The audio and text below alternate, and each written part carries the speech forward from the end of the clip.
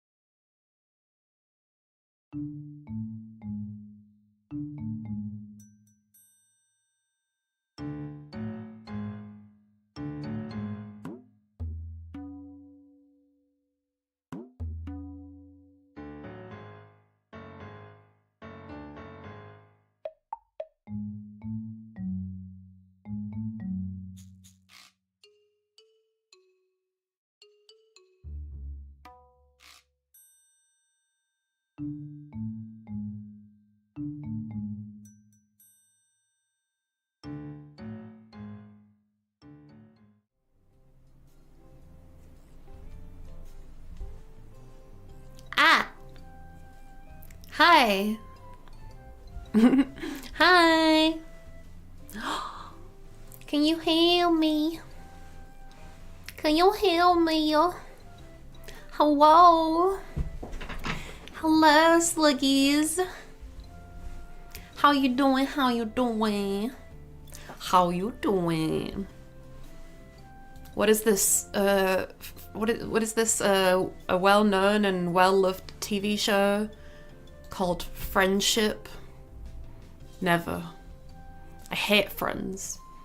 Friends, I don't need them. They disappoint me. That's a reference. No audio.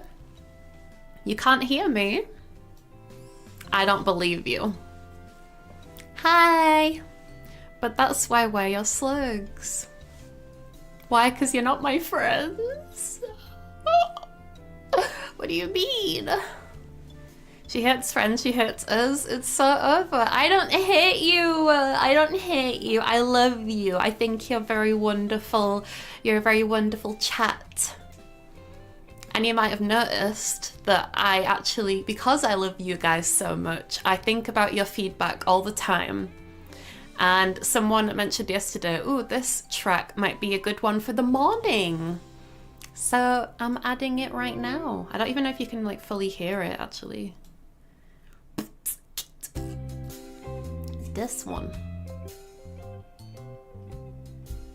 Oh. Can we trust Mimi? Well, I don't know. You've only just met me, so I guess not. Take it at your own pace.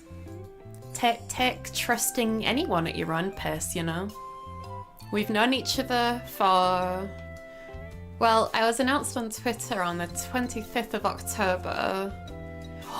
Oh my god, it's only been a month. That's crazy. And wait, actually, didn't I debut exactly a week ago? I mean, time-wise, we're like 12 hours early, but today, last week, I debuted. Oh my god, isn't that crazy? Y'all, isn't that so weird? A month, holy shit, we've known you for a month. I know. We were announced on the 25th. We were supposed to debut on the 9th and the 10th, but then management pushed it back for no goddamn reason. And then we debuted a week later on the 16th. Wait. Yeah, the 16th and the 17th, which was a week ago. Oh my gosh. It's not exactly been a week. Like, again, we're kind of like 12 hours off, but like, holy shit. Happy 1 week. Thank you.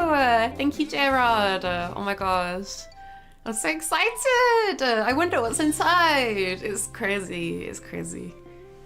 Okay, I trust you. You don't need to trust me. It's okay. We're just hanging out. Like, we've only known each other for like a week. You guys have only really been like hearing me in voice and performance for like a week now. It's a week-versary. I don't know what to do for a week-iversary. I guess I should have thought about this beforehand, shouldn't I? I mean, my way of just wanting to do good for you guys was just streaming every day, to be honest. Anniversary 1. Yes, I guess. Hello, Rain. Welcome in, welcome in. Dab, dab, dab, dab, dab. Yes, aggressive. Dab, dab, dab, dab, dab. Good morning, Naltia. I am so sorry for like not being able to say some people's names. I do apologize. But will we ever truly know Mimmers? Well, I mean, to be honest, I don't think you can ever truly know anyone. Oh, thank you for the one, thank you. Sorry, the text, the text is a bit hard to read. I should probably have this somewhere else, shouldn't I? Like, I guess I don't know what, I'll leave it there, I'll leave it there. Ooh, and my like splodge in the background is kind of big. We're doing some maneuvering around. We're doing some home renovations live on stream. I don't know if you guys noticed, but the alerts have sounds now, like proper sounds, not just default sounds. Do I know myself? I don't know. I mean, we all have a kind of mask on for everyone. I know that it's early and it's always too early to be philosophical for some, but for me, I'm just always thinking about this stuff, but we're always putting on a mask for certain people and acting a certain way for certain people, so I think it's hard to ever really know a person truly for who they are. But you know them and the person that they portray, and I don't know. I think I'm thinking about it too deeply. Man, watching this stream muted doesn't hit the same way. Why are you watching it muted? Why do you not have me on full blast? Full blast attack. Ay, ay, ay, ay, rah, rah, rah. Mimi power! Da, da, da, da. That's not what he says, is it? It's you know Scrappy Doo in like the old shows, he'd be like, puppy power! I don't know if he did like the bugle horn sound, but full blast in public, jorking it. I hope not, because you're gonna get in trouble. Also, that's inappropriate. We keep that stuff in our paper boat where the liquid can stay inside because we covered our paper boat in paraffin wax, which makes it waterproof. Bring, bring. I actually really like this background soundtrack, to be honest. Oh, sorry, was there a message with the tip? I've got so many things up and I forget to just look at basic things. Let's have a look. Thank you for the one soup. My favorite, the one soup. The one soup is real. Can we get much higher? I love that meme that Goreed made. Is that how you say their name? Goreed? It's great. My favorite saw is the XM250. What about y'all? I don't really remember the names of saws from when I used them at uni, to be honest. I remember there was like this sander that was like, it was for like chiseling down porcelain, and I always thought it was really satisfying to use. I've never been good with saws, right? Like using them to cut wood. I remember I was the only girl in my electronics class in school, and I remember like it really hurt my feelings, to be honest. My electronics teacher was a dude, and he'd kind of pick on me because I was the only girl. And when I say pick on me, I mean like if he was like, oh, who knows the answer to this question, then it's just me and like alone on my little It was so sad, right? Everyone in that class had their own table to sit on, and I was alone. Every class, I was alone by myself, and some of the boys would come over and bully me. Like, one of them was a fucking asshole, and I was friends with his sister, but she never said anything to him to, like, make him stop. But he had, like, this, like, he had, like, this water bottle, and he'd, like, squeeze it in my face, so it would make, like, a really loud, like, bursting noise. And I'm super flinchy, so it'd make me flinch really hard, and it'd, like, spray a bit of water in my face.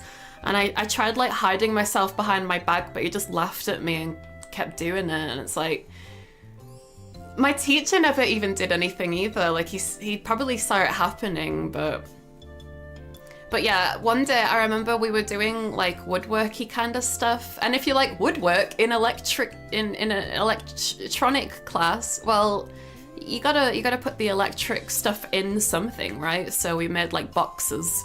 Who are they? We just want to talk. Well, I don't want to dox someone IRL. Also, I haven't talked to them since high school, so like basically like 10 years ago almost.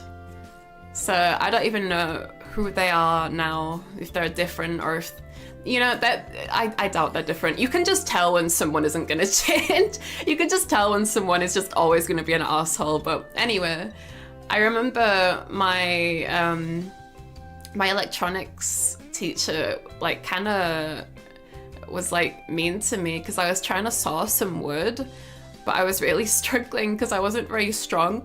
And he was like, "Oh, what did you have for breakfast?" And I was like, "Cocoa Pops." And he was like, "Oh no, you've got to have a proper English breakfast if you want to be doing stuff like this." And I'm like, I'm poor. I can't afford to eat an English breakfast before school every morning. Like, that's so much money every day for my family. We can only afford, like, cereal and stuff. But yeah, he was mean.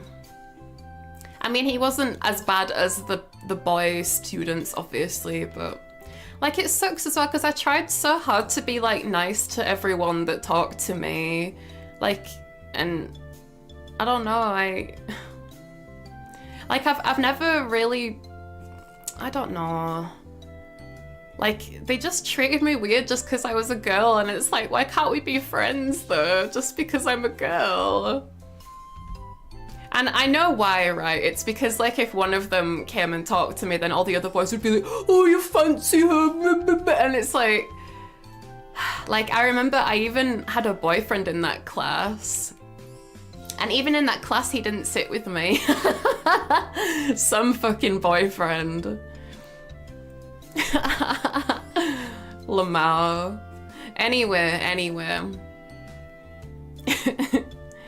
A slimy angel, but an angel nonetheless. Thank you, that's so sweet. They're lucky Mimi is an angel. I'm not an angel. I don't know why y'all are calling me an angel. Do I need to pull out an MK for you for this? No. Nothing is ever resolved with violence. Like, it's not like I would have felt better if I'd have retaliated or anything. I've never been good with conflict. Like, I'm so happy that I have, like, a gen mate like Maeve, because Maeve is so, like, outspoken towards people that have, like, done her wrong, and, like, it inspires me to want to be more confident and, like she's just she's very confident and cool. She's a great big sis. I love her. She's very inspiring. Oh, Mimi, I'm sorry. It's okay, Verpa. Thank you. I'm just happy to be where I am today, you know? Like, that was a long time ago, and I feel like I'm in a much better place right now, you know? Thank you for the tip. Oh my gosh, thank you for the 10 throw. I fancy Square Mimi. I'm glad you liked the Get Much Higher I made. Yeah, it was great. I don't know if you saw, but I reposted it on Twitter.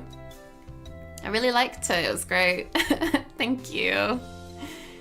They're bullying Mimi because they liked her. I doubt it, to be honest. I really doubt it. I was very plain. Like, I was like what you'd call an in-betweener, I guess. Like there was actually this whole British like comedy show called The In-Betweeners, set in Britain, and like I always felt like, man, if there was like a girl version of this show, I replicate. And to be honest, there kind of was. There was this show on BBC called Some Girls, and fucking hell, I loved that show. And they legit were like in-betweener girls, like not popular, but not like, I don't know what you'd say the opposite of popular is, because it's not like I wasn't nerdy, like I had stuff I was interested in. One man's trash is another man's trash. Are you saying that about me? Ow, I hit my knee again. My knees must be covered in bruises. Do I actually have that plaster on my knee still from yesterday? I do! Ouchie. Nice to know that that didn't go anywhere. I was ready to slip off my body when I was asleep. There was no audio on that alert, by the way. Oh, really? I don't know how to, like, activate that. Let's try this.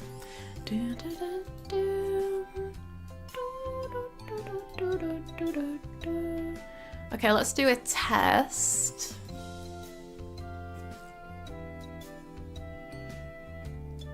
Did you hear that? Probably not. It didn't come up with anything.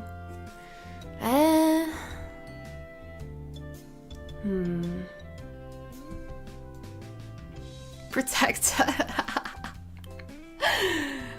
Keep me in a jar for safety. No, really? Oh, sugar. Okay. Let's see. Alerts. Properties. I don't know how you make alerts have a sound source. It is so annoying. I did this right before stream and I want it to be organized. Oh, listen, we'll figure it out later. I don't want to spend ages just trying to bug fix. Let's see. Jar the slime. For safety reasons. It's like a force field, like a kind of mini force field. I feel like I wouldn't fully fit in it though. Like we'd need to kind of split me up into individual jars, you know? There's knobbly knees. Ooh-ah. Ooh-ah. Brother, help me, brother. My knees have plasters. My knees are knobbly. My knees have air bubbles trapped in them, brother.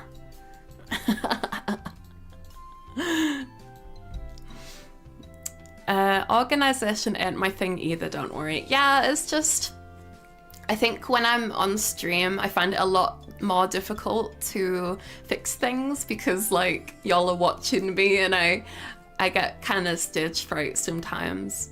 I think it gets easier and easier. Oh, actually, before y'all remind me, because I remembered kind of myself. Where is it?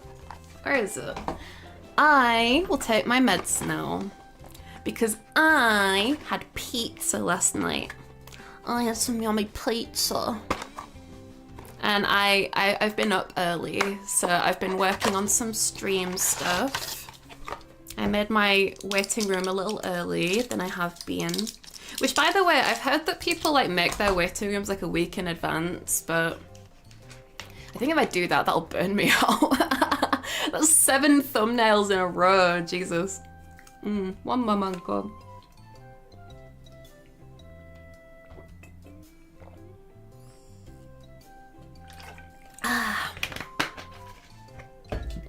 Meds are medded.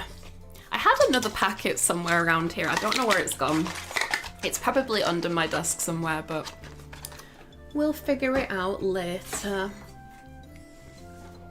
Oh wait, just one jar, whoops. Well, yeah, like I'm not small enough to fit in a single jar unless I'm like super dehydrated, in which I will be very small, but I don't want to be dehydrated. I like being nice and plump and slimy. The meds are all gonna disappear.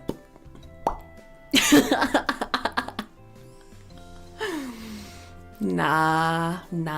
There is actually, there's a new Nikkei event right now, and there's a character called Flora who's just been introduced.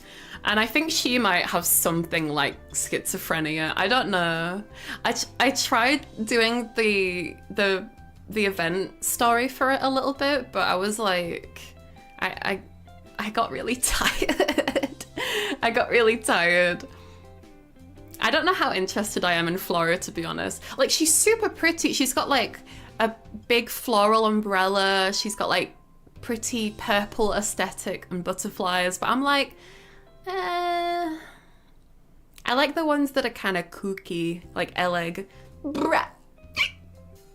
And of course, love Cinderella. I'm sad that you can't pull Cinderella anymore, but I finished her story and holy shit, it was so good. They had a whole anime cutscene and everything, and it kept focusing in on her ass, and I'm like, come on, man. I'm trying to focus on the story here. It was so obvious, like it wasn't subtle at all. Crowlove? I don't know. I guess not really. I mean, she's been kind of a dick to us in the story, though I don't think I've gotten far enough. Like, I think Bonnie's like further than me now. It's funny, right? I started playing the game like a year ago, right? And then Bonnie's been playing it for like half a year. And she's like already caught up and gone past. She's already gone past me. I'm really trying to figure out how to get you guys to hear this alert. Maybe if we try this. I want to hear you guys because I want to see who gets the reference.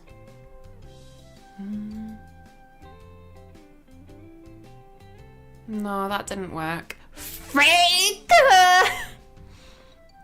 I'm synchro level 470. Jesus.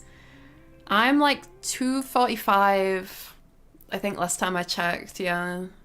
Which is still pretty good, to be honest. I'm so glad that like I follow guides and stuff for Nikkei, because like if you don't know what you're doing with the synchro device, you are gonna spend so much on all your Nikkeis leveling them up. You gotta follow the system. How far are you on the main chapter? So last thing I was doing, we like captured Nihilista, and we've been like speaking to Dorothy, but to be honest, I can't really remember because I had to stop doing the campaign for a while because I wasn't I wasn't strong enough to keep going, which is so fucking irritating because it's like when you get into the story, you just want to keep going. But I couldn't, so I've not really been able to play the campaign for a while. Bonnie is addicted though. Sure. I mean, I'm definitely also addicted, to be honest. Like, I go on it like every single day. I go on it to relax, and I go on it before bed, and I go on it when I wake up. I think it was way worse like before debut though. Like a few months ago, I was just playing Nikkei all the time because there was like nothing really else I could do. Like, everything was quite slow with preparing for debut, even though I was like ready. I was like, I guess I'll just play Nikkei. Bonnie started like 2 months ago. No, she didn't. She started longer than that. She's been playing for a while. You've been playing since day one? Whoa. OG out here. Dang. Curious, what's the first gacha game you ever played? I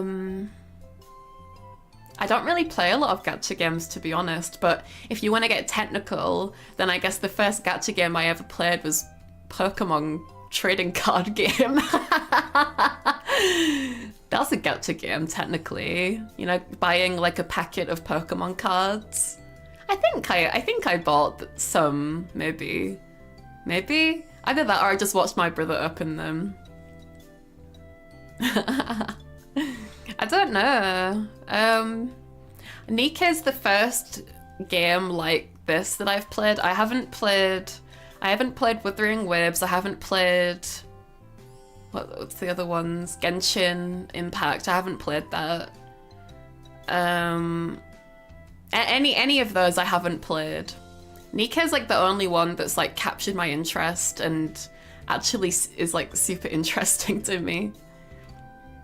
Pokemon trading card game. Listen, it's technically gacha. You asked what the first gacha game I've ever played was. There's also that game out right now, right? Yeah, the like mobile phone one. Fishing is a gacha game. Yeah, exactly. Like there's so many things that are gacha games if you think about it, right? Like me getting born was a gacha game.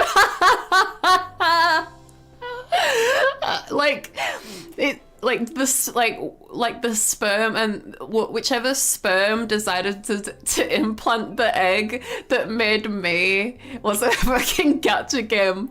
So that was the first gacha game I ever partook in.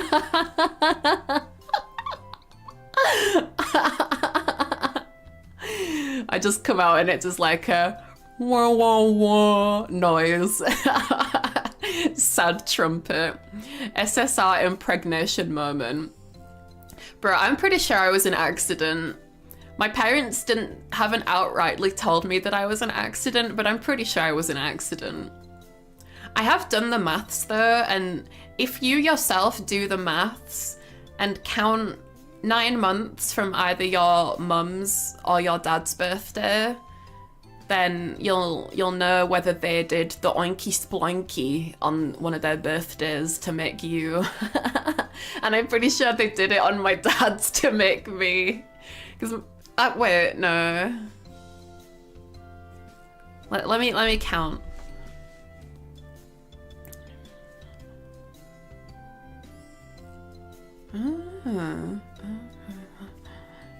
Yeah.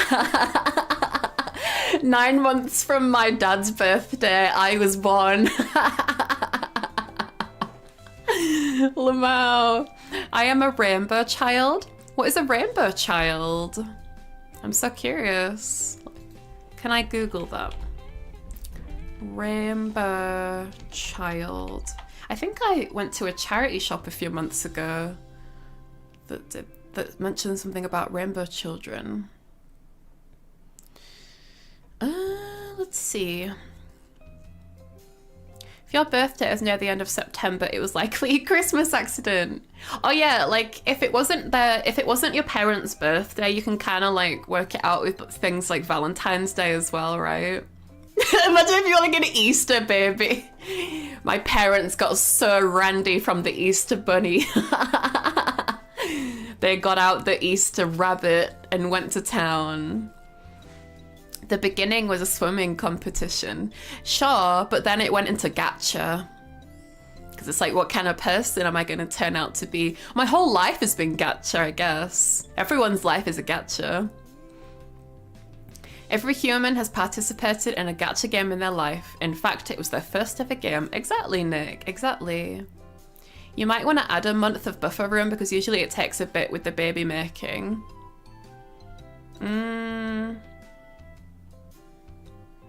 What do you mean?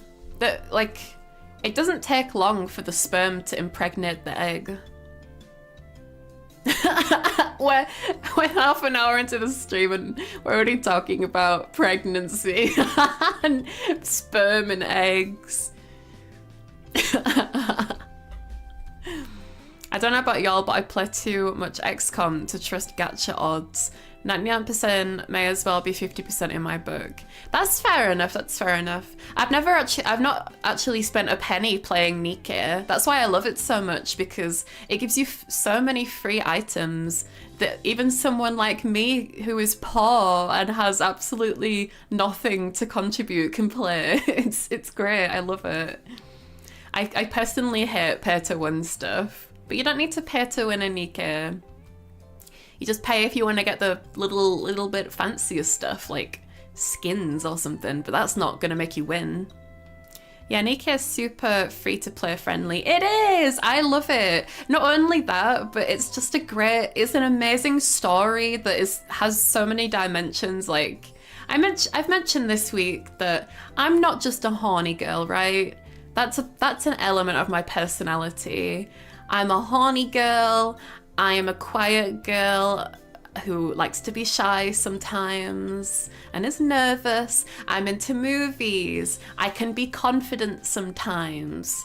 Sometimes I just want to like shave all my slime off my head and just let everyone see my void eyes. Give you nightmares. Girlhood is a spectrum. God, I love crying to my Gyak game. It's so good. I love it. I didn't cry during the Cinderella event, but I think that's just because I was like I was thinking about what was happening so deeply. I was like, oh my God. It takes a lot for me to cry, to be honest. Just because, I guess my medication. I used to cry all the time, but then Medis kind of helped that. Does chat need the talk? Okay, Sluggies, do you guys know about sex, or do you need me to teach you? Do you need me to teach you the ways? The way of the warrior. I cried when I saw Grave's thighs. Why? Because they're covered in scars? I thought it was crazy who Grave actually was. I was like, oh, I see now. Okay. Hi, No, welcome in. You are definitely packed the whole spectrum of personality by yourself, lol. Thank you. I want to show that being a VTuber, you don't just need to be one thing. Too many people think like if you portray yourself as being say-so, then that's all you are, and you can never ever make lewd jokes. You can never be anything else. But we're three-dimensional, ironically enough, three-dimensional characters with three-dimensional personalities and interests and everything, so you need to teach me. I'm an on-the-job learner. I don't know how we're gonna do that. God, I can't stop looking at my floppy bits. The sides of my head are so funny. They've got so much movement. Okay. Nikke really is come for the plot, stay for the plot. Yeah, exactly. And by plot, let's just say the booba and the buttons. The boutons. Private's butt really activated something within me. And Volume's ass just makes me laugh. It's crazy. And I didn't even realize until Bonnie showed on her stream at one point, but like it flaps around so much that it bugs out. Like it gets like sharp at some points because it's like flapping so much. Guardian Tales is a goated game. It's full of Easter eggs. I do appreciate a good Easter egg. I don't think I was formed on Easter, but I do love Easter eggs. Can you imagine if that's why I was so into movies and Easter eggs, like behind the scenes stuff? Because I was made on Easter Day. That would be so funny. How fast are we moving topics? I don't know. I'm just thinking and talking and just, you know. This is what happens when you don't have a brain. It just kind of like slugs out.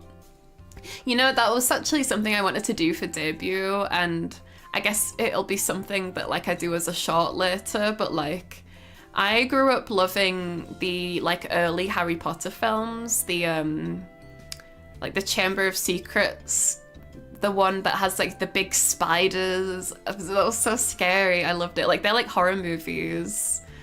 And I think that's the one where Ron throws up the slugs. And I wanted to do that for my debut, but I thought management would get mad at me because, you know, it's kind of, I don't know how to like talk about something that is made by she who shall not be named, you know? but I can't help that I grew up with that movie, you know? Like, that movie inspired me so much. Like, with the big snake under the toilet room, and that sounds so dumb. The ghost in the bathroom burning Myrtle, and the big snake, and the big spiders, and the like big tree that like smacks them around, and the screaming plants.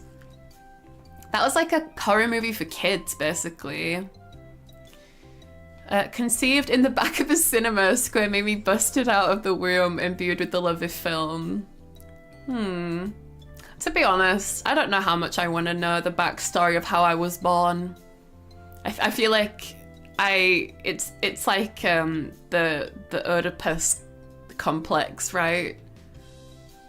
Like, would you rather live your life without the knowledge of knowing where you were born, and forever, like, not like forever being curious about it, but being able to live your life freely without knowing the truth, or know the truth of how you were born and then be forever scarred of the events that happened?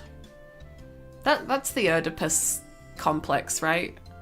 Or is the Oedipus complex specifically about like a son being intimate with their mother? Oh wait, shit, we're supposed to be doing a Saw tier list stream. I'm so sorry.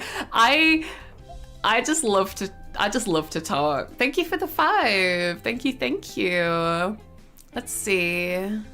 I am not on my dashboard. What is my dashboard? Thank you for the 5 throw. She murt on my Anne till she myrtles. So silly. But yeah, for debut, I wanted to like green screen like a slug coming out of my mouth just for no reason. And I was also thinking that could be a cute way to do like subscribe alerts. Like every time you subscribe, a slug comes out of my mouth. Maybe in the future. It's definitely like in a list, but like I couldn't do it in time for debut. Again, like there's a specific person in management that got like really like, you cannot do that. And I'm like, I grew up with the movie. I don't know what to say. It's not like I'm talking about the she-evil woman Saw doing pregnancy trap. I'm glad that there wasn't a pregnancy trap, but honestly, like, you know, we've still got Saw movies coming up. Hopefully Saw movies plural, because Tobin Bell is old now. Did you guys watch Saw X? Like, the woman who plays Amanda she's got wrinkles. Like, obviously we're all gonna get wrinkles, but the events of Saw X are supposed to be between Saw 1 and 2, apparently. And Amanda's young then, but in Saw X, she looks like she's like 50, and it's like, oh my god. I appreciate that they didn't use like some stupid AI generation shit to make her look younger, but damn, come on. You could have done some makeup like effects or something. It takes me out of the immersion. Let's see. Pretty much every Globie love to get lost in tangents. Well, it's just being a streamer and being a VTuber, right? I feel like I can just talk about whatever, and that just helps me feel comfortable. But it has been 45 minutes, and I feel like I need to kind of cut the umbilical cord off of my tangents if we're gonna wrap up the conversation for a moment, because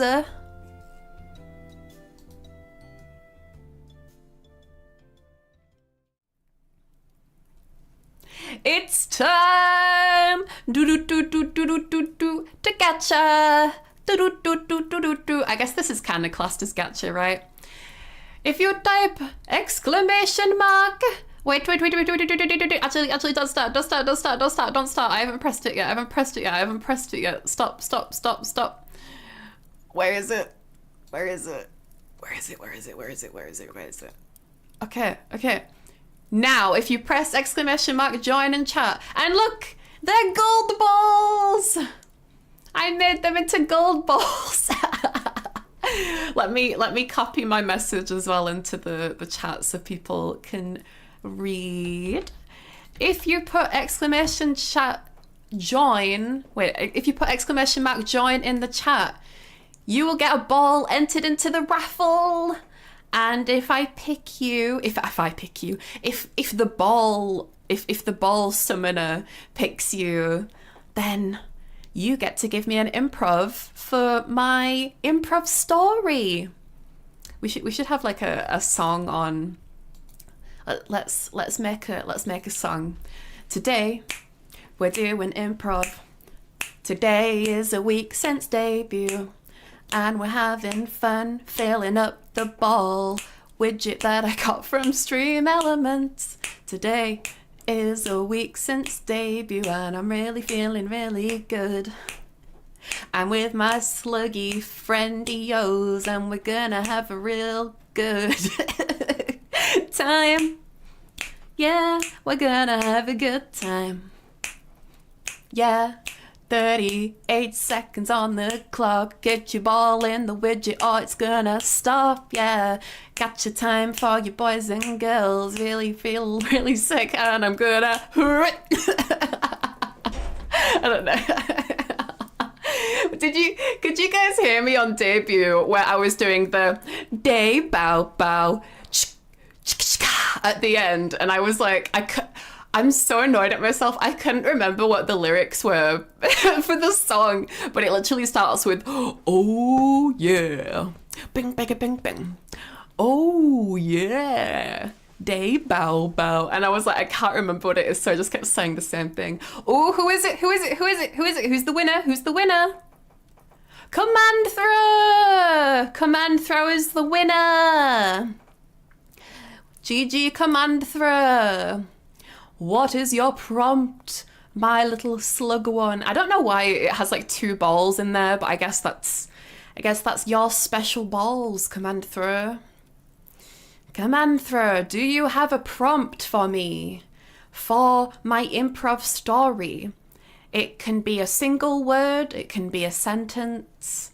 For example, it could be something like a winter's day, or flower, or a snail goes to the supermarket.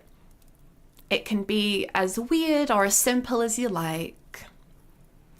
If you can't think of anything, feel free to just go on like a word randomizer website as well. Because that's what I thought of doing. But why would I do that when I've got y'all here for inspiration, you know? Right, let me get rid of that so we don't have more peeps trying to join. She found something that shouldn't be there. Okay, thank you for the prompt. Thank you. Okay. She found something that shouldn't be there. Okay. Very vague. I like it. We've got some room for creative expression in this story. Okay. Oh god, that's kind of big. But I'm not complaining. Right. Oops. Right. Maybe I need to make myself smaller. Shoop. There we go. Okay. Let's get started. Okay. This is a spooky, scary improv story based off of the prompt. Misspoke. She found something that shouldn't be there. Thank you for the prompt, Command throw. Okay.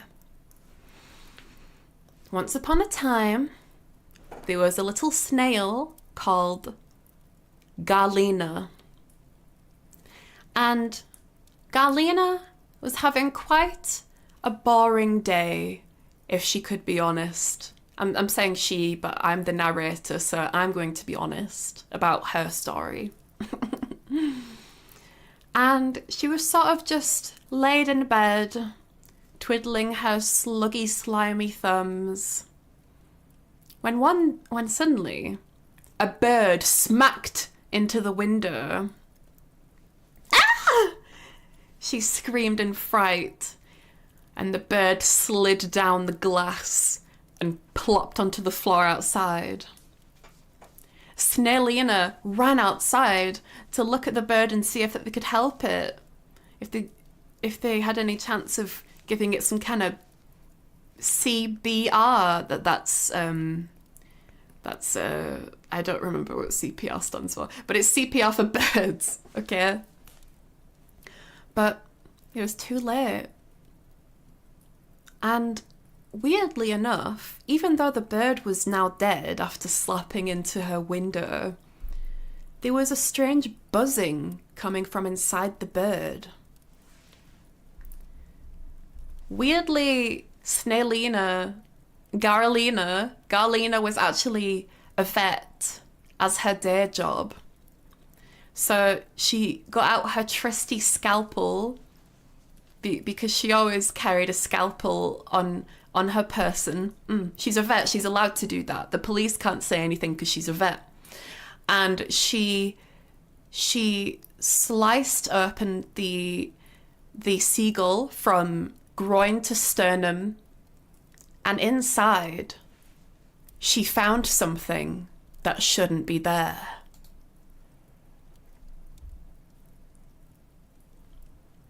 Inside the seagull, she found a tape. And on the tape, there was a note that said, "Play me." Garlina was very confused at this point because she'd sliced open tons of birds that had slapped into her window, and usually they were just organs and entrails inside of the bird. But this time, there was something noteworthy. She looked at the tape. It was an old cassette tape player, like ones from the 2000s and the 90s.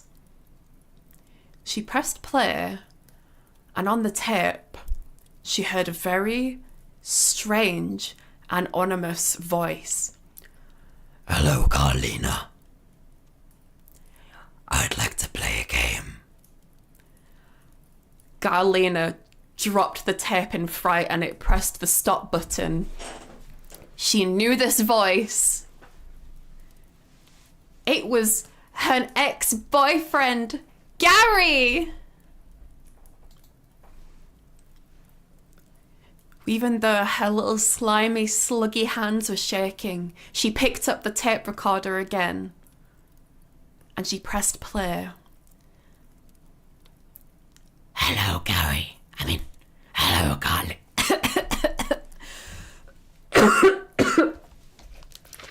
No momento, por favor.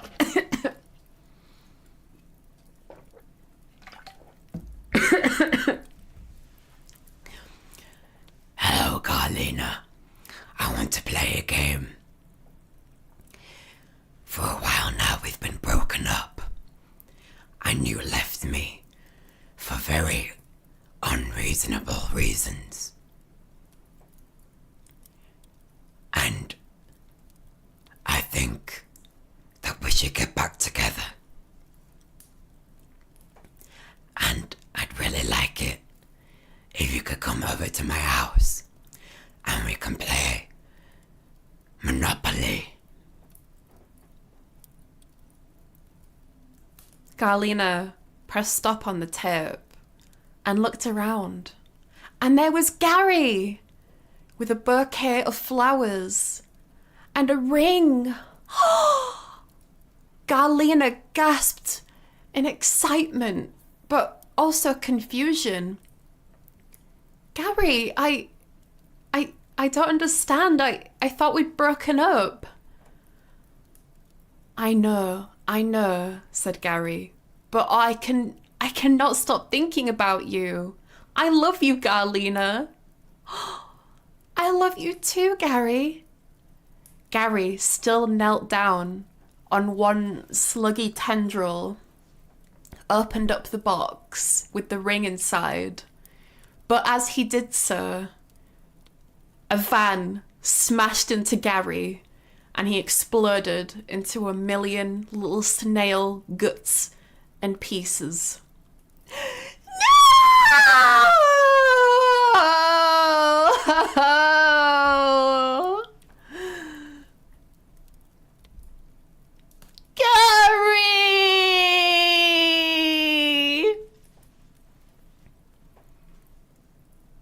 Gary was knelt in the middle of the road because he's a snail and he doesn't understand cars. He was slowly making his way towards her on his knees, but he didn't make it in time. And Garlina spent the rest of her days heartbroken, with the dead seagull carcass hanging on her fireplace mantel, with its dead bird eyes staring at her. Evermore, evermore, evermore. And she still saw in her dreams every night Gary's explosive guts, innards, and offal splayed on the pavement before her. And in the guts, there was another tip. No, I'm going to stop it there. And that was my spooky story. It was a little more sad, I think, but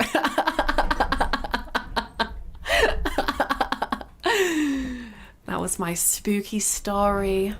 Gary didn't survive this one, I'm afraid. No, no, no. I actually tried doing a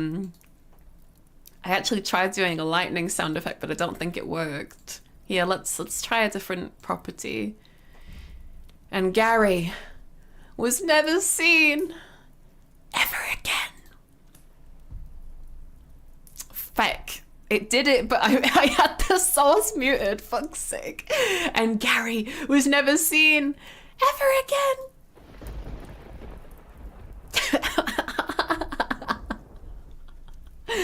I'm annoyed. Why would you kill Gary? I didn't kill Gary. It was Trug-kun.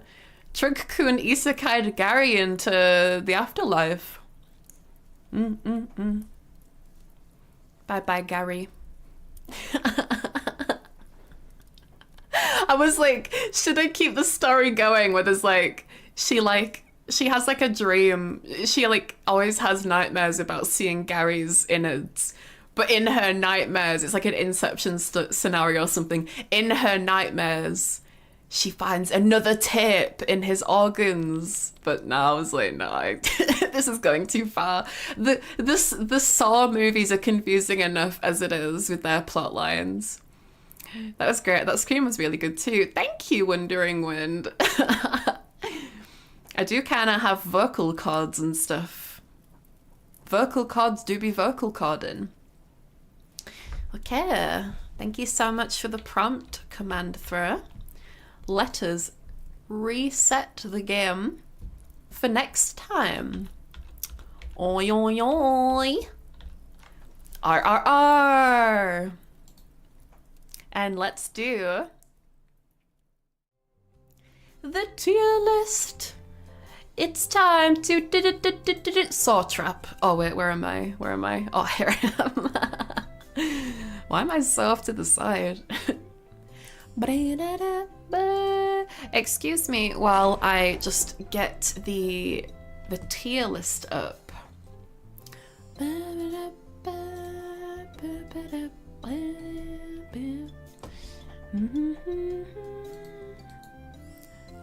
Okay, there we go.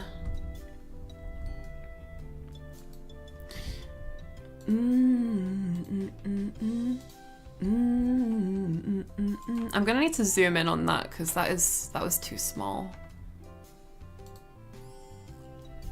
Is this okay? What? I think that's okay, right? Let me just. Oh.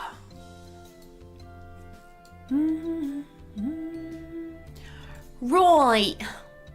Let's bloody get into it. Actually, I should move you guys, shouldn't I?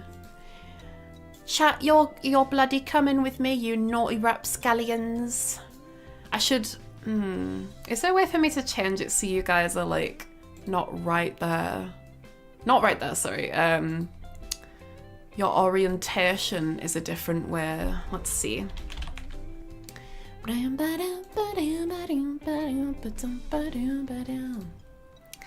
I have achieved sound. I can hear!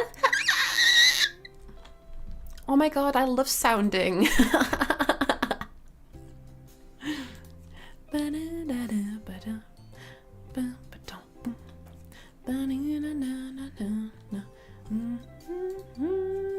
Messenger margin. No, that's not it. Let's see. Chat typography. Chat layout. Is there not a way to have it like facing the other way? No, I guess not. Nah, it's fine. It's fine. We'll leave it. We'll leave it.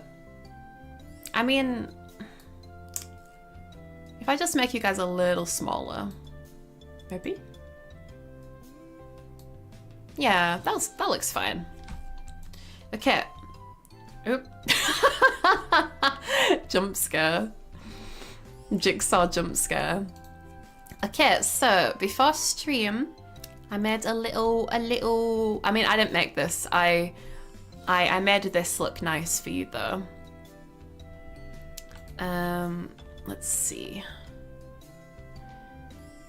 I think the window's a bit big in OBS.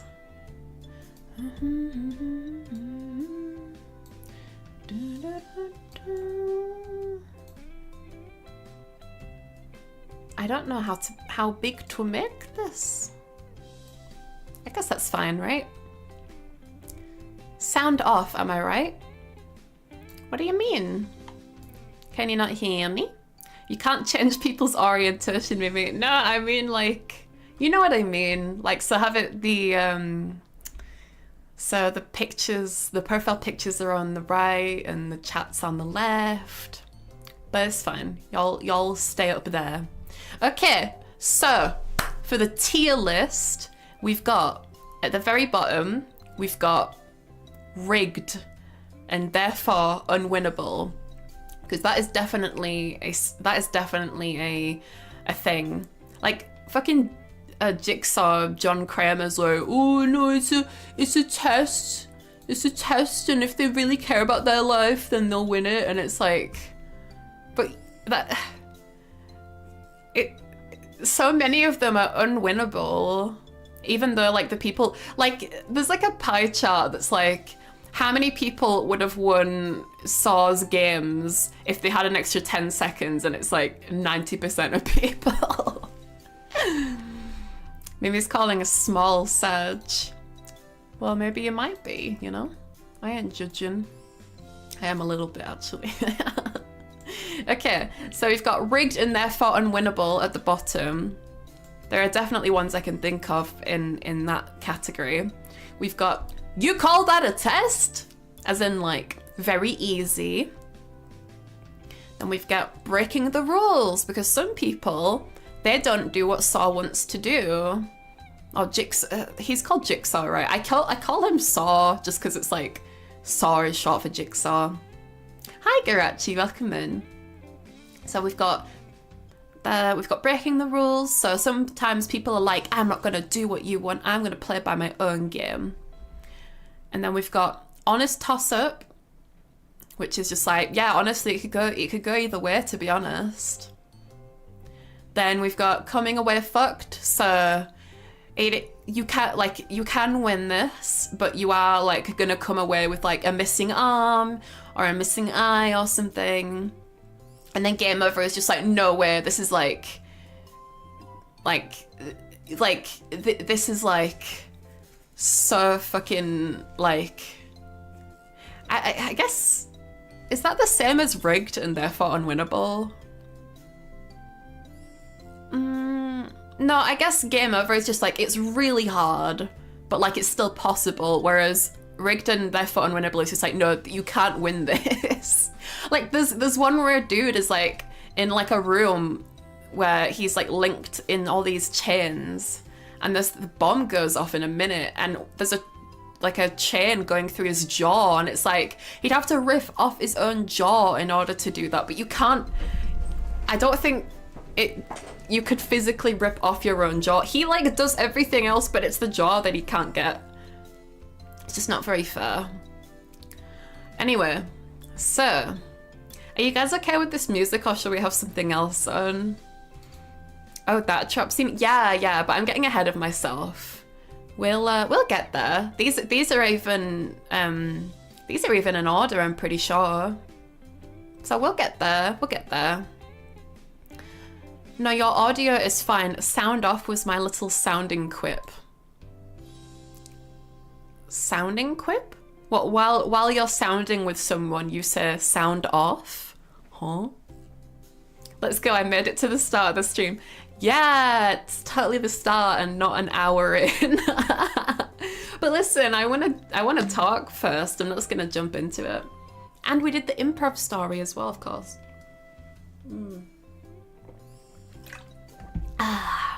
Love a bit of iced tea.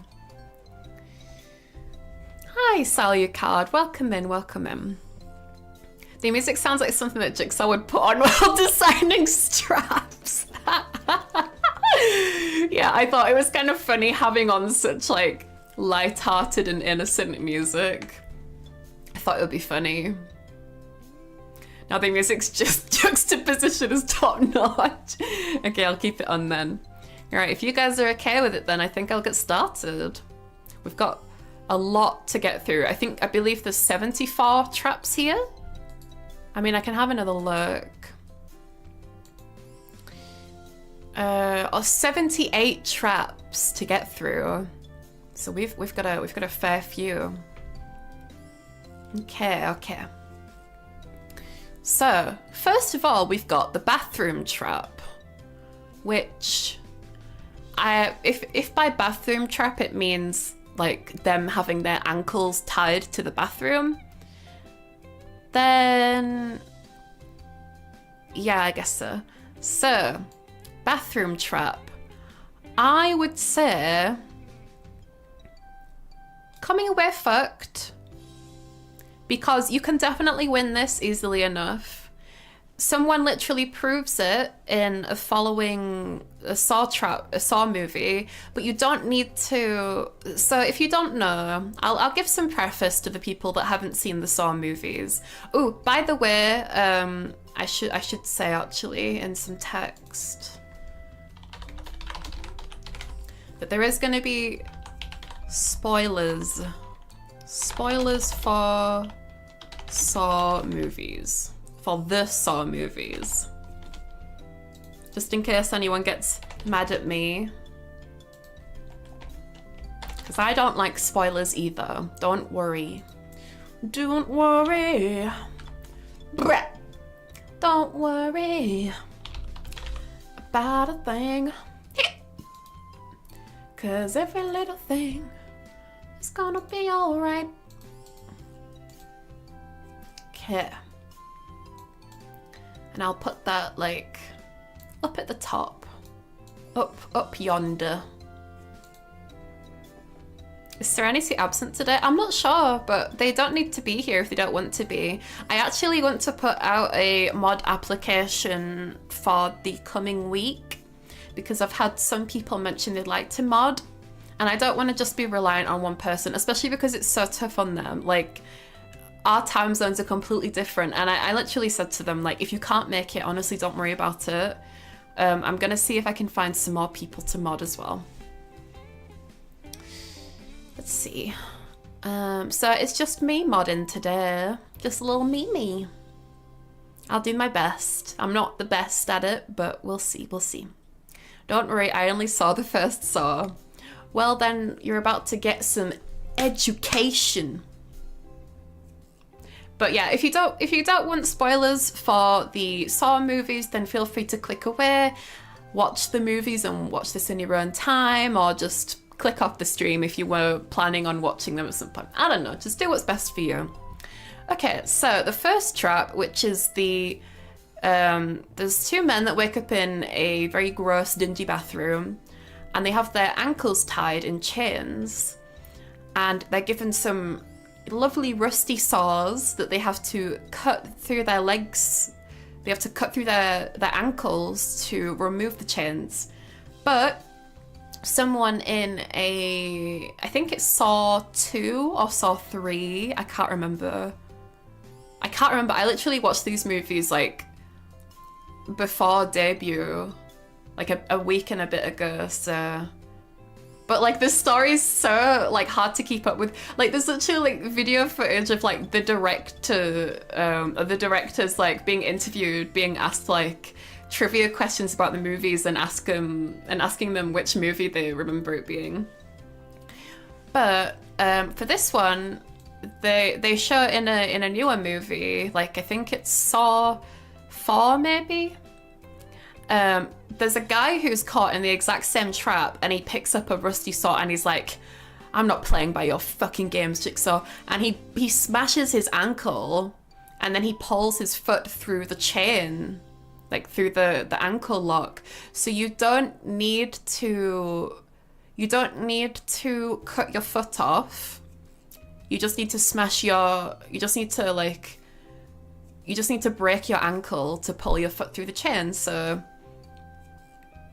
it's definitely winnable, but you are going to come away with like a broken ass foot for a while. Okay, next one. Razor wire maze. So this one, I remember it being, there's a larger gentleman in a trap that has lots of razor wire, and his challenge is to get through all the razor wire without him, getting caught and dying, and get to the other end within like 2 minutes, I think. And he actually does manage to get to the end, but I think he can't get out for some reason. I don't know.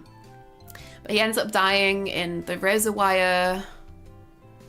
I feel like I need some kind of recap thing on the saw traps. Let's see.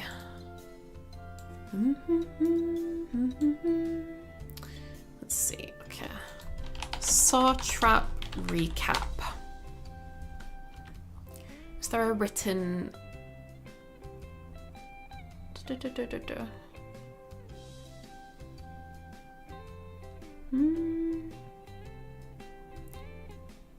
Okay, no, this is just plot. This is just plot recap. Okay, so there's a guy trying to get through a razor wire maze, and he's got to get to the other end within like 2 minutes. The only I know that method is the prologue in Scary Movie 4. Oh god, I don't remember the fourth one.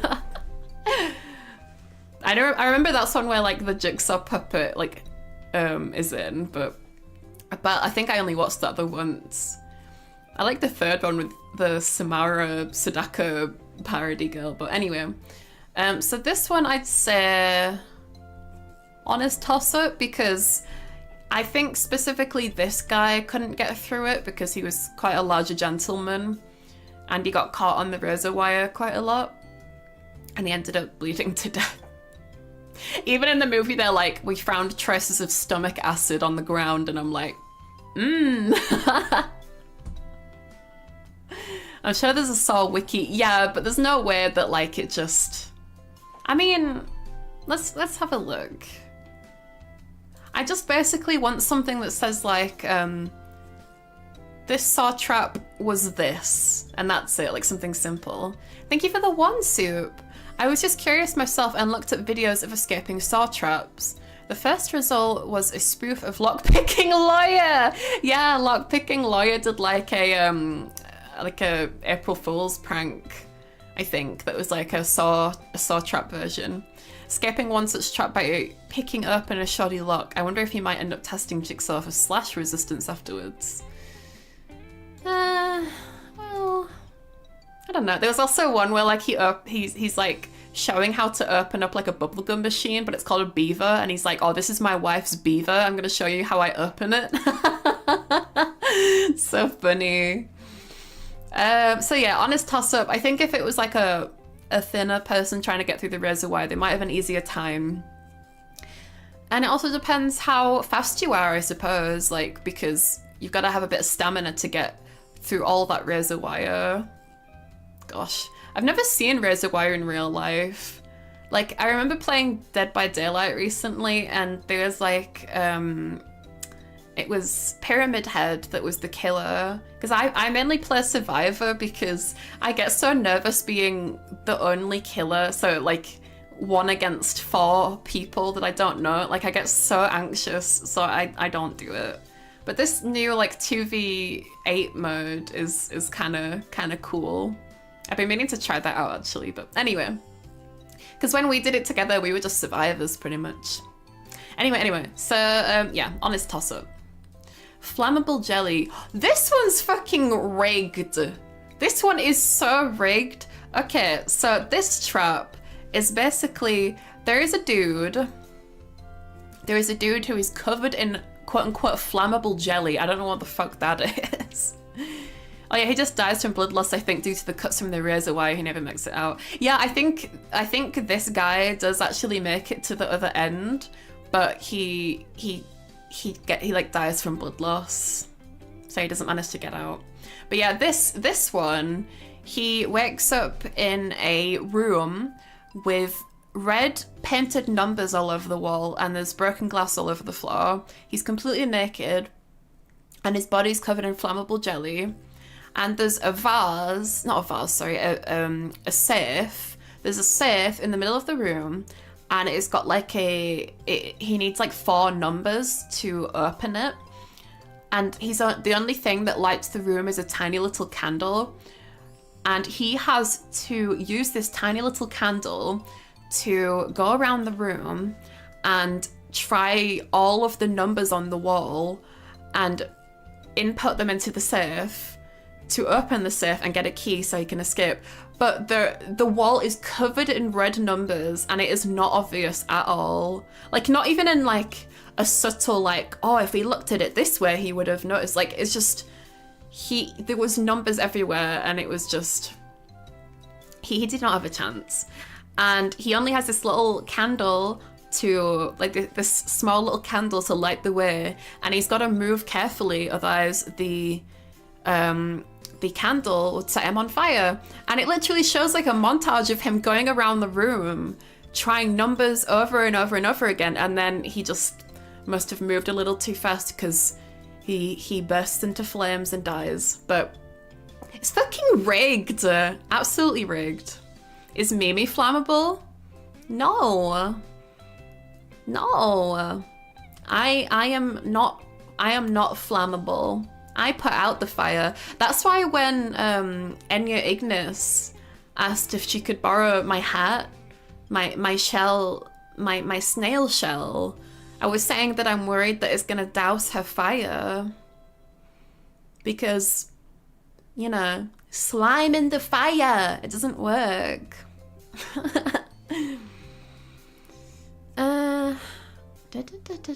Lockpicking Lawyer would break out of any trap instantly. I mean, you say that, but there are some traps that are just rigged. Like this one, for example. The jelly is probably oil or something. They just describe it as flammable jelly in the movie. I have no fucking clue.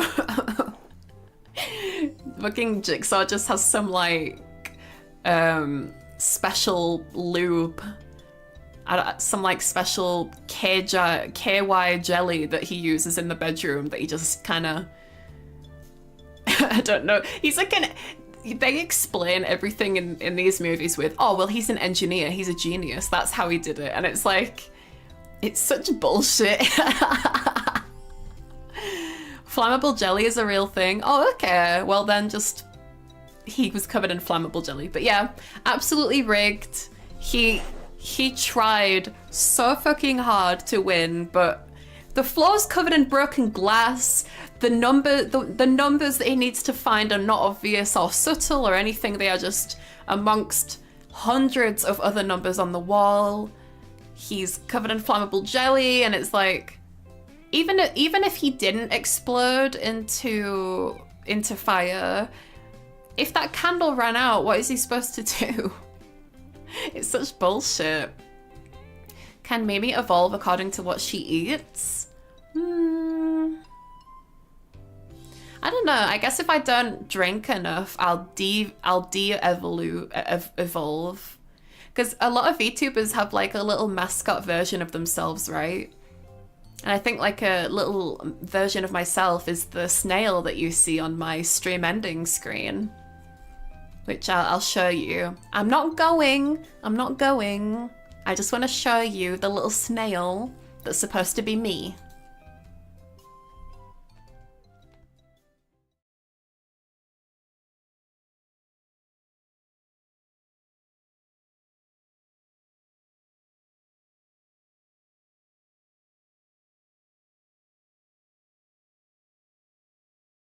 Slimmy. Not your Slimmy. I miss her already. I'm here. I'm still here. I haven't gone anywhere. No! No! I knew you were gonna do this. Fuck's sake. I did 3 traps. But yeah, that's supposed to be me. Just a blue-bodied snail with a yellowy gold shell. That's me. Because my hat is my shell. Welcome back. Thank you, thank you. I can still hear her voice. You can hear me. I'm still here. Where? Where? Okay. Next. Ooh, we've got the classic reverse bear trap. Ugh, gosh, this one is stressful because, man, like... to me, it's a game over. Just because, like... Okay, so for this trap, it's a device that is on the... Should I zoom in a little more? I'll zoom in a little more. So there's the way that we're introduced to this appliance is there's a woman who has this appliance on her head and it's called a reverse bear trap. And there is a video in the movie that like shows what happens and it's like on a mannequin. Brett. And it shows that it's essentially, as it says on the title, a reverse bear trap. And if you think like a bear trap, it's like a Venus flytrap mouth, right? Like it closes. So it's hooked onto the upper and lower jaw of the victim's mouth. And when the timer runs out, it essentially rips it open, which isn't possible for us. It just kind of, I don't really understand how it works, but it just kind of like explodes the face open. But yeah. So this one, for me, would be a game over because you have like, I think you have like a minute or 2 minutes. I can't remember. But there's like a timer that goes off on it. And she has to get the key to get this off her head, she has to stab open someone's body who's still alive but like sedated and get the key out. And I'm like, okay, first of all, how the fuck would you find that key? Because you don't know where they've put it. When she stabs into those organs, the key could get lost in the innards. It could get lost. Like, it's not going to be obvious, especially if it's such a small key for like a little lock on this head appliance. How would you even die from that? It's so easy. I guarantee if you had to do this in real life, you would not think that. The pressure of the time going down would make it so horrible. But yeah, and I've also put it up there because this is just like a classic staple of the Saw world, you know. Like this is also representative of like this, like if you want to know like what I'm basing this tier list off, it's that it's for like how winnable they are, but also like up here, I guess game over is like the like classics, right? Like the really good traps that I personally would class my favorite. Like this one's such an icon, an icon. I don't know why I said it like that. This one's such an icon that in Dead by Daylight, Amanda literally has this as like one of her weapons. You know what I mean? So it splits their skull open. I mean, I can like find a video. I'll mute it this time because my stream yesterday got copyrighted because I played the bloopers from Shaun of the Dead and the song The Gronk from Dawn of the Dead got me in trouble. I mean, I'm not in trouble. It said that it's allowed to play on YouTube. It's just reverse bear trap video. Let's see. You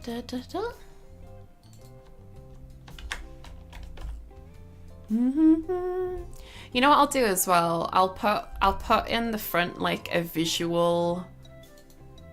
Actually, I don't know if I can show this. Management said I can't. Yeah, I can't show this. Management said I'm not allowed to show stuff like this, actually. They said that we could get in trouble from copyright, but it's not copyright. It's like, it's transformative content, but they're the boss, so. But anyway, yeah, this is like a classic thing, and I don't think it splits your head open, but essentially what it does is it like, I guess because it's like hooked onto the top of your mouth and the bottom of your mouth, it kind of like levers off of your bottom jaw and rips the top of your skull off. If that makes sense, like a Pez dispenser. I think, I don't know. Don't get in trouble on week one. I've already gotten in trouble. And then the next day they were like, oh no, everything's fine. Like I was telling you guys in the last stream that Upper HQ were like super upset with me for like the Babadong post on Twitter, for example.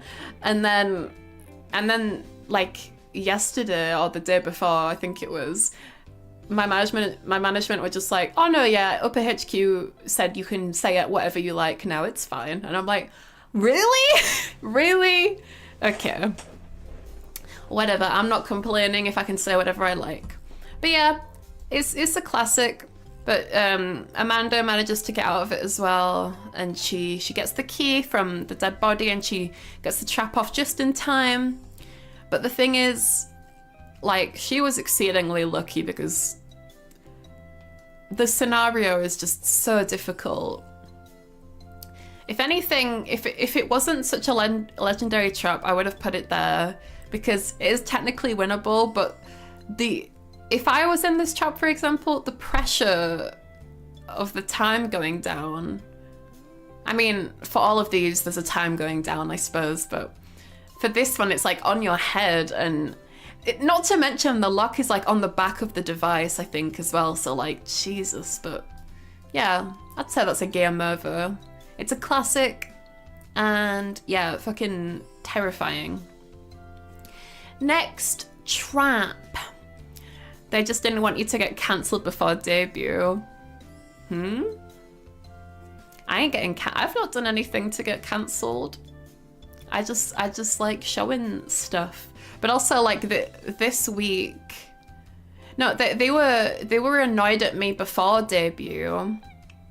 They were I did the Babadong post before debut and they were annoyed at me then, but this week they're like, oh yeah, no, you're fine. And I'm like, what? Like they've been annoyed at me for like saying like very sexual stuff out loud, but then like a day later they just changed their mind completely. Mimi, you use Google image sketch of the trap, maybe. I mean, we have the images here, so Mimi had the biggest comeback after one day of being scolded and now is free to be unhinged. I don't understand at all. We're literally like talking to management right now because they're giving us such like confusing signals. Like they told me it's okay, but they're not telling anyone else in Globey what the rules are. So yeah, anyways, I should probably stop talking about it because this is like very like, you know, behind the scenes stuff. But anyway, let's see, drill chair saw. So this one isn't really like a test trap. I think this was like a trap in the making. So like, Jigsaw gets caught red-handed setting up a trap with a man in between two drills. And he gets caught by two police officers. And the police officers are like, put your hands in the air, and then Jigsaw sets off the trap. And basically what the trap is, this man is basically tied to a chair. Actually, you know what? Maybe it would... See, it's a weird system, right? Because management say I'm not allowed to show screenshots of movies, but that's all this is. I guess because it has the text in front, it's different, but... yeah, I don't know. Wait, Jigsaw sets up the trap by hand. Yeah, he does. He does, and it's insane, right? Because they always play it off as, oh, he's an engineer, that's how he does this stuff. But it's like, you've got to be more than an engineer to do all this shit that happens. It's just, the story's such bullshit, but I love it. It's a big mess, but I love it. So yeah, this guy's he's strapped to a chair and he has a drill on either side of him, and the drills are slowly getting closer and closer to his head. And then I think the way that the police officers stop it is they shoot the drills to like short circuit the electrics of the drills, I guess. So I guess you'd call this breaking the rules, because this isn't like a fully fledged saw trap, and the dude in the trap didn't do anything to escape. He kind of like got saved, so you know, the rules kind of got broken, so that's how he got saved. The labour would be unreal. He has help, but yes, the labour would be unreal. You'd need a team of builders for most of the traps. I know, right? Like people. He's, according to the world of Saw, Jigsaw has, what, like 5 helpers? He's got Dr. Gordon, he's got Amanda, he's got Lawrence, he's got James from the Jigsaw movie, and... He kind of had Zepp for the first movie, but I can't even remember what Zepp's test is, to be honest. I know I'm getting ahead of myself, but yeah, even the series make it out to have, even though sorry, let me start again. Even though the movie series make it out like he's got some people that help him, a lot of these traps, I'm like, there is no way. Like, he has like whole warehouses dedicated to this stuff, and I'm like, how does no one find these things? This is crazy. And where does he even get all the money from to make these traps? Like, to buy the materials to make these things?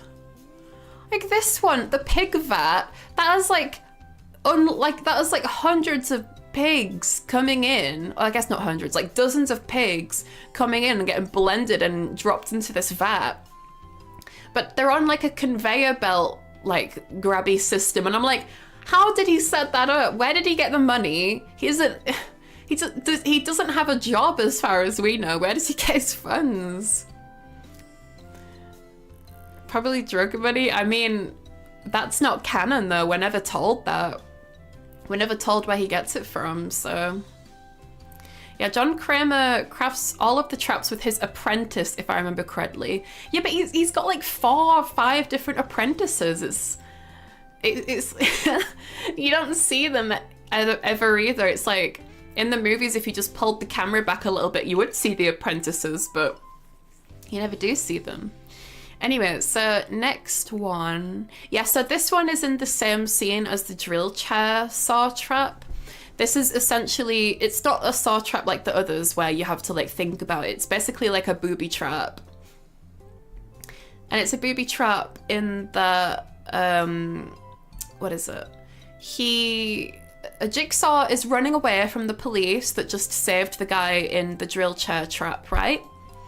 And one of them runs after Jigsaw, and he runs through a hallway, and there's a tripwire across the corridor. Booby trap. Why is it called a booby trap? It's so silly. Is it because only a boob would get caught in one? Hello, beautiful Mimi. Hello, Lord Peace. What a very peaceful name. Welcome in. Boobies. Booba. Boop, boop, boop, boop, boop. But yeah, so there's a tripwire going across this corridor, and this police officer who's chasing John Kramer down the hallway. I mean, I'm pretty sure it's John Kramer because he like speaks and it's his voice, but these movies can just bullshit you sometimes because like he's wearing like a big black coat, so we don't see his face, but. And the tripwire that the police officer activates, it activates these like these shotguns like above the door, and the dude gets like shot in the head like 3 or 4 times by like a bunch of shotguns. It's honestly kind of brutal. But I'm gonna say you call that a test, because that's not a test. That ain't no test. That was just a booby trap for him to get away. It's for trapping boobies. Bruh. If I had a way to trap boobies in my special little warehouse. You know, is that why they make those like bondage? What are they called? Let me find. You know the like chest binding, like chest bondage pieces.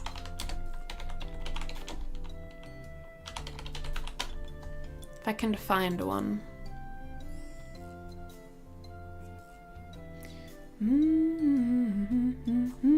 There's one that I really like the look of that's like a pentagram.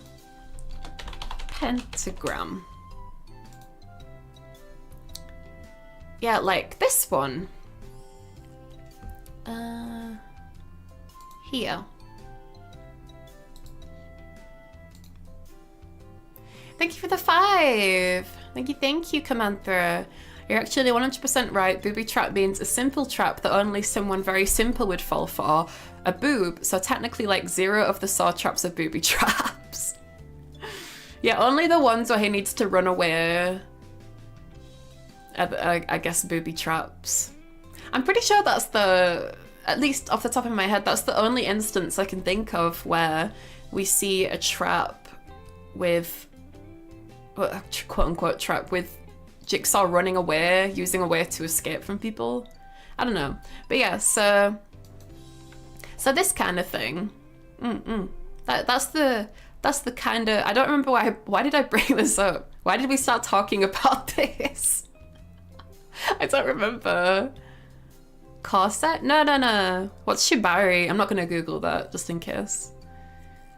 Lol, the slug censoring the bottom left. Wait, what? She's got those slitties. Slitties. Why did I start talking about this? I'm getting distracted by the boobs. Oh, this is a boob trap. This is a booby trap. That's why I brought it up. I remember now. Yes, to me, this is what a booby trap is. Mimi has short-term memory loss. It's, yeah.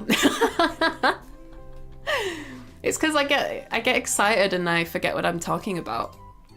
Okay, so that one, that isn't a test. You call that a test? Wait, actually, I guess that, I guess it would be, I mean, I mean, yeah, like that is a super easy quote unquote test, but it's also not even a test, so this text is like a double meaning. Boob trap. Oh. Yeah, I figured that's why it'd be called a booby trap. Okay, Zepp's test.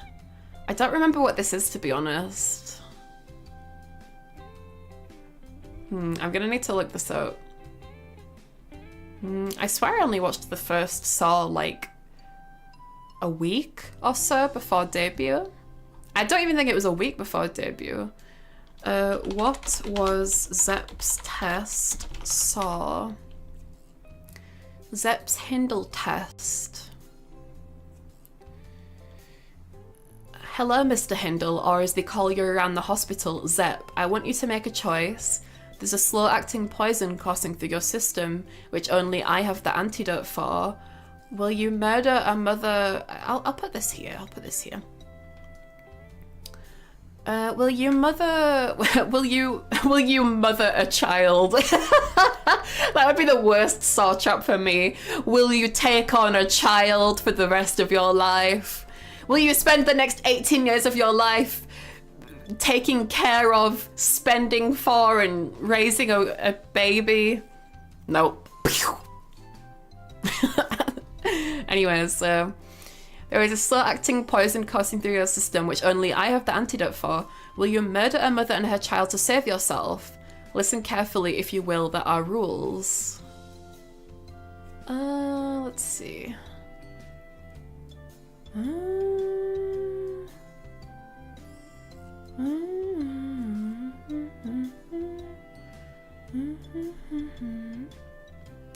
I mean, okay, so is the question, would I murder a mother and a child to save myself if I had poison in my system?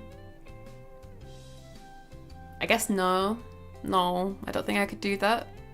End me instead. Yeah, I guess to answer that, if that's like the question, then technically winnable, but not worth trying. May not be worth trying, because I don't know if my life has more meaning of like a mother and her child, you know? I feel like I'd just get the gun and pew, you know? Either that, or run to the local hospital, get a blood test, and get them to help you out. I know that like in America, like, you know, the hospitals and medicine are expensive, but at least you'd live, right? That's something. What if the mother and child are evil? Yeah, but that's such a what if scenario. How the fuck am I supposed to know? I don't know them. How would you know that they're evil? In the movie, they're not evil, so, and we're talking about the movie here, not what ifs.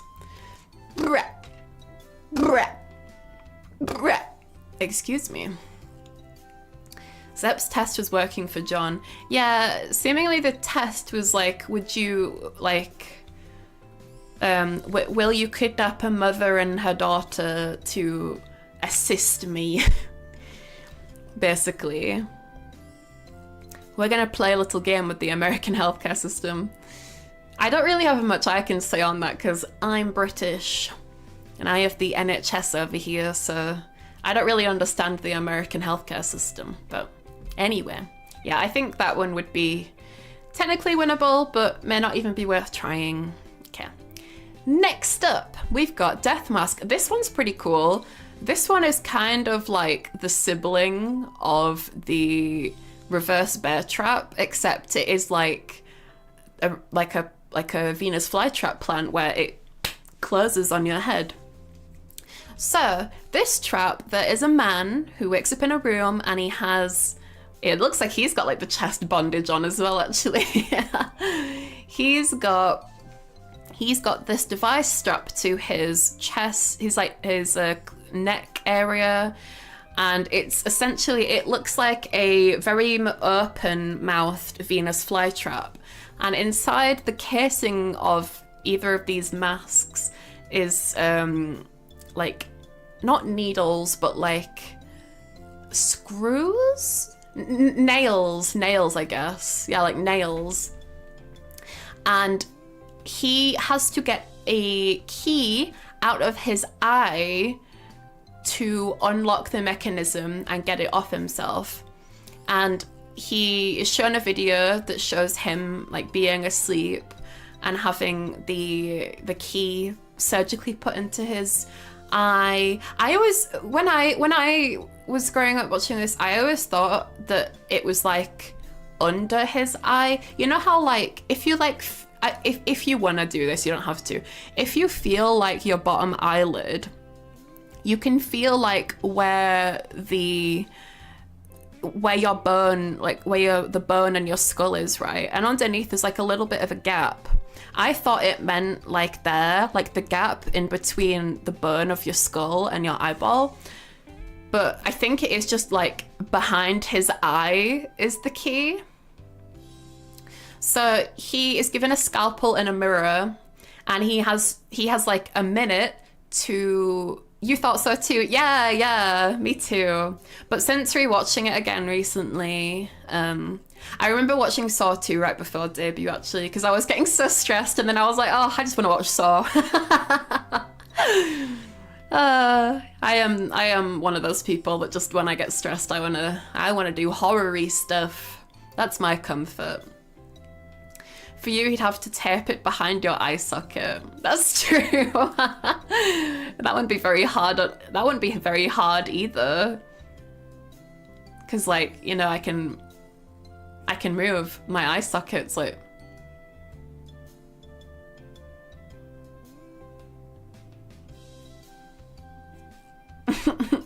So I could just move it into like view of my other eye socket and then get it off, you know? Or just feel it. But yeah, so he's looking in the mirror and he's like, oh God, help me. Cause he's like, it keeps like showing that he's bringing the blade up to his eyeball, and he like is desperately trying to muster up the courage to cut it out of his eye, but he can't.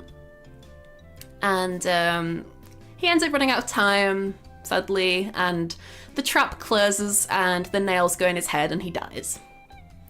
So this one, I would say coming away fucked. Because you can win this, but you would need to like you would need to be blind.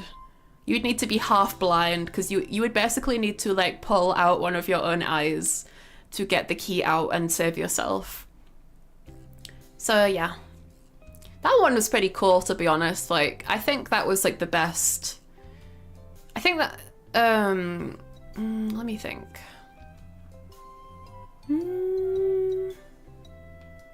I don't know. I guess not the best opening trap, but it was fun. I really enjoy the older Saw movies, like the editing, like with like the spinning around the room and the flashes of light and the like crazy moving around editing. I miss that kind of editing. They kind of brought it back a little bit for Saw X, I guess as like a nod to the fans, but anyway. What a great movie to de-stress. I think the de-stress element for me specifically is like nostalgia, I guess, because I grew up watching these movies. You know, like I watched these movies before I was like 10. Not all of them, because all of them went out. Like, I remember Saw 3D came out when I was 12, and I watched that all the time. We didn't actually have like 3D of it though, because I wasn't old enough to see it at the cinema. So when we had, I'm getting ahead of myself, but real quick, like when we watched Saw 3D, the funny thing was like they made the blood like super bright, like pinky red, I guess, so that it would emphasize for the 3D version in the movie. But you know, for the DVD release, it just was kind of weird. It didn't look real at all. The blood looked so strange. So Saw de-stresses you. That's only a Mimi thing. Listen, right, my ideal night is playing Dead by Daylight with a cup of tea and some nice movie on, like Saw, or Jurassic Park or Child's Play on my other screen, on my other monitor. That sounds like a chill night. And I'm wrapped in a blanket and I've got some fuzzy socks on. Whenever I mention that I like horror, it's like a classic stereotype, right? That people that are into horror like me are like psychopaths. But if you think about it, right? And this isn't me trying to like manipulate you or anything. You can think whatever you like, but if you think about it, me getting to vent my like weird like stress, weird stress, me getting to vent my stress through horror movies like this is sort of a way for me to like, I don't know, like there's people in this world that act all innocent and like act like they're, you know, perfect, but behind the scenes they do terrible things. And me being into horror and like kind of venting all that through my love for fucked up things allows me to be a healthy person. It's like do you remember, I can't remember if it was last year or the year before, but there was like a meme edit of Junji Ito and the creator of Ghibli being on a bus, and like Junji Ito is like looking outside and he's so happy, and Junji Ito is the creator of terrifying manga, and the creator of Ghibli is the creator of like gorgeous anime, but he's like looking so depressed. Like, you getting to filter your stress and creativity through something that's horror-y like this is so healthy, in my opinion. And that's probably why Junji Ito is such a happy-go-lucky guy, because he gets to get rid of all that fucked up shit in his head, in his creative works, whereas the creator of Ghibli is just always very sad and depressed and hated the world. Like, he wanted to create worlds that like kids could see and like could escape in their minds, which is sweet. But he could never really filter his own aggression and stress through his artwork, because he had to create beautiful places for his viewer to want to escape through. Ito is the goat, Alice. I hate saying that though, because whenever people say, oh, something is the goat, I think it sounds so stupid. I just picture them turning into a goat. Who came up with this stupid saying? You have an Aussie cousin in V4 Mirai who also loves horror, but she's also insane to begin with. We love insane women. Yeah, I love Yumi. I love Yumi. You know, when Yumi debuted, I thought she was British. Because Australian kind of sounds British in one way or another, but maybe he's happy because he has warehouses full of traps killing people. We would never know. Maybe that's why Jigsaw was so happy, because he got to filter all his frustrations through killing people. And he was killing people. In the Saw universe, they're always like, oh, he was never actually killing people. They only killed themselves. And it's like, oh, okay, let's try this then. And I hand you a gun and I tape your finger to the trigger, and you either have to pull the trigger and die or wait for like a spike trap to fall on you. What do? It's like, he doesn't give them any real option other than like death or self-obliteration. I don't know, man. Maybe he's well, I already read that. Yep, and it's only a problem if you're way too into it, but then again, that can be a problem with pretty much anything. Yeah, exactly. I wouldn't say I'm way too into it. I enjoy the world of horror stuff, because horror is such an interesting genre. Like, it's the only real kind of genre that sticks with me and like I think about throughout the day. Like how I mentioned in the movie Insidious that the main woman's walking around doing laundry in like a one-shot scene. And then there's like a creepy little black and white ghost child from like the Victorian era just like hiding amongst the coats. And sometimes I remember that when I'm going around my house and I'm like, ooh, and I like run up the stairs really fast because I feel like I'm gonna get grabbed and pulled down the stairs if I don't go too fast. It makes me feel alive. To be honest, I think that is true though, because I got basically raised on horror movies by my family. And I think it is just like a comfort thing because I got raised on them by like my siblings and my mum. But yeah, I love roller coasters as well. They make me feel so alive. I love feeling like I'm about to die. It's the adrenaline. I'm here. Hi, Karu. Hi. Did you have a good day yesterday? Did you get your homework done? Yeah, that's not gonna hold up in court. What? What's not gonna hold up in court? That I'm not like crazy into Saw, but I just enjoy it. It's just a movie. It's like people that are like, oh, video games cause violence. It's like, no, it doesn't. It doesn't. If someone is violent from a video game, that violence was there to begin with, and if anything, the game just kinda was a catalyst. At least in my opinion. Hey, no salt! Cheems of the microwave, you keep that salt out of here. Psst. Psst. Anyway, sorry, we're supposed to be doing this. I'm the exact opposite. I hate that feeling of roller coasters and getting jump scared.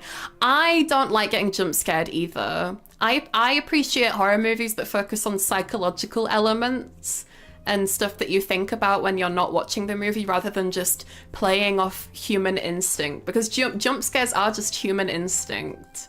Jump scares are cheap. I like horror that you think about like long after the movie's over. I overslept. What did I miss? Hi, Masheda. I've been starting the tier list. Welcome in. And I'm going on so many tangents, so I should move on to the next one. Electrified staircase. Oh, this one. Oh no, this is also another booby trap, actually. I'm pretty sure this is where they're trying to find, so Jigsaw has trapped like 5 or 6 people in a warehouse somewhere, and they can see it on like a live screen, like a monitor with a timer and stuff. And there's like a SWAT team that break into this warehouse, and I think one of the SWAT members like goes up some stairs, but then his like feet get trapped and he gets electrified, but he doesn't really die or anything, I don't think. You call that a test? That's just a booby trap. Rubber boots is an option. Yeah, but they don't know about like the booby traps and the Saw traps, do they? Like this is the second movie. Saw I keep calling him Saw, for fuck's sake. Jigsaw is not very infamous in this universe just yet. Like very little people know about Jigsaw at this point. Nah, I'd win. We'd have to see. I mean, it's not really a win scenario though. It's just a dude getting his like shoe grabbed, I'm pretty sure. Waiting till the day where the trap is actual boobies. Oh my gosh. Oh my gosh. There was this horror movie I grew up with, and there's this scene where this girl like takes up she's like sat on a worktop. It's like a horror movie as well, but I can't remember what the horror movie is. It's like an old one. And there's like a woman sat on a worktop and she takes off her top, and this guy comes up to her and she like grabs him and shoves his face into her boobs. And I was like, and I thought about that for a long time. I thought about that for a long time when I was alone in my alone places. Hey. It should have been me, not him. But yeah, nerve gas house. Oh yeah, so these are the people trapped in the warehouse. There's that guy, that girl. Okay, no, there's like 7 people. There's like, oh no, there's Amanda as well. I think there's like 7 or 8 people in this house in total. And basically what the trap for this is, it's not a single trap though, like they're in a whole warehouse of traps that they have to escape from. And in this house there is like a slow acting nerve gas that is emitting through the house. And I believe they have like 2 hours to find like some antidotes in the house and escape. But like, I'm pretty sure like most of them die either from the nerve agent or from the traps in there. One of them, which we're about to talk about, which is fucking stupid. It's like one of the worst traps in the series. An actual booby trap. Yeah, she like grabs him and shoves his face into her boobs. She grabs him and shoves him into the booby trap. Man, I wish that was me. I need to carry face mask too if I ever get trapped by that gas trap. You know, something they did in the war with like mustard gas bombs was they would pee on a bit of rag and put that over their mouth because ammonia would protect them from the mustard gas. So maybe if you don't need to carry a mask around. Maybe what you do if you ever come across some kind of like mustard gas is you kind of rip off your underwear, piss on it, or either order. I guess if you piss on it and then take it off, that would be a little bit more convenient. And then you could kind of strap it to your face, pantsuit man style, and then you're safe, you know? No, don't trap me in your boobies, please. So yeah, this one's quite difficult, to be honest, because the way that they need to win is they have to like figure out some numbers to open a safe, I think, to get some like antidotes out. But it's like a whole freaking House of Horrors like situation going on. So it's quite difficult. I feel like for me, no, I mean, it's worth trying. I guess it's kind of an honest toss-up because it also depends who you're trapped with. Like, there's some of the people that wake up together are fucking assholes. One of them just starts killing the other people because they realize that the codes that they need are on the back of their head. And they just start killing people and taking the codes off the back of their head, where the back of their neck skin. So it depends who you wake up with as well. If you're a slime, does nerve gas even affect you? Well, I still need to breathe air, you know? So I guess so. I haven't really come across nerve gas though in my little slimy life, so I guess it's hard to say. Okay, so this one is terrible. You call this a freaking test? Basically, when they all wake up, they're in this room and there's this door with like a big red sign on it that says, "Do not try to open this door." And obviously they don't know what the fuck's going on, but this guy opens the door, and for some reason while he's opening the door, he looks through the spy hole. And first of all, who the fuck looks through a spy hole while they're opening a door? No one! You don't do that. And there is a magnum gun, a magnum dong. There is a magnum gun rigged to the other side of the eye hole, and when they open this door, this man gets shot in the eye and dies. But it's stupid. Dumb ways to die. So many dumb ways to die. Dumb ways to die. So many dumb ways to die. It's very stupid. That was a pretty stupid movie plot. It was. It really was. Like, Amanda's like, Jigsaw told us to play by the rules. That's why you shouldn't have opened that door. That's why he died. And it's like, no, he died because he looked through the eye hole. He's a fucking idiot. If he'd have opened the door like a normal human and not like an alien from planet Mars, then he would have got like his shoulder shot or something. Maybe not even that. So yeah, very, very stupid trap. Let's see, the furnace. So this one is all the traps within Saw 2, which is up to here, are all within this like House of Horror situation.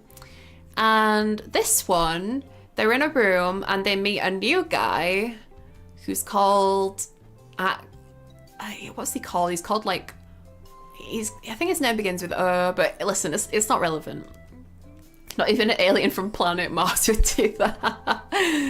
I mean, to be fair, right, I grew up with this book called The Girl's Guide to Everything.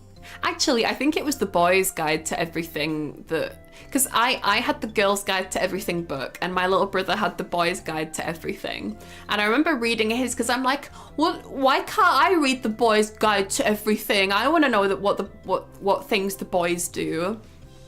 And I think in the boys' book it said like how to survive an alien invasion. And in my book it said how to survive a zombie attack, so I'd argue that I won because zombies are cool. Not that aliens aren't cool, but like, I like zombies more than aliens. Anyway, and it said like, oh, make sure you have mirrors around the house because mirrors confuse aliens and aliens don't know how to open doors, so hide behind doors that have locks and knobs. And I remember growing up reading that and I'm like, how did they know that aliens get confused by mirrors and doorknobs? This doesn't make sense. Do slime only have 2 eyes?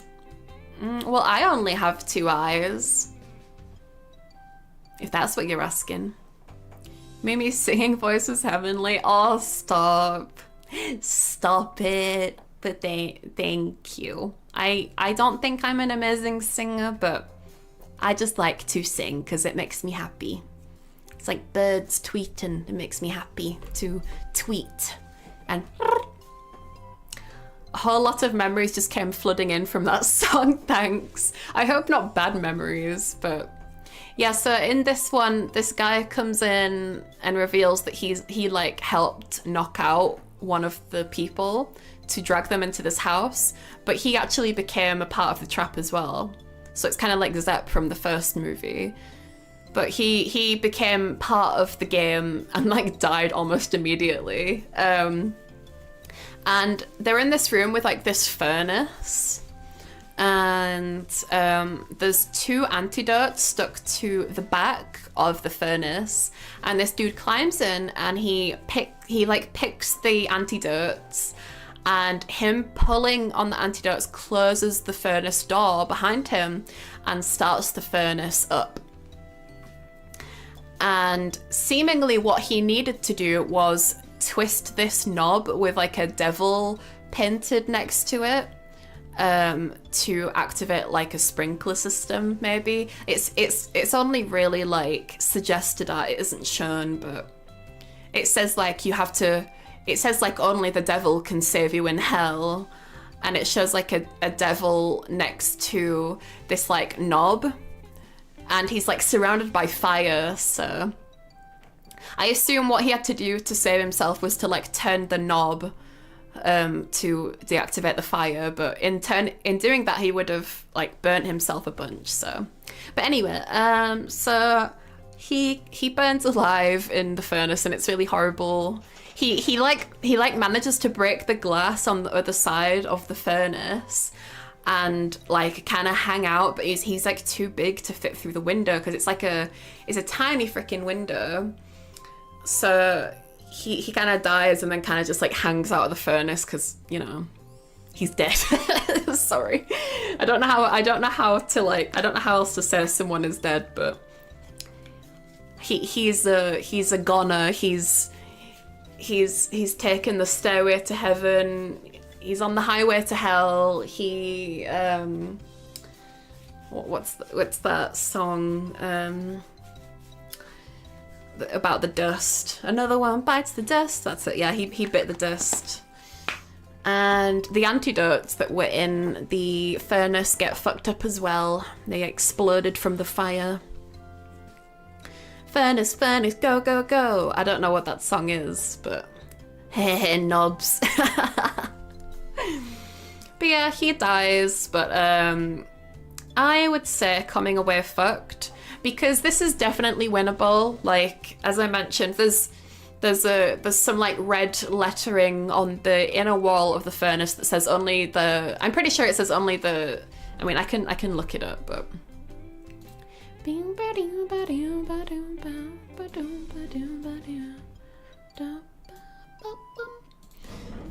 Saw 2, only the devil can help you in hell. Oh, he was called Obi. That was it, because I was like Obi-Wan? Yeah, I'm pretty sure. Okay, so it doesn't say it inside the furnace, it says it on the tape. Is that like, because this isn't copyright, is it, to like play the audio of the tapes? Is anyone like ever like collated like all the tapes from the Saw movies? Saw 2 Obi tape.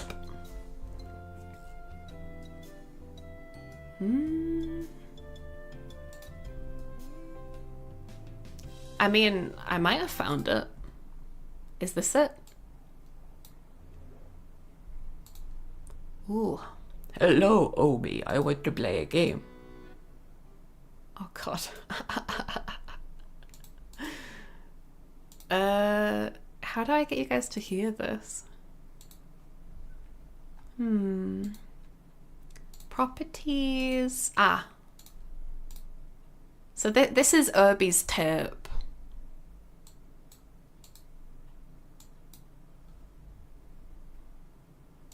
It's not started yet. Hello, Obi. I want to play a game. For years, you have burned those around you with your lies, cons, and deceits. Now you'll have a chance to redeem yourself for the games you've played with others by playing one of mine. Inside the device in front of you are 2 antidotes for the poison coursing through your veins. One is my gift to you for helping me kidnap the others. The second is yours to donate. However, one of them will come with a price.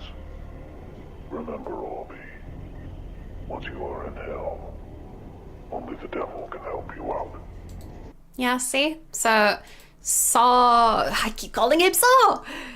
So, Jigsaw himself says in the tape, remember when you're in hell, only the devil can help you. So when he is inside the furnace, there is like a painting of Satan pointing at this knob that he has to twist. Knob. And he most likely would have had to burn his hand to twist it, but he didn't even try and he burned to death. Hot voice there. Yeah, Jigsaw's voice is so iconic. I think that's why like Tobin Bell did so well with the role, was just like his voice just did, like, it works so well with the character. But yeah, so definitely winnable. Like, he definitely could have done it, but he would have come away like with like 3rd-degree burns and stuff. But he could have done it. He could have done it. What's the word? Hindsight. Hindsight's a bitch. Twisting knobs is always the solution. That's how I get my gold balls. I twist the knobs, and then when they're asleep, I go yoink, yoink, like Scoob. We're out of gold balls. Reggie, where did they keep the gold balls? Oh, the Needle Pit. This is a classic one. So Needle Pit from the same horror house. There is this like bed that they remove, and underneath there's this huge hole in the floor that is filled with needles. I don't know where the frick Jigsaw got all these needles, but the floor is absolutely filled with a huge needle pit, hence the name Needle Pit. And the way to win... Thank you for the tip! Da-da-da-da-da-da-da-da. I don't know if you guys heard that, but I had the noise on.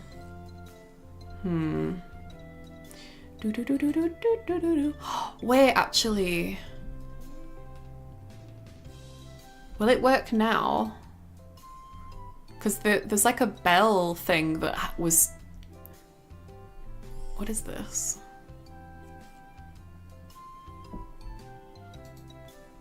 I just want you guys to be able to hear the noises. Here, look. If it doesn't work, then I'll give you a preview of what it's supposed to sound like. So this is what you hear for the subscriber alert.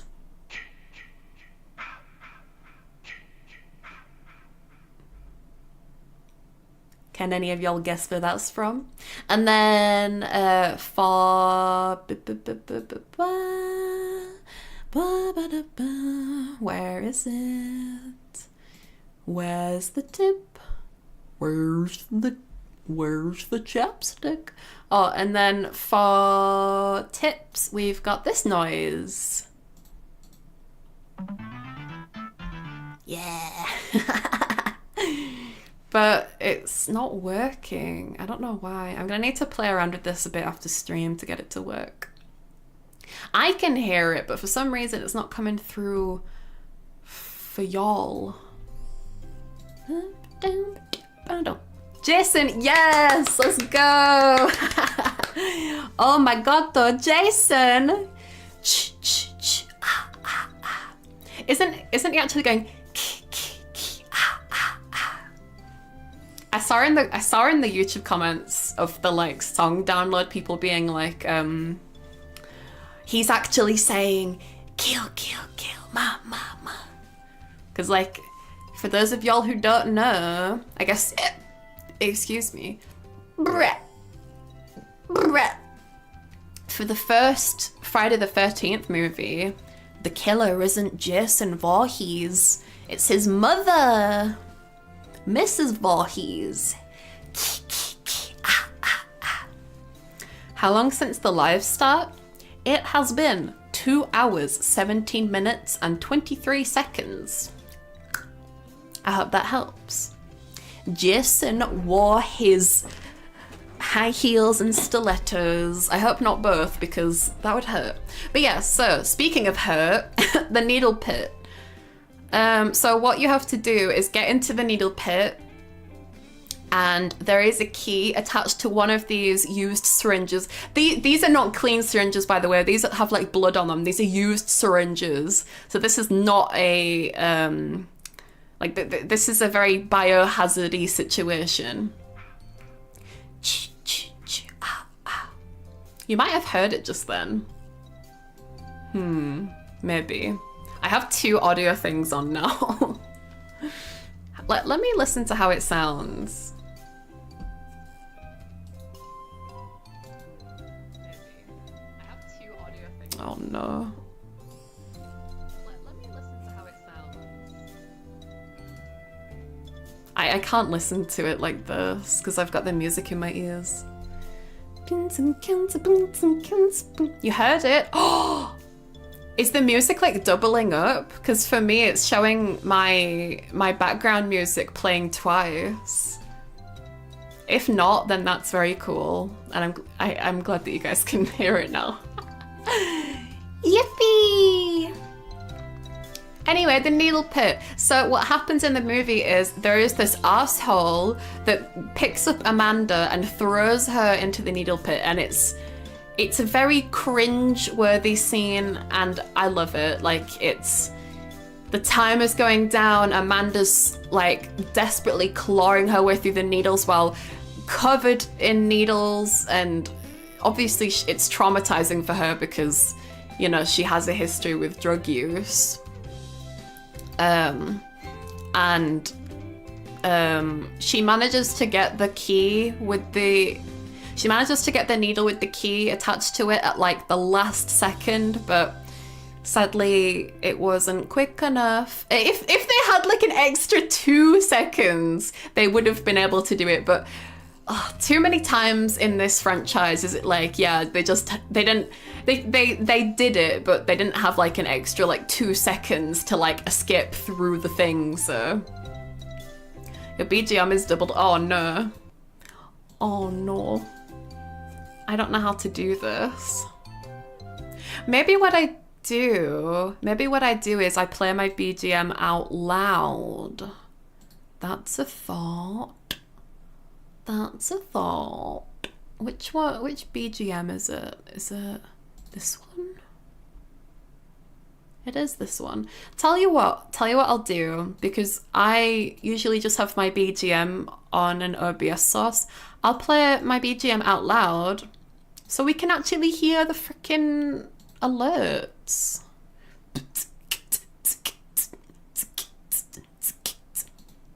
And I've put it on loop now as well, which is good. Gucci gangster. Da, da, da, da. And y'all should be able to hear the alerts now. Let me actually do a test alert so y'all can see. So this is a test subscription. I think it worked. Let's go. And then there is a test tip. Let's go. Sorry it's so tiny. Let me make it a bit bigger. That's what the guy with the small penis says. I guess I'll put it in the middle of this corner. I'll put it in this corner. So if y'all want to use it, it's over here. I think it makes most sense. There's like nothing going on over there.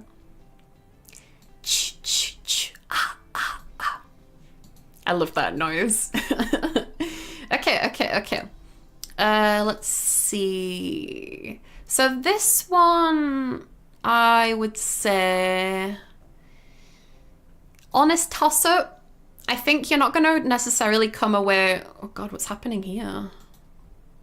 What? Why is... Yeah, unpin the images. What was that about? I don't think you're going to come away fucked.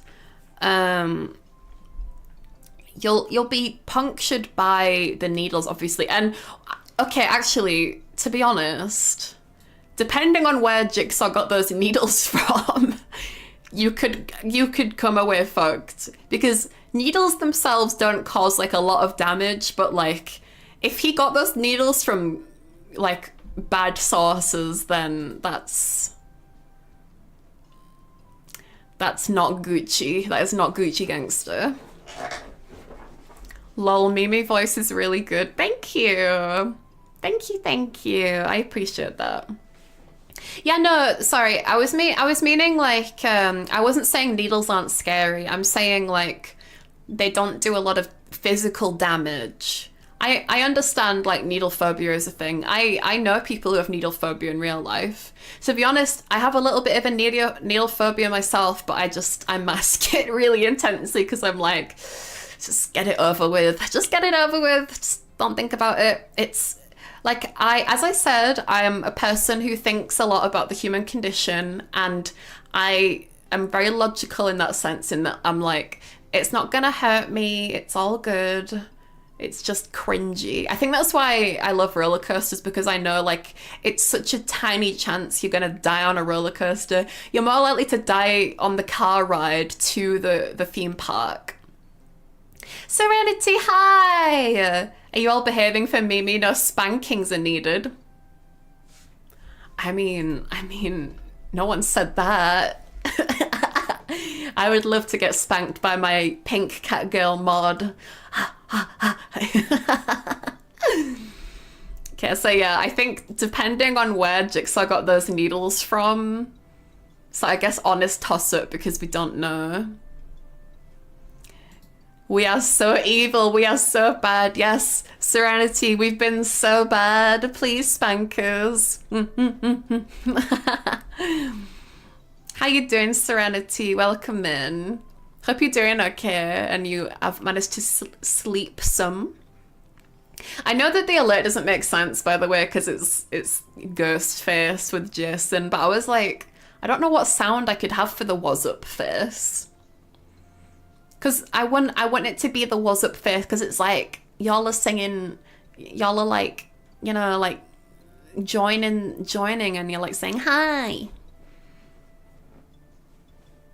I don't know what sound effect I could have with it. Sleep, sure. Serenity, no, go to bed. Go to bed, dude. Okay, next we've got Razorbox. Oh my god, this one is also one of the stupidest. Why is this one is so irritating. Not a freaking hard. So basically what happens for this one is there is this glass box suspended to the ceiling and there are 2 holes in it that you can like put your hands through. But essentially there's these razor blades covering the opening of the holes, and the way that the razors are shaped is kind of like, you know when you get a drink from McDonald's or Taco Bell or something? And the place you put your straw into, it's got like those little plastic triangles. It's like that basically.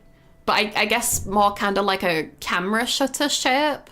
If you've seen like a camera shutter. So like the triangles kind of overlap each other. So the way it works is that when something goes into it, it can't go out.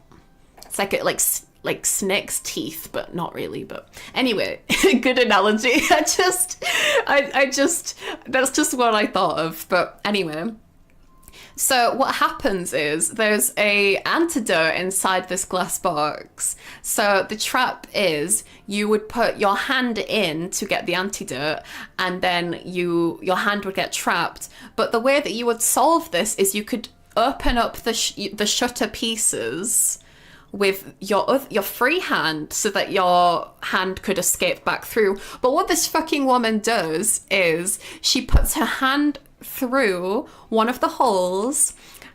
She tries to grab the antidote. She pulls it by the top so it empties the antidote out inside the box. Fucking idiot. And then she puts her other hand into the other hole to grab the antidote. And then now she's stuck. Both of her hands are in the shutter holes and she's stuck. And it's like, I know that you have been breathing in toxic gas for like the past hour or whatever, but if you just stop for a minute and think about this, you could have lived. And we don't see what happens to her, but I can only assume that she bleeds to death. So, yeah. Dumb ways to die. So many dumb ways to die. Dumb ways to die. So many dumb ways to die. Lady, woman. She looks so happy as well. Like when she puts her hand into the first one, she's like, yay! She has like a big fucking smile on her face. And it's like, bruh, come on. You could have thought about it a little bit. But yeah, that one, I wouldn't even class that as like difficult at all. If you stop and think about it a little bit, you can definitely win this. Okay, next one. Now this one is fucking rigged. This one, you know what I should do actually? I am getting ahead of myself. The toxic gas got to her brain. Nah, right, because everyone else like thinks about things before they do it still. It's just her. It's just her that messes up. She, like, messes up her own thing. But anyway, so this... Thank you for the 5 command throw. I'm not on my dashboard. Sugar, honey, iced tea. Ooh. One momento. Your voice is so very lovely. Oh, thank you. Just like you and your silly, squirmy personality. It's leaving YouTube December 1st, but what about a One Piece fan letter watch along before it is removed? Wait, how would that work? Do you mean like the segment in the manga where it does like, he does like a kind of like question and answer segment order? Is that what you mean? We just watch on YouTube on our own. Do you not know? No, what is this? Your voice is beautiful. Oh my gosh, thank you. You guys are so nice about my voice. I feel so insecure about my voice. It's like crazy how nice you guys are being. In all fairness, we all do dumb things sometimes. Yeah, I mean, with situations like this, it's easy for us, the viewer, to be like, man, that was so easy. How did she mess up so easily? But when you're in that scenario, it's always a little bit more difficult, isn't it? I think just for this one though, it's such a simple trap that you kind of can't help but think about it a little bit more than just looking at it and then going for it, right? What? Your voice is lovely, really. Thank you. Oh my gosh. You guys are so nice. Thank you. You're so sweet. I sent it to you on Twitter. It's a special episode of One Piece available on YouTube for free right now. It's incredible. I mean, I don't think I'd be able to show it on stream, to be honest. My management have a big problem with me showing things from movies, so I imagine that I wouldn't be able to show that. I know it's not a movie, but I don't think I'd be able to show that, to be honest. But we could all watch it. I mean, maybe we can do that later if there's time after doing the tier list, but right now I just want to do the tier list if that's okay with you. I think he means just to watch along like what you do with Shaun of the Dead. Yeah. Well, again, if there's time after doing the tier list, then maybe I'll have a think about it. I didn't realize that it was a thing. I mean, when I finished the most recent episode, there was like a thing at the end where it was like a little girl dressed as Nami. Oh wait, is that the thing you mean? Like the little girl dressed as Nami who seems like she's like a mega fan of the Straw Hat crew.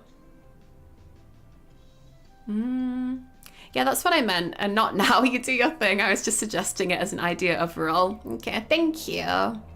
Is that it? Right, I see. I mean, we've got a lot of traps to get through, and I am yapping a hell of a lot about each one.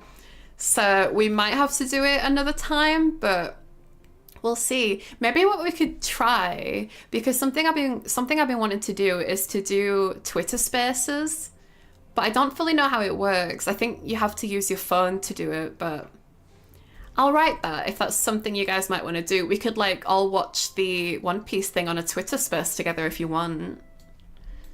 But thank you guys for saying such nice things about my voice. I really appreciate it. So nice. Hello, Square Mimi. First time catching the stream live. Hi, Orbital. Welcome. So would you guys want to watch this episode like in like a Twitter space? It wouldn't be like on Twitter, but we could all start it at the same time. Yeah. We could even do that for movies as well. Twitter space for watching movies and our One Piece fan episode. I'll have to have a think about when to do that. I don't actually know what I'm doing next week.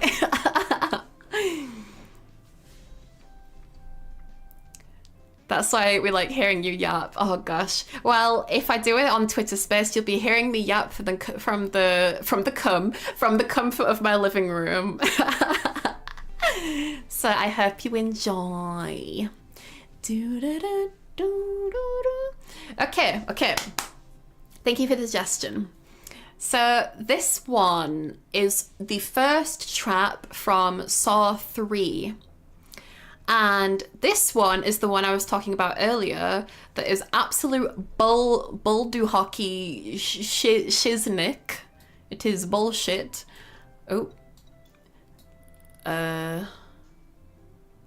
Basically, a dude wakes, I say wake up loosely because like he wakes up stood up. He is chained through his I think through his Achilles tendons, through his hands, like the middle of his palms, his elbows, his shoulders, and then there's like one on his stomach and one through pardon me, through his jaw. So he manages to get all of them off, but then he can't get the one through his jaw off. And what happens is when the timer, because, you know, classic Saw trap, the timer goes down. This one, I swear there's a lot of traps in 3 that are kind of rigged, to be honest. I'm like looking at the lineup and I'm like, yeah, a fair few of these are kind of rigged.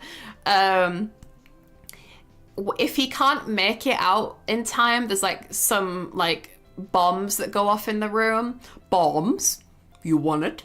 And he can't get the chain off his jaw in time because you would have to rip your whole jaw off. Like it is, if you take one of your fingers and you place it underneath your chin and kind of press a little bit, you can kind of feel that there's like a little bit of a gap underneath your like jaw, and that's where the chain is going through essentially. There's like a gap on there's like a hole, and in order to take that off, he would have to rip his whole jaw off, and that would be, he would need to be so strong to do it. Instructions unclear. I gagged myself. Serenity.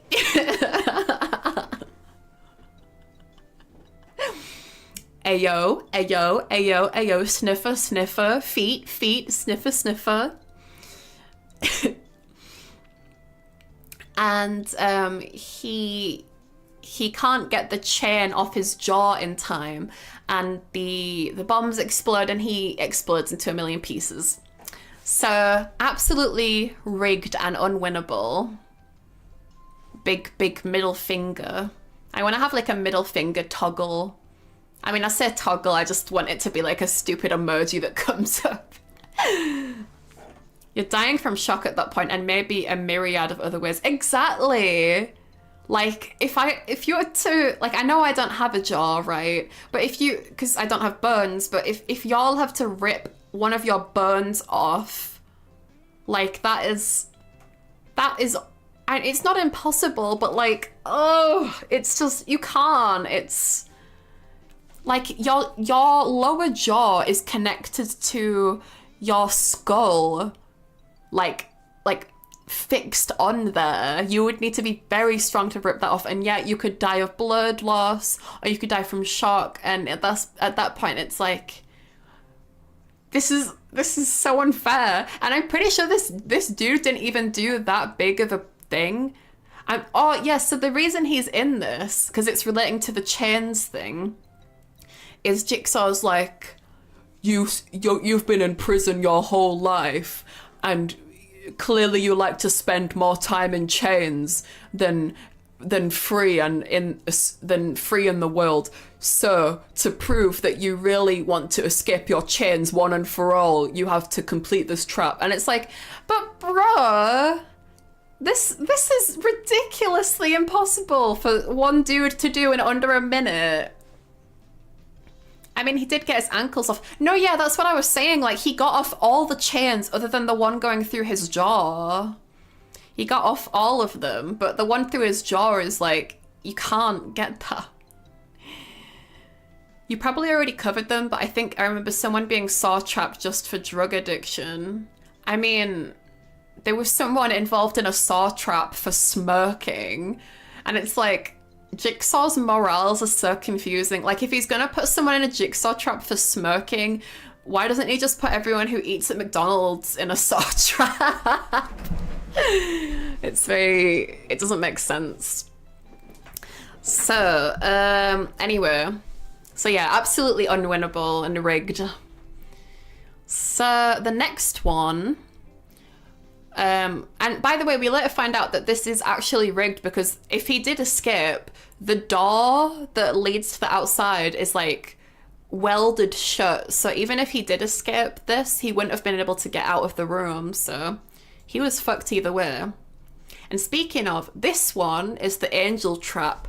The angel trap is one of my favorites, but I'm gonna have to avoid putting it in the game over one just because it's annoying how rigged this is. Actually, how did he take it off that fast? Because he wanted to live. He clearly wanted to live. He was like 90% of the way done with this trap. But the thing that he couldn't do was something that was like really difficult that was being asked of him. He clearly wanted to live. He ripped through his gosh dang hands and his parts of his body. Yeah, Angel Trap is basically, there is a detective who is on the case of what is happening with the jigsaw traps. I think she's a homicide detective or something, I can't remember. But essentially, she wakes up in a trap where she is also suspended upwards. Like she's like suspended in the air, and she has her body locked in like a corset mechanism. And when she wakes up, we are shown the key that she needs to use to escape is dropped into a vat of acid as soon as she wakes up. So this woman knows what the saw traps are, right? So she has some context about where she is when she wakes up, but the fact that the key that she needs is already dropped into the vat of acid that she has to search through, but while she's waking up, is ridiculous.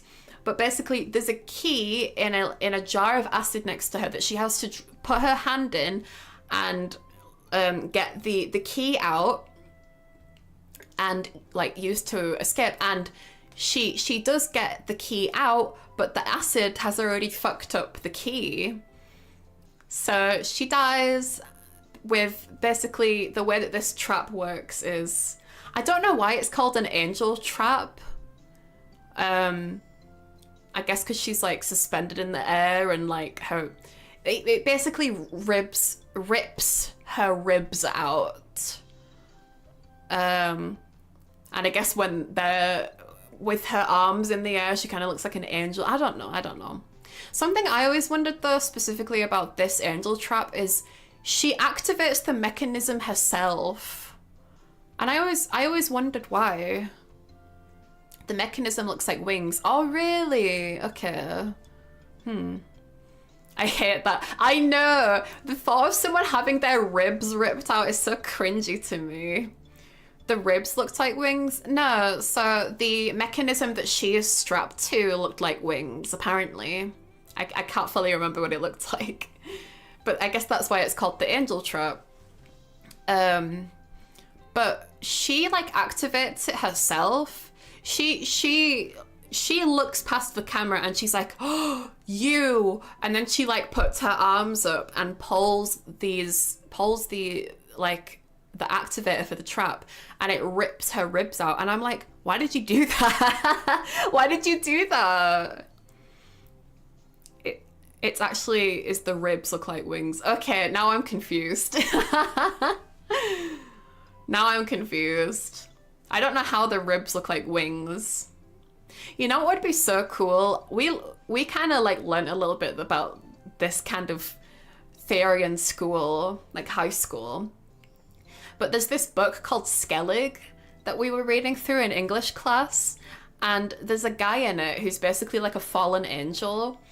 And we sort of like learned a little bit about evolution and about how we like evolved to become like the creatures we are today. I say we like I'm a human. The creatures that y'all are today. And essentially what we were talking about is in the vast, vast future, our like shoulder blades, like if you like feel, we're doing a lot of self-inspection today. If you put your hands behind your back, you can feel your like shoulder blades. There are like theories that we could evolve to have wings in the future, which is very cool. Why not birth biblically accurate angel? Yes, I like that. I feel like it is also scary looking and cringy, so also like a biblically accurate angel, like scary and cursed to look at.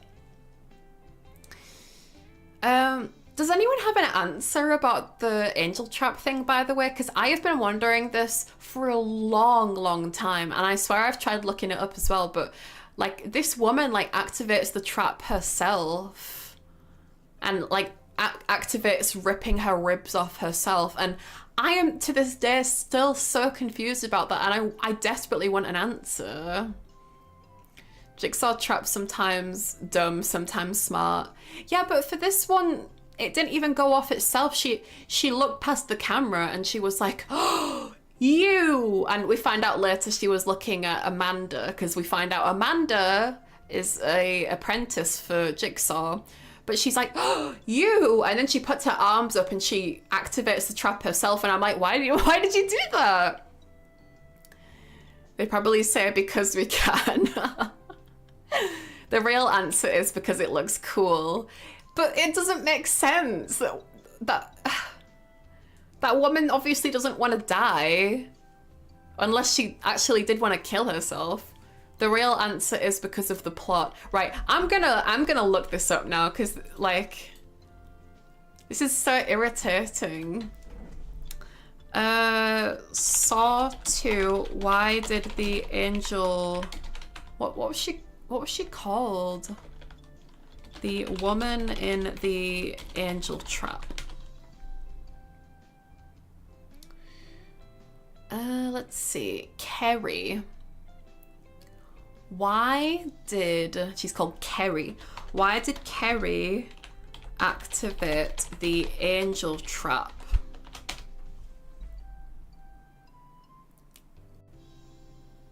I don't understand why Kerry was in a trap. Was the angel trap actually unbeatable? Is it just that like she wouldn't have been able to escape if she didn't rip her ribs off?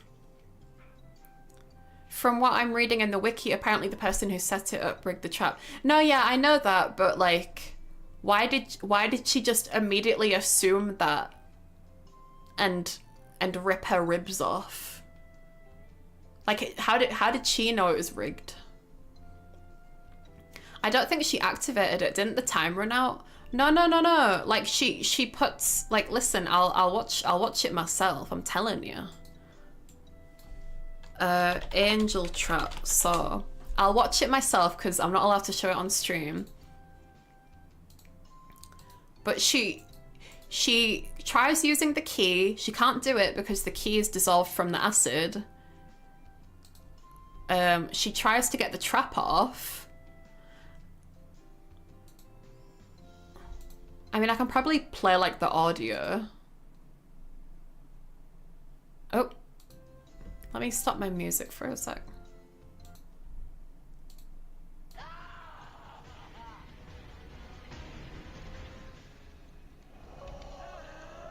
Oh wait, this kind of music.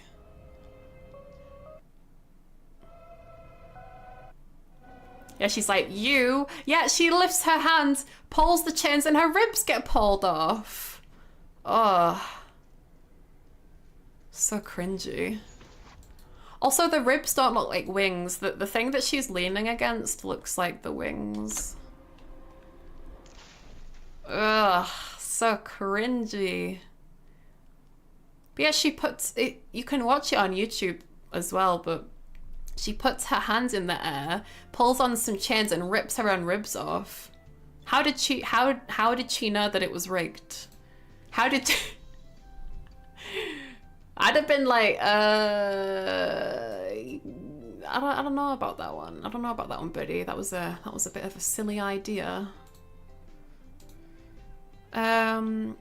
It's called the Saw logic. nothing in the Saw makes sense. No, it doesn't. It really doesn't. But that's something that is, like, that is one of the few things that I specifically think about whenever I watch the Saw series is, like, why did she activate the trap herself? Excuse me. Because we can saw all the... That's just a bad pun. So did she know... Did she realize then the trap was rigged and then she was like, well, this is the only way I'm getting out. But she didn't need to do that. She could have just stayed there and then... But then maybe Amanda might have pulled the chain. I don't freaking know. Listen, rigged. Rigged. Moving on. Rigged and unwinnable. Shotgun collar. Okay. This trap is it's kind of throughout... Honestly, I love Saw 3. It's like one of my favorite Saws just because of like how gruesome it gets. And it also has one of the like most iconic traps in it, which is 100% going to the top for me. But this one is called the shotgun collar, and basically it's a collar that Amanda put on this doctor lady, and it is synced with Jigsaw's heart monitor, because Jigsaw's really not doing too good. His cancer's like gotten really bad, and he is like really ill, and he's hooked up to a heart monitor, and they essentially want this woman to perform surgery on him, and if his heart rate flatlines, then her shotgun collar will activate as well. And she does a really great job throughout the movie. She gives him surgery, which is like a great scene. I love how, oh, it's so cringy. She like opens up his skull with a drill and a bone saw.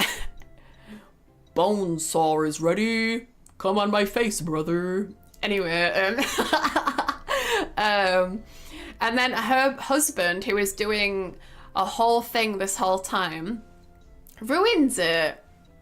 Because in the third movie, there is a guy called Jeff who is going through a whole bunch of tests throughout the third movie, and his final test, I know that this is a bit ahead of it, but this is related to her, because they're husband and wife. His test is to forgive Jigsaw for all the things that he's put him through on this night with all these traps. But he can't forgive Jigsaw and kills him, and he doesn't know that Jigsaw's heart rate monitor is linked to her shotgun collar. So when he kills Jigsaw, his wife gets shotgunned in the face. So this is difficult because I really don't like the traps where their fate is decided by another person, because she did so well surviving herself, but her husband fucked it up.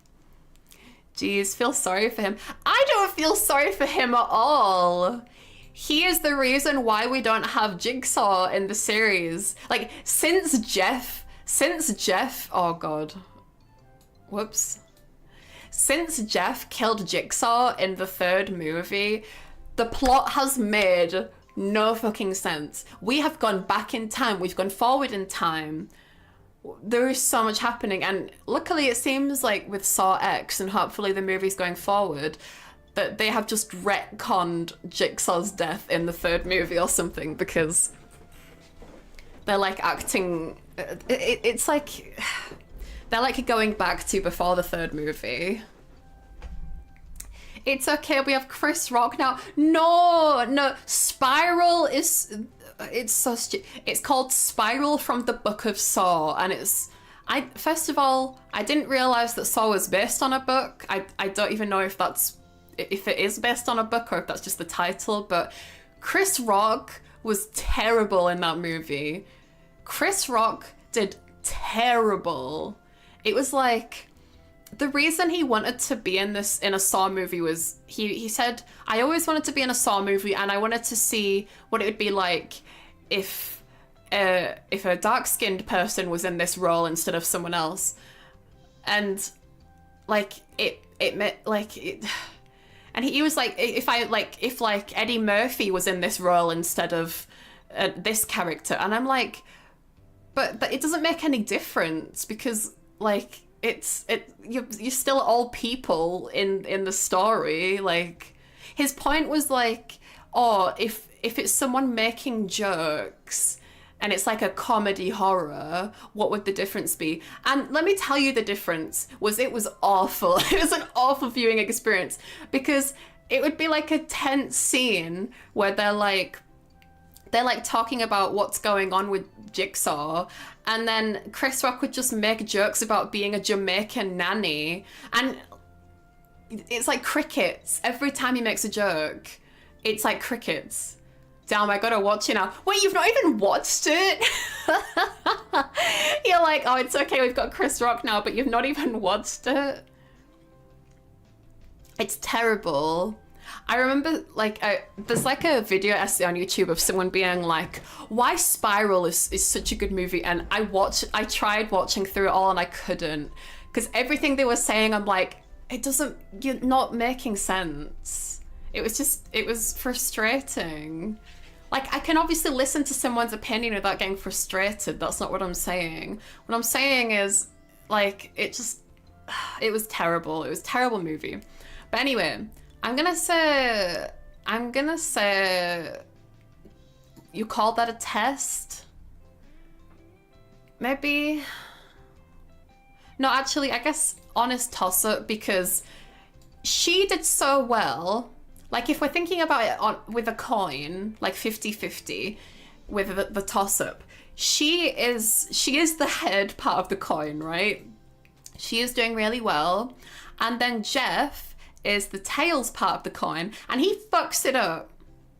If he had done good, then they would have both survived. But no, just she did good. I always wanted to see how blank would be if Danny DeVito played the main role. But it's like,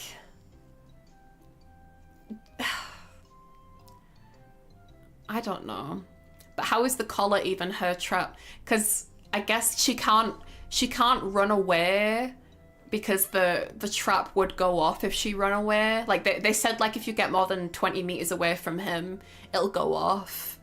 So, like, they want to keep her there, because they essentially, her game and Jeff's game are kind of linked, because they're like a husband and wife that have come to really not love each other anymore. And this whole game, it's so confusing. This whole movie is about like forgiveness and, like, you know, thinking about the people who were alive, who we can still love, rather than focusing on the dead and the past. But she did great. It was just her husband that majorly fucked up. But yeah, just having one person replace the role of another actor in a movie doesn't entirely change the movie. I don't know why Chris Rock thought that.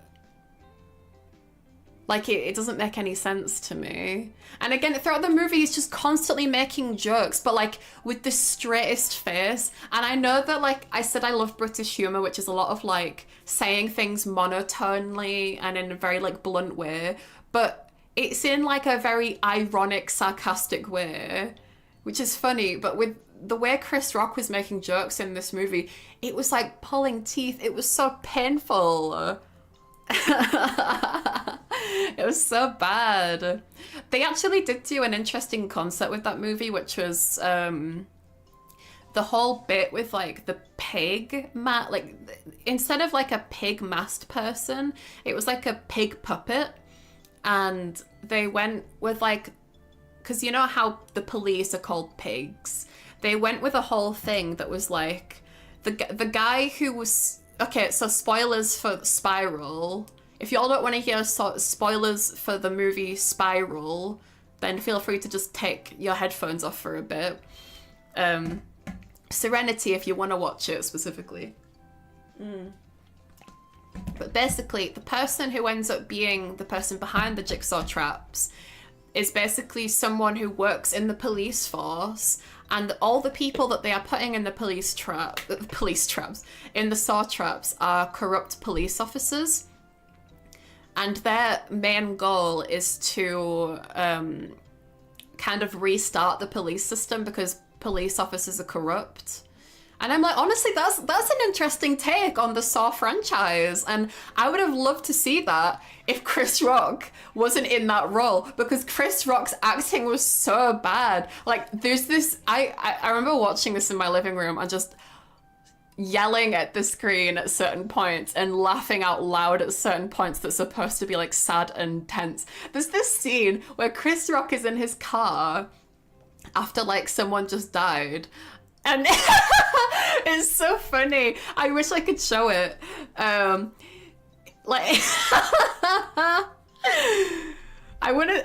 so curious if we could like watch an interview, because there is like Chris Rock interview spiral. Oh God. Yeah, I want to show you all this.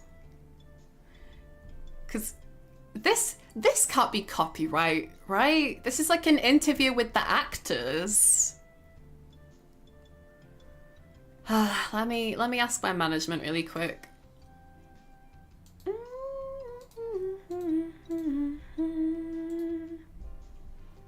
Let's see. Oh gosh, I've got a bunch of messages.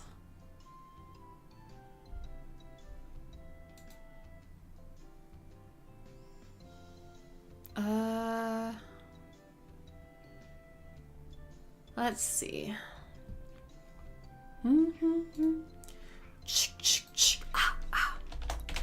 Management. Am I okay showing this video on stream?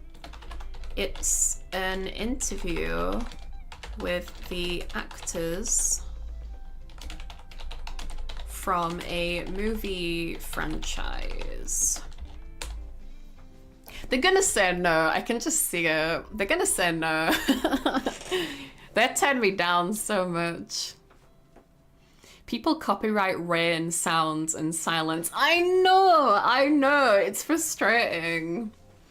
But okay, but yeah, anyway, it's just he says some he does some really dumb things in the movie, and it's just hilarious. There's this scene where he's in his car and the camera is on his face, and his face is like completely like still, and then it just cuts to him screaming and like banging his hands on the steering wheel, and the camera's like shaking, and it's like he's having like a toddler tantrum, and it's so funny. It's so funny. I love it. Sorry, we're supposed to be doing this. Okay, so this trap is one where basically Jeff is in like another horror house situation where Jeff is walking from room to room, and essentially Jeff's test is that all the people in these traps were involved in Jeff's son's death.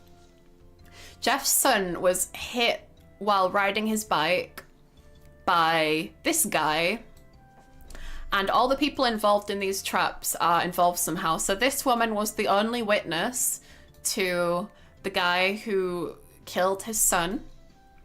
This is the judge who gave the killer like 6 months of prison rather than like I don't even think it was that actually. I think it was like 2 months or 2 weeks of prison, which was like such a low sentence for killing a child. And I know it was manslaughter, but still.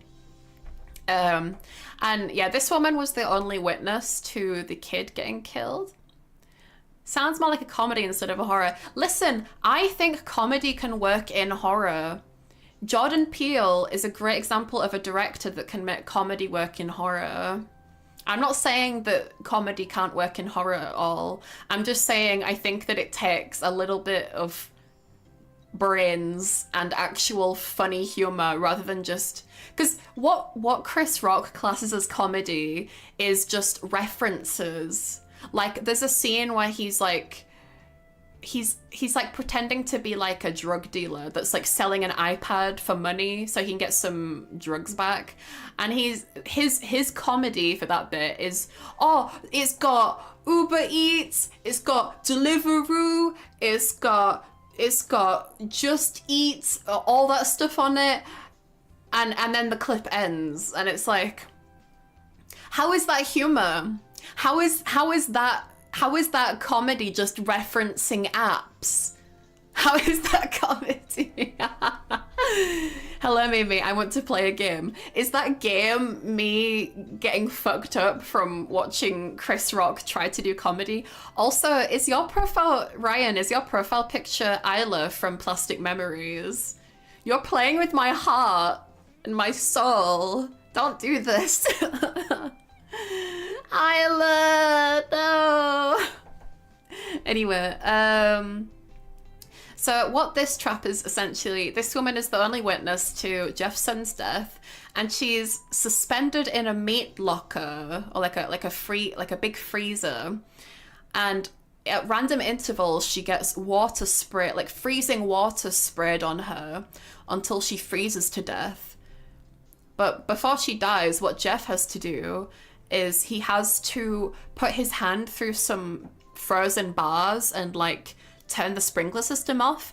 And it is not difficult at all, but he does not use his brain. He doesn't put his shirt over his sleeve so he can easily put his hand through there or anything. He doesn't think. Jeff is the stupidest fucking character in the whole series, I swear to God.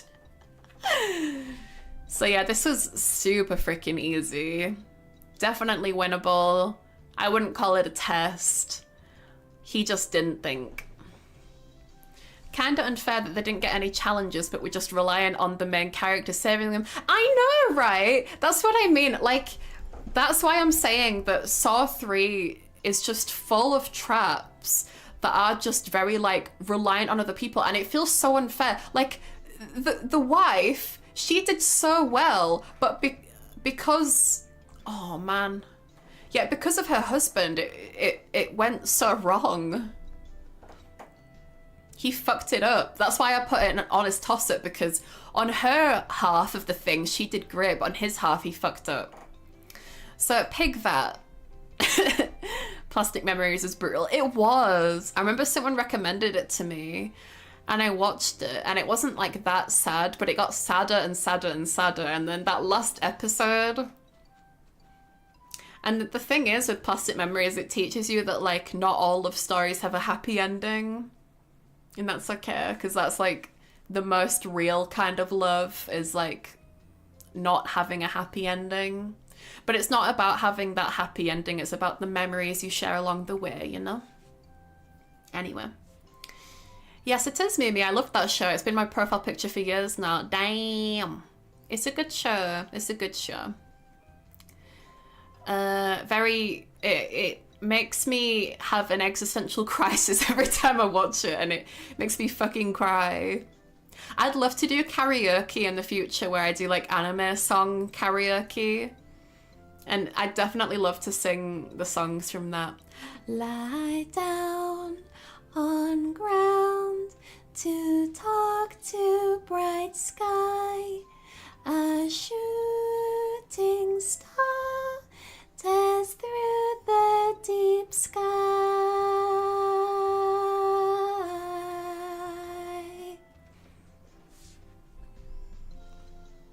We cry every time. What's the worst Saw movie in your opinion? Oh my gosh, the Chris Rock one. 100% the Chris Cock one. Oh man, I look forward for your karaoke one day. Thank you. I love singing. I love singing. I could do it for hours and hours. It's a lot of fun. Tearing up. No, I'm sorry. I'm sorry. I just like music. Music brings a lot of emotions. Also, I saw someone asking the other day that they want to know what music I like.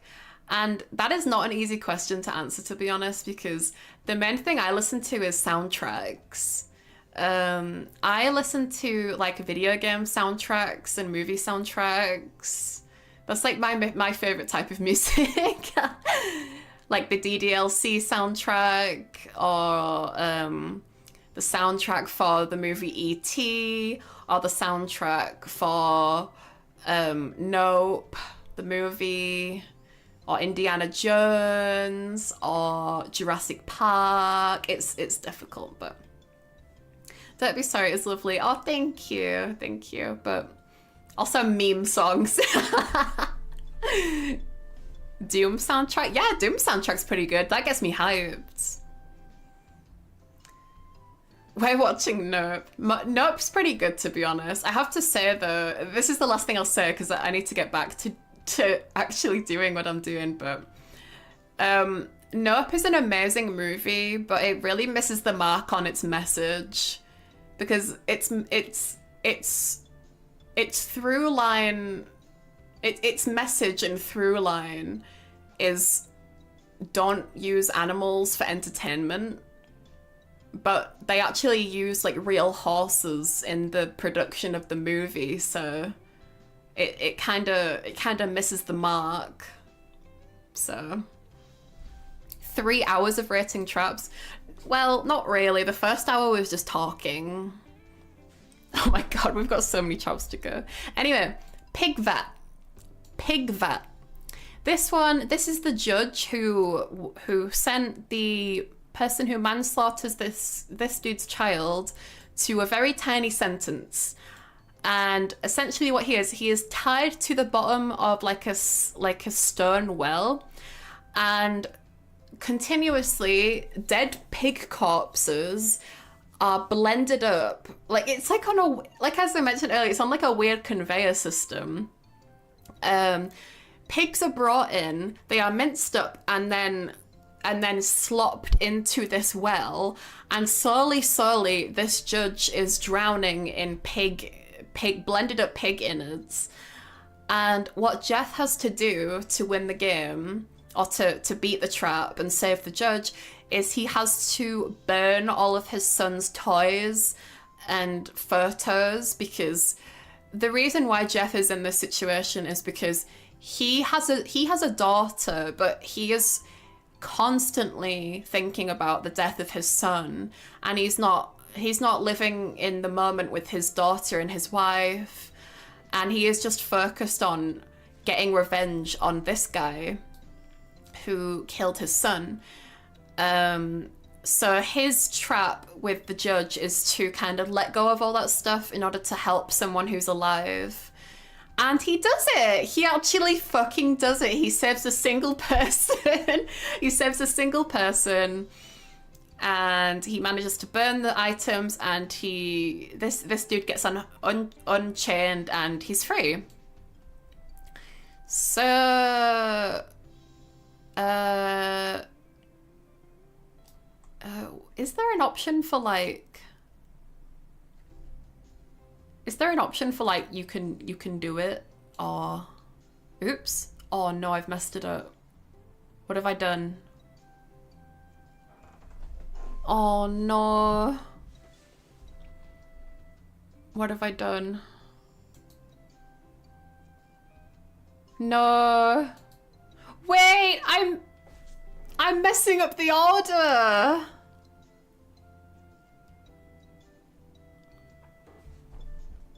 Wait. No, wait, hold on.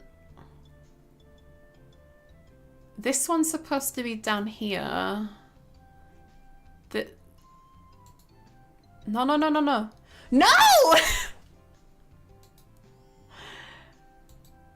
Okay. This one is down here. This one. Okay. I think we fixed it. What is this system with the arrows? It doesn't make sense. That really hurt my brain. I just wanna add a square that's like, yeah, you can do it, but I guess let's say you call that a test, No, let's add one. Let's add one. Add a row above. We'll have this row be what color? Light green. Okay. Banana. Easy.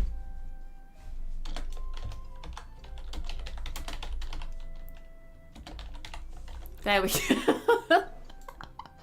So for this one, I would say pick that is an easy, you got this. Breaking the rule is above the... Wait, is it? You know what, actually, I think that makes more sense there, because it goes from very, like, impossibly hard, not impossibly hard, very hard and crazy to quite hard but escapable, toss-up, winnable but might not be worth it, you can do it, you got this, so easy, what's the point? Breaking the rules, and then this isn't possible. So I think that makes more sense, really. If anything, I might just change the colours to make it make more sense.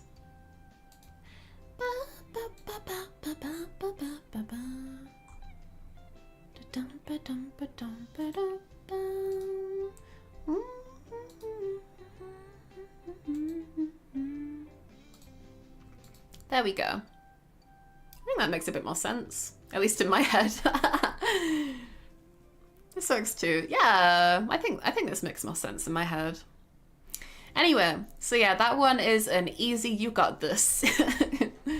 The rack. Oh, the rack. The rack goes to the very, very tippy top. For me, at least, because this is literally Jigsaw's favourite trap. He says it himself when it gets shown. And I personally think this is the most gruesome trap in the whole series. Ugh.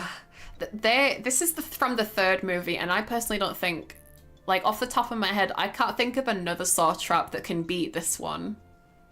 Not even this one, to be honest, because this one... Oh. Sorry, my phone is, like, running out of charge. Like, I always have it charged and it's on low battery mode, but it's still like, nah. Okay, let's see. So yeah, this trap, I do love racks. Have you guys seen that? Every time I see the rack trap, I think of this dog.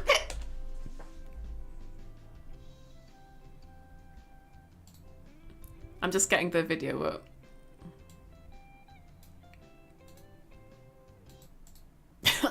This is so stupid. Yeah, whenever I watch the third movie and Jigsaw's introducing the rack, I always think of this. Oh my goodness, you alright?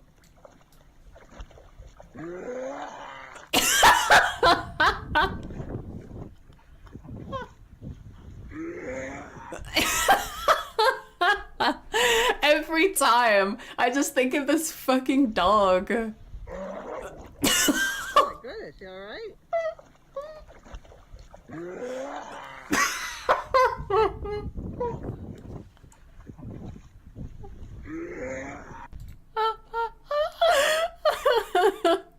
It's so stupid. I love it. Oh god, my head hurts from laughing. Oh my god. Goddamn pond water. I know, what the fuck did he swallow? To be fair, when I used to go swimming as a kid, I would go underwater so much because I loved swimming underwater and just doing like flips and stuff in the water that like afterwards I would feel the water and chlorine in my lungs and it would kind of feel like that. When someone rips ass and you could taste it, same dog said. What do you mean? I have never tasted someone's fart before. How Oh, that is... I feel very sorry for anyone that has ever gone through that. Jesus. Oh, that's disgusting. Okay, but yeah, getting back to the rat trap. Basically what this is, the guy, I guess I'll bring it back down just for show and tell purposes. But this dude, as I said, manslaughtered this dude's kid. He hit his kid with his car while his kid was on his trike. And it's actually so fucked up. Like, while I'm thinking about movies. When Jeff is walking around the trap house. The trap house! Not the trap house. Yeah, not Jaws. I meant Jeff. When Jeff is walking around the trap house, oh my god. When Jeff is walking around the trap house. What is a trap house? Isn't that like a brothel? Like a place where, oh no, a place where illegal drugs are sold. Okay, yeah, no, that's not what I meant. Wait, I mean, like, God, it looks like it. It's a very not great looking place, but very dingy, dirty house. But yeah, so Jeff is walking around the house with the traps in it, and we see this guy in a trap. Jigsaw is like, let me introduce you to my personal favorite trap. I call it the rack. And basically what it is it kind of looks like the angel mechanism, except it's attached to his legs, each individual leg, each individual arm, and then to his head. And essentially what happens is it does it one limb at a time, and it starts with this arm and it slowly twists it a full 180 degrees. I can't remember if it's 360 degrees actually. No, I guess it would be 180. So it rotates his arm 180 degrees, and then his first leg, then his next leg, then his arm, and then it rotates his head 180 degrees, and he's dead. But it's so brutal and gory, and for me, anything related with like head stuff is like I don't like decapitation. It freaks me the fuck out, and it's just like, apparently after decapitation it's possible for the head to still be alive for a few seconds afterwards. And what do you do as a disembodied head for that few seconds? And there are some people in this world that would get bored and wish that they had like their phone so they could play fucking what's it called, like Subway Surf. But like, it makes me feel ill that like someone's head could still be alive after it's like been detached from their body. Like, oh, I just don't like it. I don't like it. Just a chill head. I don't like it. I don't like it. It's like the devolved version of humanity is just your head. It's like, you know how Digimon are always like just like a little blob, but then like the digivolved versions are like full-blown like creatures and men and women with armor and stuff. A disembodied head is just like the devolved version of humanity. I don't know what I'm saying. I mean, it's only like 10 seconds. Yeah, but like, that's so creepy. What do you be... Imagine what is going through someone's head that has just been decapitated, and you can see your own body. You just be like, this is it. I'm dead. There's nothing that can happen that can bring me back. I am dead, but I'm still thinking. That is so creepy. Is Mimi a Pokemon or a Digimon kid? I was a little bit of both, to be honest. I grew up obsessed with the Digimon movie. I I watched the Pokemon movie like once or twice, but I loved the Digimon movie the most. And I actually had like a Digimon like book that like showed all the different like digivolved versions of all these Digimon, and I thought it was so cool. I just like was in my bed and I read through it and I was like, oh my god, I love that one. Like there was like a pink pixie looking one and I was like, oh, I want that one. I love that one. I had a girl. What do you mean? I don't think one or the other is worse than one or the other. That's just what I still grew up with Pokemon. Like I played Pokemon Mystery Dungeon. I tried playing trading card games with my brother. I said tried because I didn't understand what was going on, but and I grew up with Pokemon Diamond as well. I fucking loved that shit. That was like my favorite game as a kid. One of them at least. I loved that shit. I lost the stylus for the DS I grew up with was a, let's see, I think I've got it here actually. One minute. Is this it? This might just be the games actually. Yeah, this is just the games.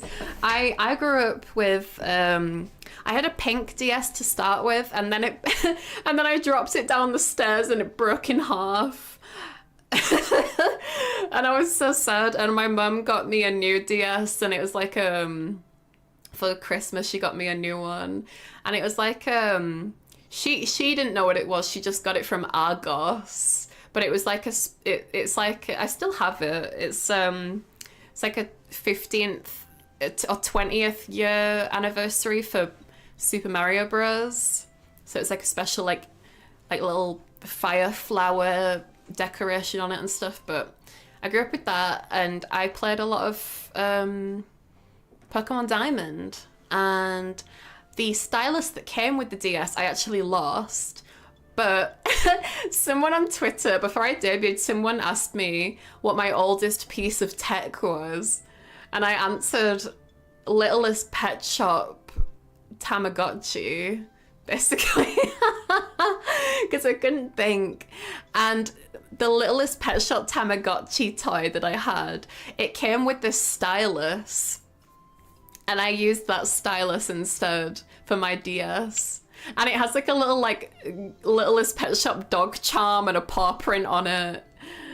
Tamagotchi. Yeah, I guess it was called, I think it was called Virtual Pet, because obviously they can't use the word Tamagotchi, but it's called Littlest Pet Shop Virtual Pet. And I used that stylus for my DS. And I still have it to this day. I think my DS is downstairs by the TV actually. I'm always losing track of my shit. But yeah, back to the saw traps. This one was brutal, and basically what Jeff had to do, what this guy had to do to save, I think his name was Kevin. I don't remember his name. I'm sorry to this guy. I don't remember most of the people's names in the Saw series, to be honest. But this guy, the manslaughter dude, he's like 22 or something, and I'm like, oh my god, like this is someone that's like younger than me. Like this is like brutal. And do not say like, oh well, most people are younger than you, Mimi. I will bite you. Grr. Let's see. So what Jeff has to do is there's this glass box and it has a shotgun in it, but there's a key dangling from the shotgun. And what Jeff has to do in order to save this guy, with what teeth? I'll frickin' show you with what teeth.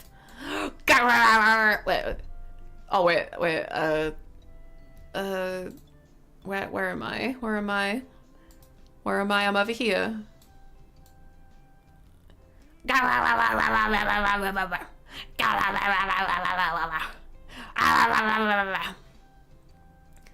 That's what freaking teeth. You bastard. You bastard. You bastard. Feet.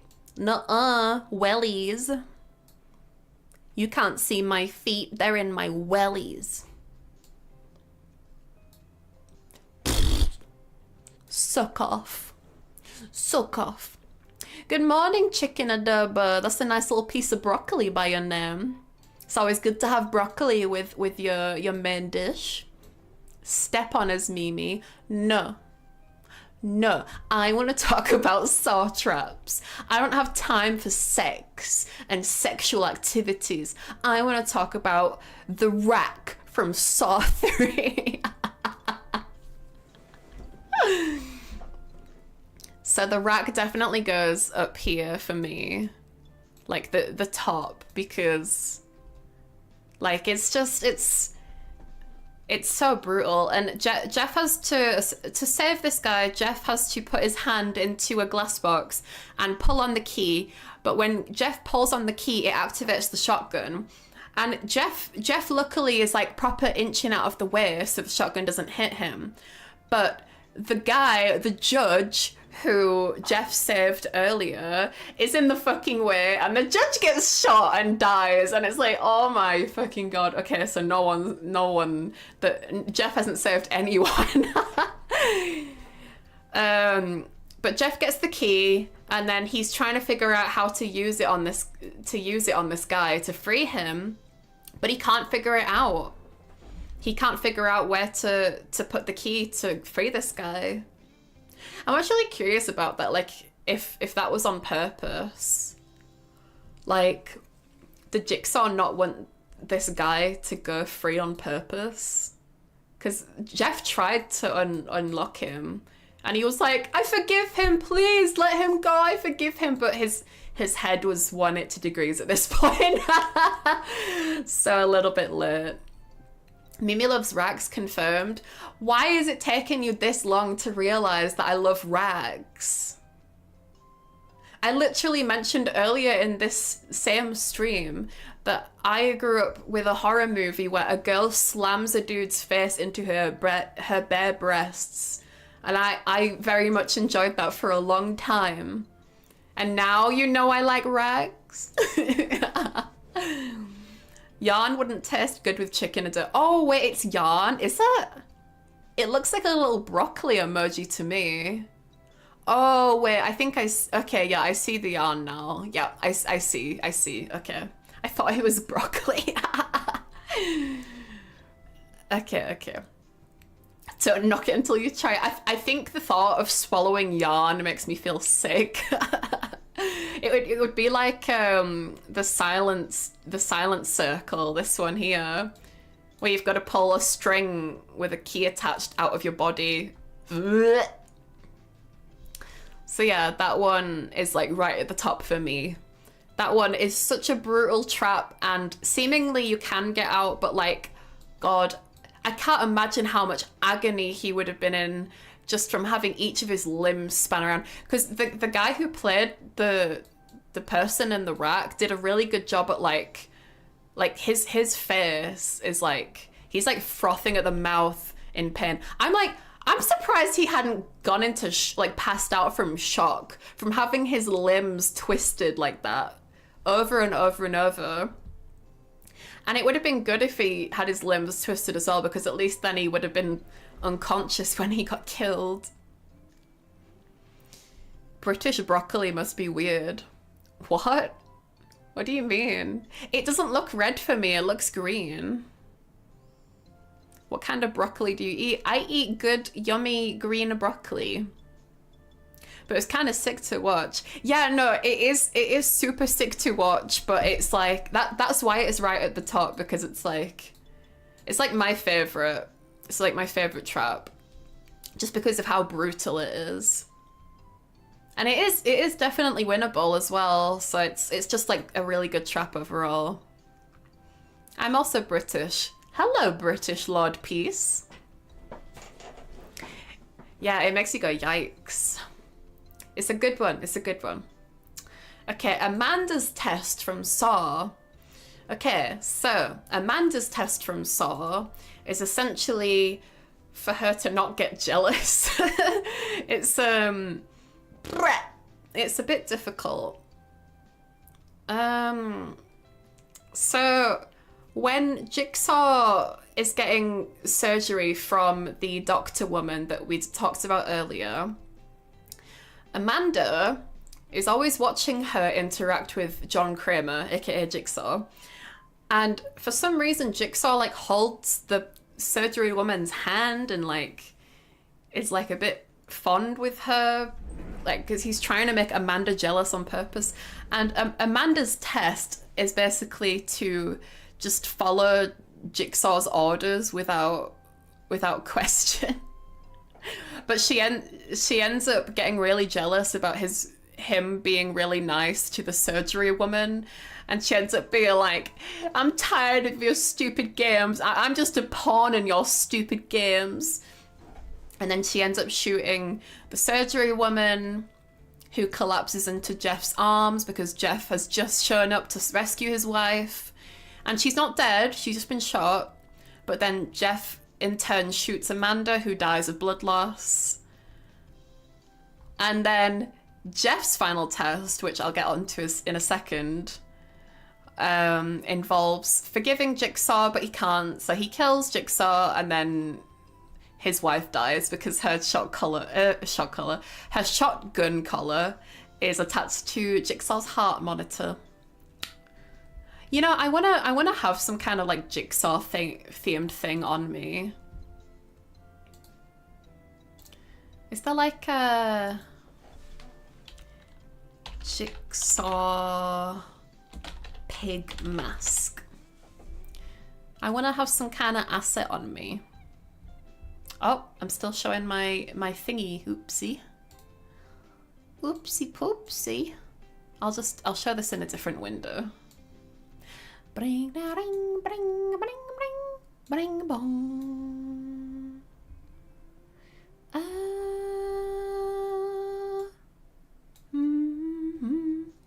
It's kind of difficult because it's like a full head pig mask. You know what? Let's give it a try. It's gonna take up like a good chunk of the right hand part of the screen, but you know what, it'll be funny. Fuck it, let's do it. Fuck it, we ball.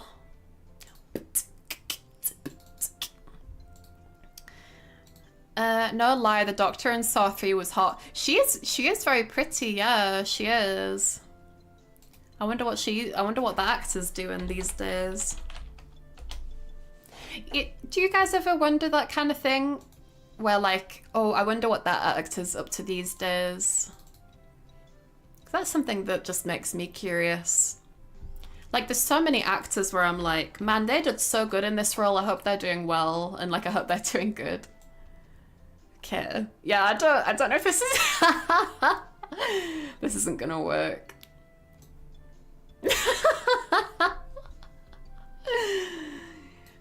I can just kind of chill, I guess. This doesn't really work.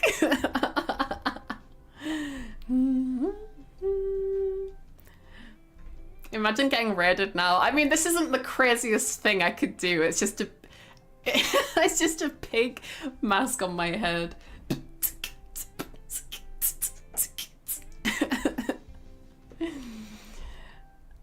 Put it on one of your eyes. I don't know if that makes sense. Oops. You know when you be scrolling your model and it just kind of...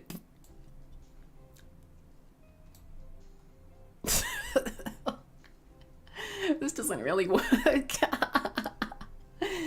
That is kind of a fun thing though. Let's try put something on my eyeballs. That's a good idea.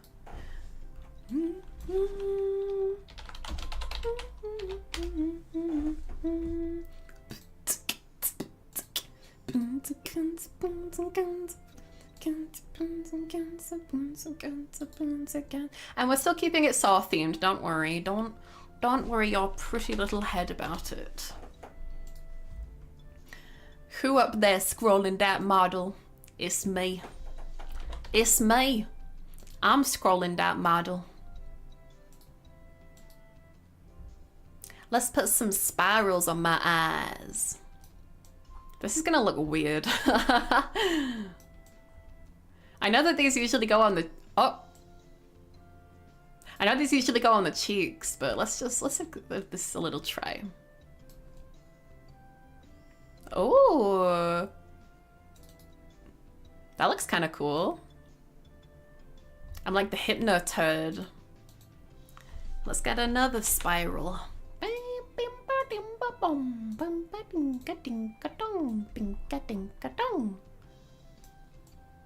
Uzumaki. Spirals do have like a big thing in horror media, don't they?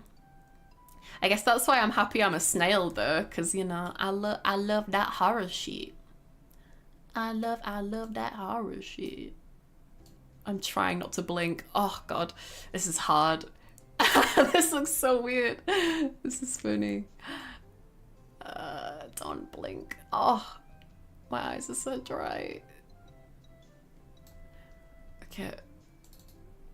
There we go. Do you guys like my eyes? You are getting very creepy. You are getting very, very creepy. You will sub to the Squamimi YouTube channel. Yes. You're getting very, very creepy. You're getting very, very sleepy. God. I look like the Smiler. The Smiler roller coaster in Alton Towers. Sorry, I'm getting distracted, y'all. Okay. So Amanda's test is basically to follow Jigsaw's orders without questioning him, which is fucking stupid. If Jigsaw really did believe in free will, then why can't he let Amanda have her free will? I'd say you call that a test because what even the fuck? It's a stupid ass test. And to be honest, it's kind of rigged because in the Saw world, like, it's kind of like a little joke in the Saw community that John Kramer is like an omniscient god because he knows basically what is gonna happen all the fucking time. Like at the end of Saw 3, he's like, before he dies, he swallows a tape, like a tape to put in a cassette player. I think it's a cassette player, or like just a tape player. He covers a tape in wax and then swallows it because obviously he knows he's about to die and that they're gonna like open him up to inspect him. Which, by the way, I don't get why they do that. In the fourth movie, it starts out with them doing like a full like inspection of John's body, and I saw his penis and I was like, ew. Dead man penis. I've seen John Kramer's penis, have you? It's very tiny, but to be fair, he was dead. So maybe he's a live grower. I mean, zoom in. Yeah, I saw his pubes as well. I saw his pube. But yeah, anyway, very, very silly. It's basically rigged because Jigsaw knew that she wasn't gonna pass it, but let's just say call that a test because that was stupid. That wasn't a freaking test. Like, is she not allowed to think? Being alive helps with blood flow. Yeah, that's what I was meaning with him being dead and everything. Also, maybe he's a shower and not a grower, you know? Sorry, I'm talking about like a fictional dead body here. I am not messed up, I swear. Right, Jeff's final test. Fucking, so annoying.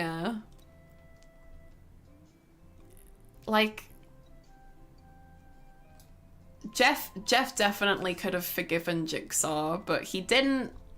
He fucking didn't. Jeff's final test was to forgive Jigsaw for putting him through a night of torment with like going through like saving all the people around, or trying to save all the people around him and making him burn his possessions and stuff. He easily could have I know that it's easier said than done because he was going through a lot of grief, but like he already burnt his son's possessions. You can't forgive this one guy on this one day. And even if you don't forgive him, just say it. Just say that you forgive him. Because then you and your wife and your daughter, because we find out later, a little bit later, that Jigsaw actually had kidnapped his daughter as well. And no one knows where she is except Jigsaw. So his daughter's gonna die now as well. Which is fucking stupid, by the way. Because if Jigsaw's really about, oh, I'm not killing them, they kill themselves. They decide what they do with the gift of life. What about that little girl? That little girl didn't have any say in what happened. And as far as we know, all we have to assume is that the little girl died because he was like, she's gonna run out of oxygen soon in that little tiny room. And I'm like, okay, well, Jigsaw's morals are on top form, aren't they?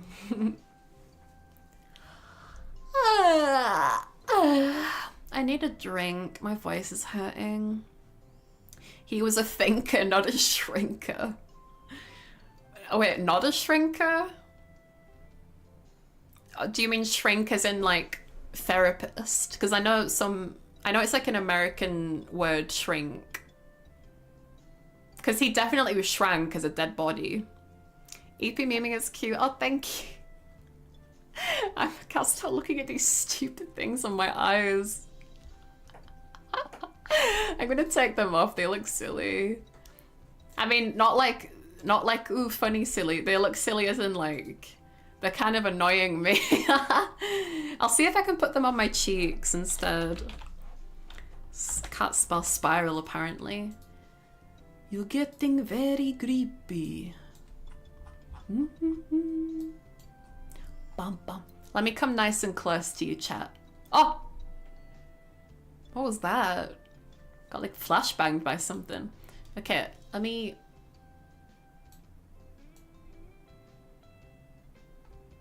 God, this is so hard to... This is so finicky when you're doing it with one little thing.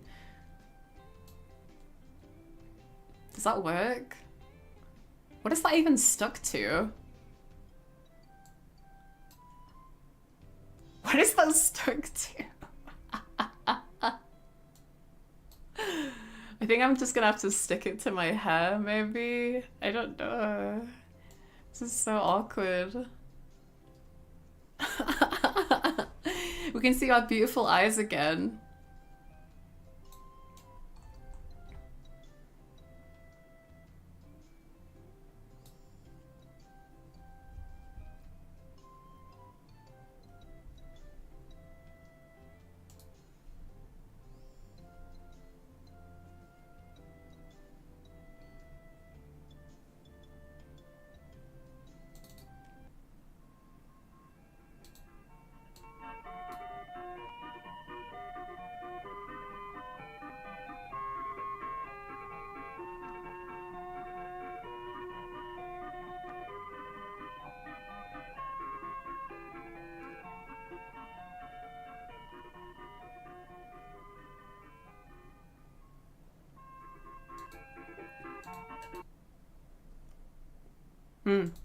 Thank you for the compliment. I could have just said thank you for the compliment.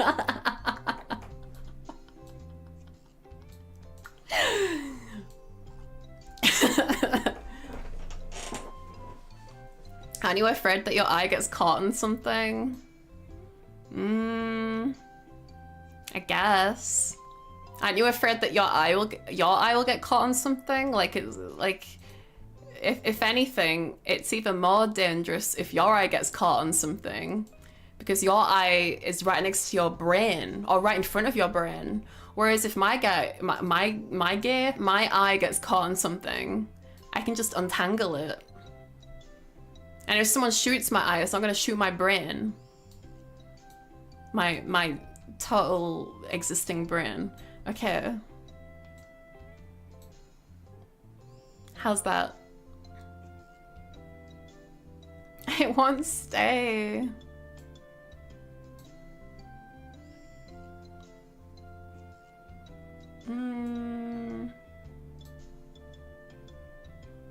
God damn it, it's not fucking working. Forget it.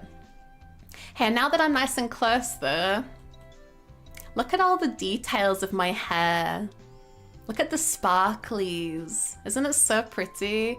And my lips as well. I've got like a little bit of pink lip gloss on my lip.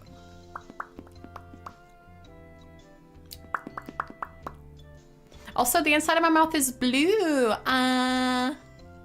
Ooh. Ow, ow, ow, ow, ow, ow. Ow, ow, ow, ow.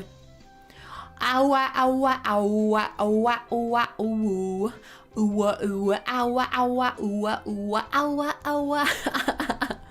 Can we boop your nose? Go for it. I'll stay still so you can boop my nose.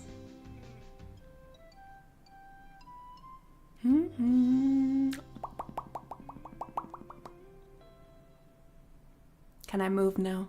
Have you booped my nose? Look at the sparklies on my hair. Sorry, we're just taking a second to appreciate my floppies. Yeah, and I have ears as well. Oh god, I didn't even realize. I have ears? I did not realize that. Wow. Look, I've got ears. Whoa. I did not realize that. I have ears? I mean, I did tell you guys that I have goo in my ears, but I didn't actually think I had ears. Whoa, why are they so obvious now that I'm zoomed in? Holy crap, Lois. Mimi has ears. That is very strange. Huh. Well, you learn something new every stream, I guess. Mimi rediscovering herself. Yeah, should we take a second to just look over the model? And then I'm gonna get a drink. Like, let's take a, because I feel like I didn't really zoom too much into the model on my debut. Because I tried keeping the immersion with like me being like fitting within the paper boat and everything. And I felt like if I was too far out of it, then it would be it wouldn't be a lot. But yeah, so I love the front part of my fringe. It's so jiggly.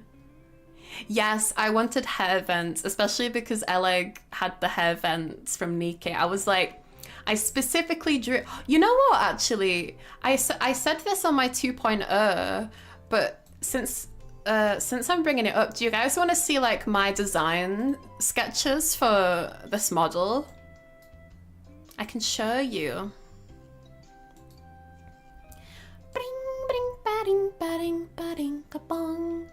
I will show you guys what Mimi looked like in her first form, or like as I originally drew her.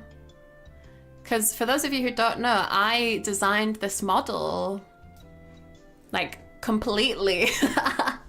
Oh, other than the bag, actually, my mama came up with the bag, but I designed like the whole model. Which makes me very happy that I had this much say in the design process, because that does not usually happen. Let's see. I think it's in my design stuff folder. Right. Let's have a little looky.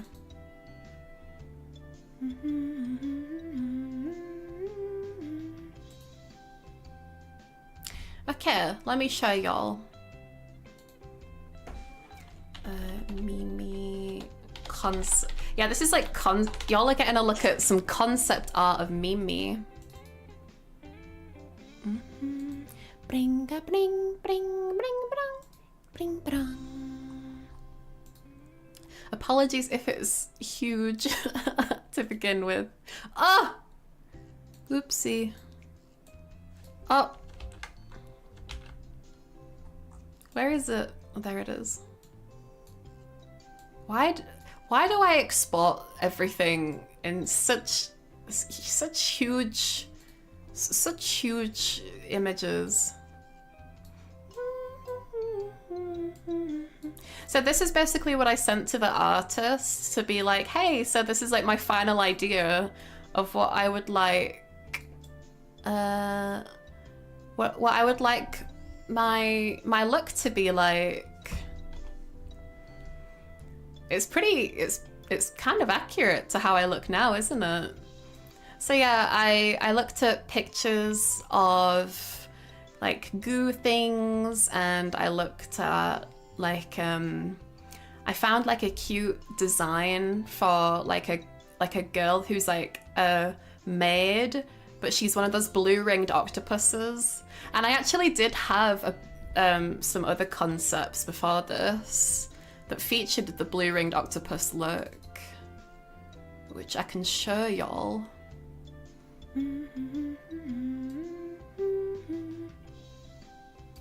This might be a little bit, No, I think I can show this on stream.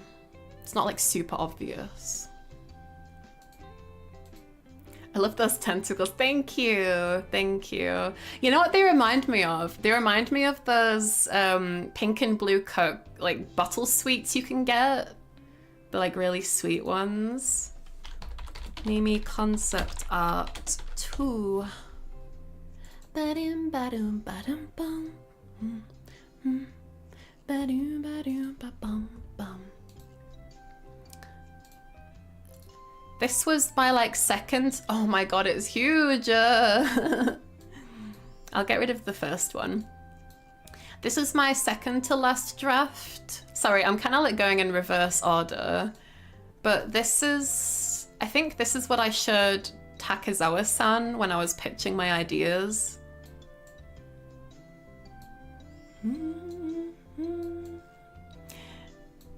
Yeah, y'all get a short-haired Mimi as well. You see that? This is my like little design sheet that I showed to Takezawa-san. And I made like a whole presentation showing my different design ideas, and this is the one that he was like, yeah, I like this one. This one's unique. But yeah, I took inspiration from Six, from Little Nightmares, Coraline, the whole sailor getup, and a bunch of inspiration from Saze Oni, because I mean I literally found one of the artworks that, like, if you see the top there, it shows like a gooey bluey girl coming out of a shell, and I was like, I like that. I like that a lot, girl. Also, I found like an actual photography image. I found like an actual image that someone took of a snail in real life that had blue slime. And I was like, what the fuck? That's crazy. I have to include that as like my mood board of images. But yeah, look, short-haired Mimi. Oh, I'll make it a little bit bigger. Oh, originally I was gonna have, I couldn't decide whether I wanted just one eyeball or two eyeballs. Because I was gonna have it be just like one on the top, like Bob from Monsters Inc. Oops, not Monsters Inc. Bob from Monsters vs. Aliens. So it was either like a periscope like eyeball on top or this one. I didn't even know what colors to make my eyes, I just went with orange, but yeah. I was very much inspired by blue-ringed octopuses. I'm kind of sad that I didn't have these like blue rings on my coat, but I ended up feeling like it looked like too much. But yeah, I kind of just like photo bashed a bunch of things together, and here we got Mimi. Because I'm such a slow drawer that I was like, right, let's get an image of a chest and some like sleeves and just kind of put them together. But yeah, short hair is very cute. Hey, let me let y'all into a little secret. I want to have short hair in the future. Hopefully for my birthday if they'll allow me. But I would love to have short hair. If I could have a hairstyle that's like this, that would make me so happy. Like, look, you can see like, God, this is huge. I do apologize. But I wanted like little pigtails on the side that like have like tentacles on the underneath. I thought that looked really cute. But I sort of realized that I do not have a cute kawaii like girl voice. So I was like, let's just go with like the long hair because I feel like that would suit my voice a little bit better. I think I would have gone with the short hair if I had like a cute anime-esque girl voice, but yeah. By the way, I've seen so many people be like, mummy, when I revealed my voice on debut, and I do not want to be your mother, can I preface? But I would happily be your older sister. Is that a good negotiation? Yeah, that's concept art of Mimi, and I think I've got other ones. Let me have a look. Oh yeah, this one. Yeah, I'll show you this one as well. For short hair Mimi. I mean, I felt like long hair really showcases the slime like a lot better, you know? Like you wouldn't be able to do this with short hair, you know what I mean? Let's see. Let me show you some more concept art. Sorry, I know that we're supposed to be reviewing saw traps, but welcome to the Square Mimi stream where I go on tangents constantly. Mimi concept art 3. Please don't be huge. Please don't be huge. Please don't be huge. Fuck. You can see Eleg appearing, making her cameo though. I wish that OBS was like Photoshop and you could like alt scroll outwards so you can like make everything smaller. Right. So I actually didn't know if I wanted to have yellow hair or blue hair. I couldn't decide. I had so much inspiration. I just look at all these images of inspiration down there. I couldn't decide. I was going crazy with what to do with my design. The scuff drawing. Yeah, because I was trying to just figure out what I want the body and the clothes to look like, but it ended up looking kind of crap. So that's when I was like, yeah, let's not do it like that. But I really liked this bottom one here with the rings on the coat. Man, in the future, I think I would like to get like rings on my coat. I'm kind of sad that I didn't like keep going with that. But yeah, that's... What do you guys think? And then of course Eleg was a big inspiration for this design in general. Yellow Mimi, blue Mimi. We are living in a Mimi world and I am a Mimi girl. Oh yeah, that's something I also thought about as well was I saw this image here in the center with the green and I was like, what if I did what because I thought of Bob from Monsters vs. Aliens and I thought of he like hits on that plate of jelly, the like green jelly that has like the pineapple chunks in it and I was like, what if I have like fruit chunks in me? But that later didn't make sense when I started going with the Sazeoni thing, so. But yeah, I did so many concept sketches. I can show you guys some more at another point, but my voice is getting really fucking dry. She's so cute. Thank you, thank you. I worked so hard on my design. Like, even if you can't see it in the end product, I put so much hard work into like the concept art. I could make like a miniature book with all the stuff I put together for my design. Mimi, what did you do with that toxic waste? Well, that was just for visual inspiration because if you haven't seen these sweets in the UK, they're like a little tub of. I know that you're saying like, did I eat toxic waste to become what I am? But I'm not gonna answer like that. I'm gonna answer seriously. There's these sweets sold in the UK called, well, maybe in other places, but I don't know. They're called toxic waste, and they're basically like really, really sour sweets. And the container that they come in is like really colourful. And I've always been really inspired by like the goopy colourfulness of the container. So I added that as my mood board images. Shush, the effort shows, it's a wonderful design. Okay, thank you, I'll be quiet. It's just, I have it even now where I'm like, man, I should have done so much more with my design. I told y'all I'm a perfectionist. I might have a lot of scuff, but behind the scenes, I am a crazy perfectionist with some things. It's really bad. Like I lost so much sleep just trying to think of my freaking name. Are you just chilling with a drink, Serenity? Thank you for hanging out, Snicker. Thank you for hanging out. Sorry, I was like, where did your name go? But yeah, warheads. I'm not sure. Maybe I've never tried them anymore, and I think the model would be a bit busy. Yeah, I think that's why I ended up taking off the circles, like the blue rings off my coat. I did actually have it in the end, where I have like these like little blue splashes on the edge of my sleeve because I thought that was subtle, but it looked kind of nice.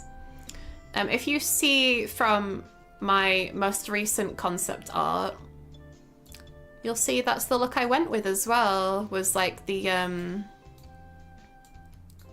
little splashes on the end of the sleeves. Look at her. This is like OG Mimi. Oh no.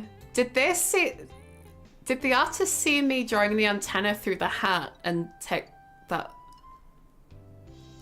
Let's not think about this too much. Let's not think about this too much.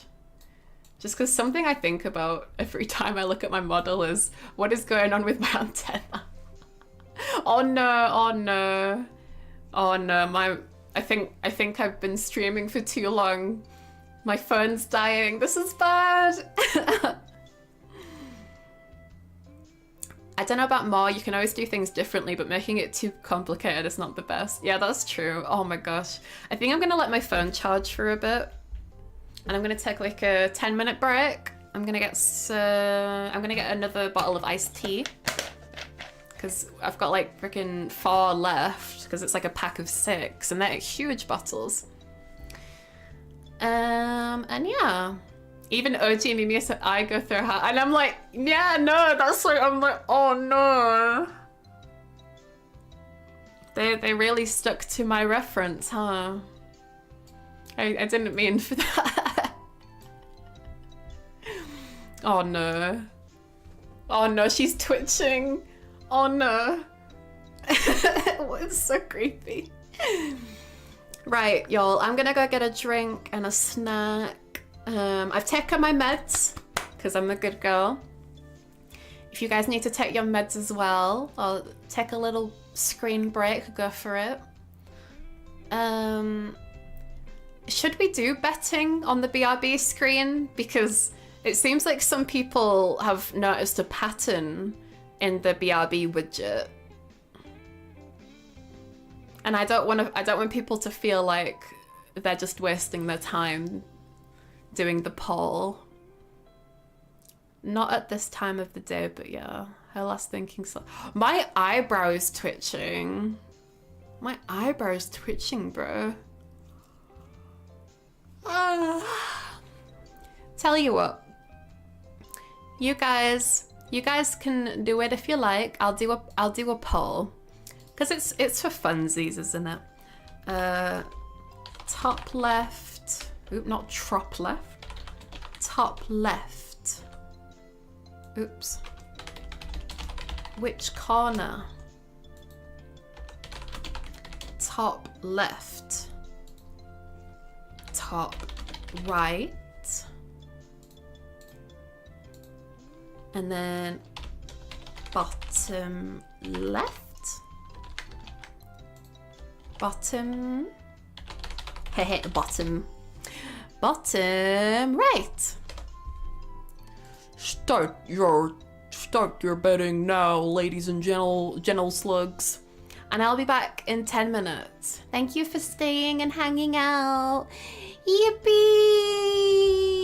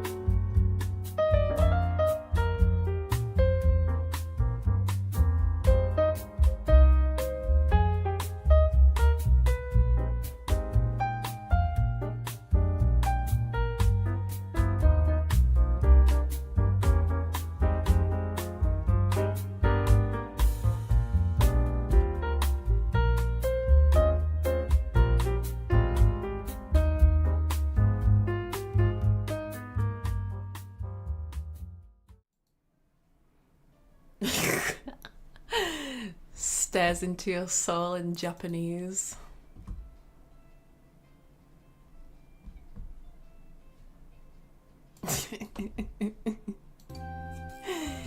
Hi, hello. Which corner won? Which corner won? Welcome back, Mimi. Thank you. I need to turn my phone back on. Oh, there we go. Oh no. This isn't good. Why is my model so laggy? It seems to be better when I'm not like full screening VTube Studio. There we go. Why? It's so weird. Right. Hello, I'm back. I'm back. Both top right and bottom right? Dang. Let's go. GG to all the bottoms. On our way to the bottoms and the tops. GG, y'all. Right.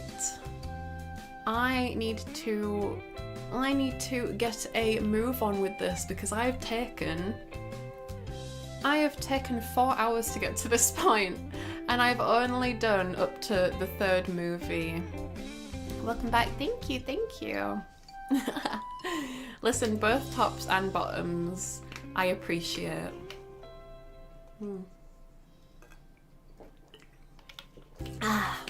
I've got a bottle of iced tea and I don't really have any snacks. I've got like a kind of moldy banana, so that's like the best snack I've got right now because I don't really have money to go shopping, so banana, moldy banana. It turned into debut 3.0. Did it? Oh, I thought it was just like a Zatsu, to be honest. The like talking parts at least, but 4, right? Listen, you can't call just because Pippa had like 1,000,000 parts, and I honestly debated having 1,000,000 parts as well, but I was like, that was Pippa's thing. Pippa rocked having her own debut 0.1.5 million. You could say this whole week is just debut 2 point something or other. This banana looks kind of, but whatever.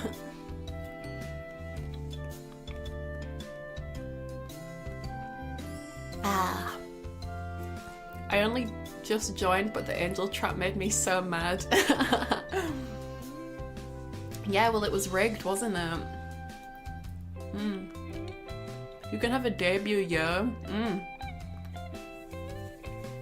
Have a debut year and then debut anniversary.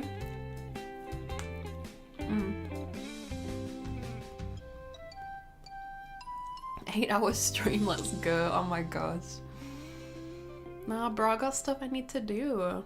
I need to prepare for tomorrow's stream. No, but I'm helping the other girls make some content offline, so I've got to get on with that. And then debut year 2.0. It never ends.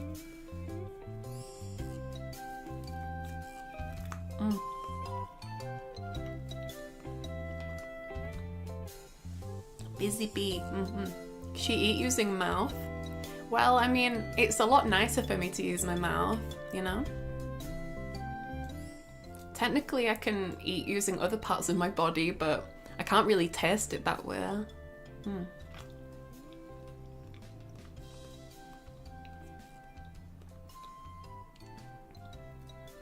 How's the moldy banana? It's actually not that bad. Like, it's a lot better than I thought it would be. It's all good. Right, sorry, I should be moving on, shouldn't I? Right. If we're getting back to doing the Saw Traps tier list, okay. Saw 4. Honestly, I kind of hate that Saw uses Roman numerics because I don't know what the numbers are. But I know that this is Saw 4 because it's after Saw 3. And this one is called the Mausoleum Trap. I guess because it's taking place in a mausoleum. I don't know, but that's just my assumption. I mean with like all the dead body drawers in the background.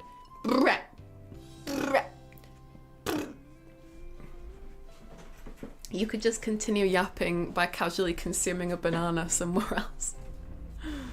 What? I mean, yeah, I'm gonna eat it while I'm yapping. That's what I'm gonna try to do.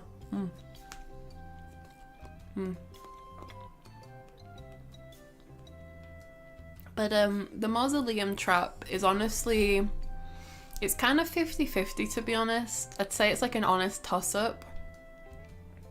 Because it depends, it's like a 2-person trap, right? So you start up and, well, you wake up.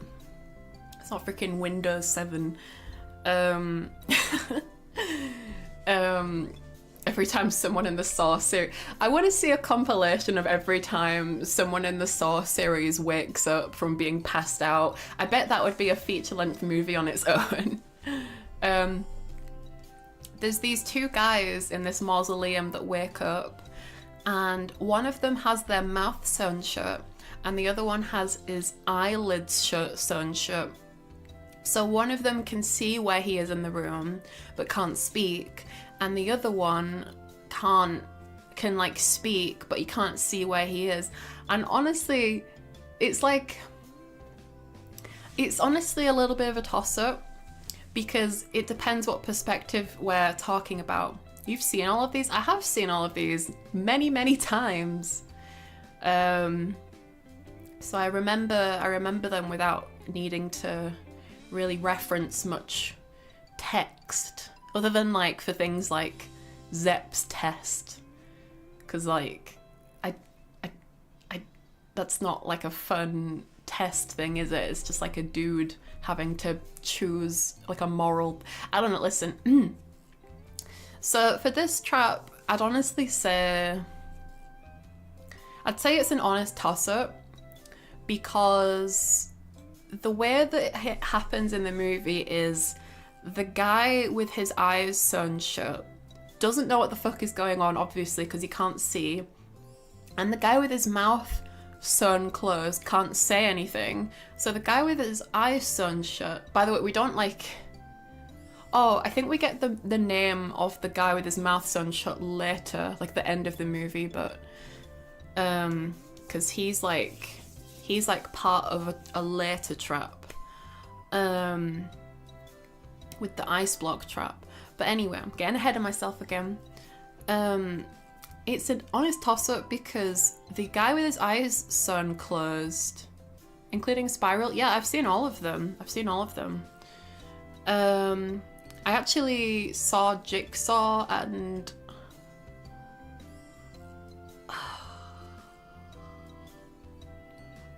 which, yeah, I saw Saw X. No, I didn't see Saw X at the cinema. I think the only one of these that I've seen in the cinema is Jigsaw, which is after Saw 3D. And that came out in like 2017, I think.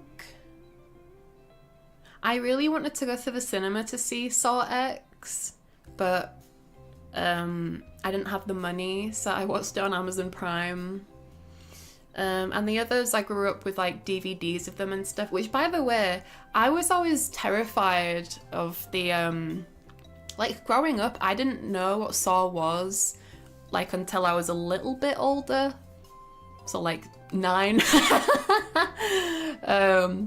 And I remember, like, when I was super young, I'd see the Saw DVD art, and I thought it was so scary because a lot of it has like to represent Saw 2, it's like 2 disembodied like 2 cut off dead fingers, and I always thought that was so scary. So whoever made the DVD cover art for the Saw movies did a good job. It kind of like started to devolve a little bit. I think like Saw 5, it's like Jigsaw is like a big like structural figurehead, and I don't know what's up with that. I don't know anyway, but I like how for Saw X they made like the eye tubes into the X shape, but that's not even a trap that actually happens. That's just in his imagination. But I'm getting way ahead of myself. Watching Sorted now. Yeah, my family got me into horror movies way too early. Like way too early.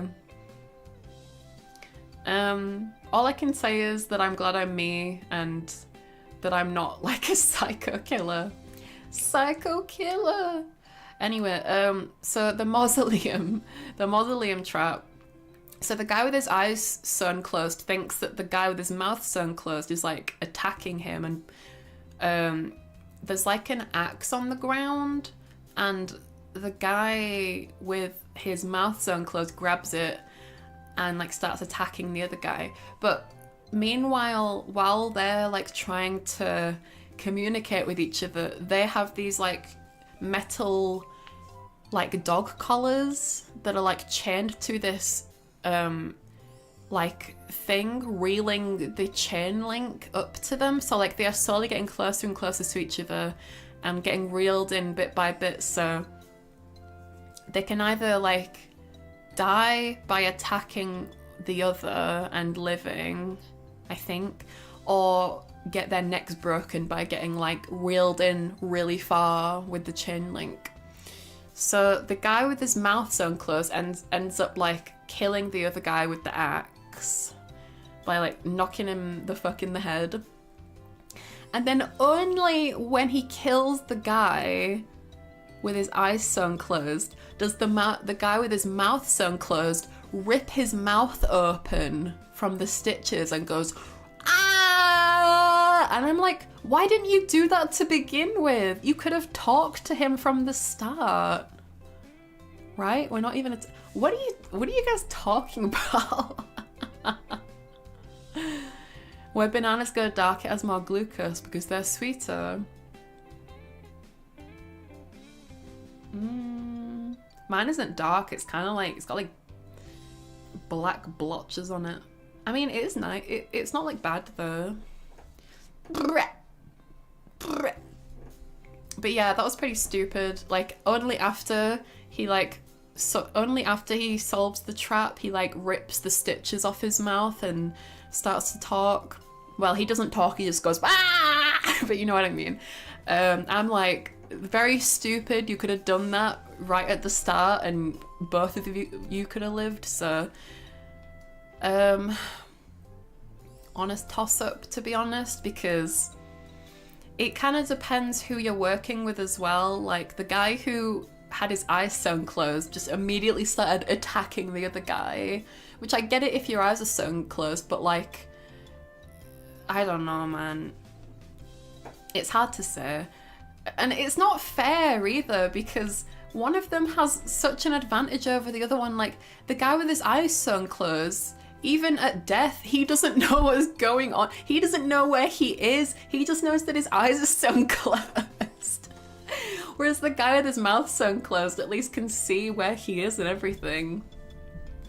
It's just not, it's not a fair test. But at least if the man with his mouth sewn closed could have ripped it open sooner, then he could have communicated with the other man and they could have worked together. It's very silly, so. I want to say either you call that a test or honest toss-up. Yeah, I guess just honest toss-up, really, because in another scenario this could have been fixed. So far, in my opinion, had most of the bullshit traps. Yeah. Yeah,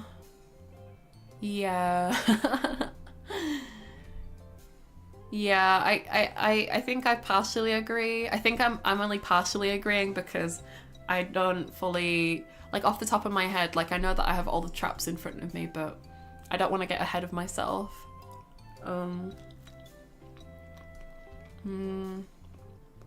Oh no, Jigsaw, I think, has the most bullshit traps. Other than the last one, I guess, but Jigsaw has pretty bad ones as well.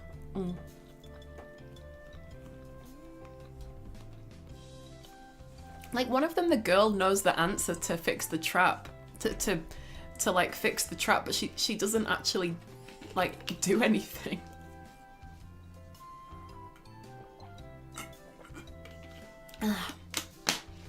Most left you with no choice but to kill someone and random shit. Yeah, exactly. Like this one, the dude, the other guy didn't have any choice.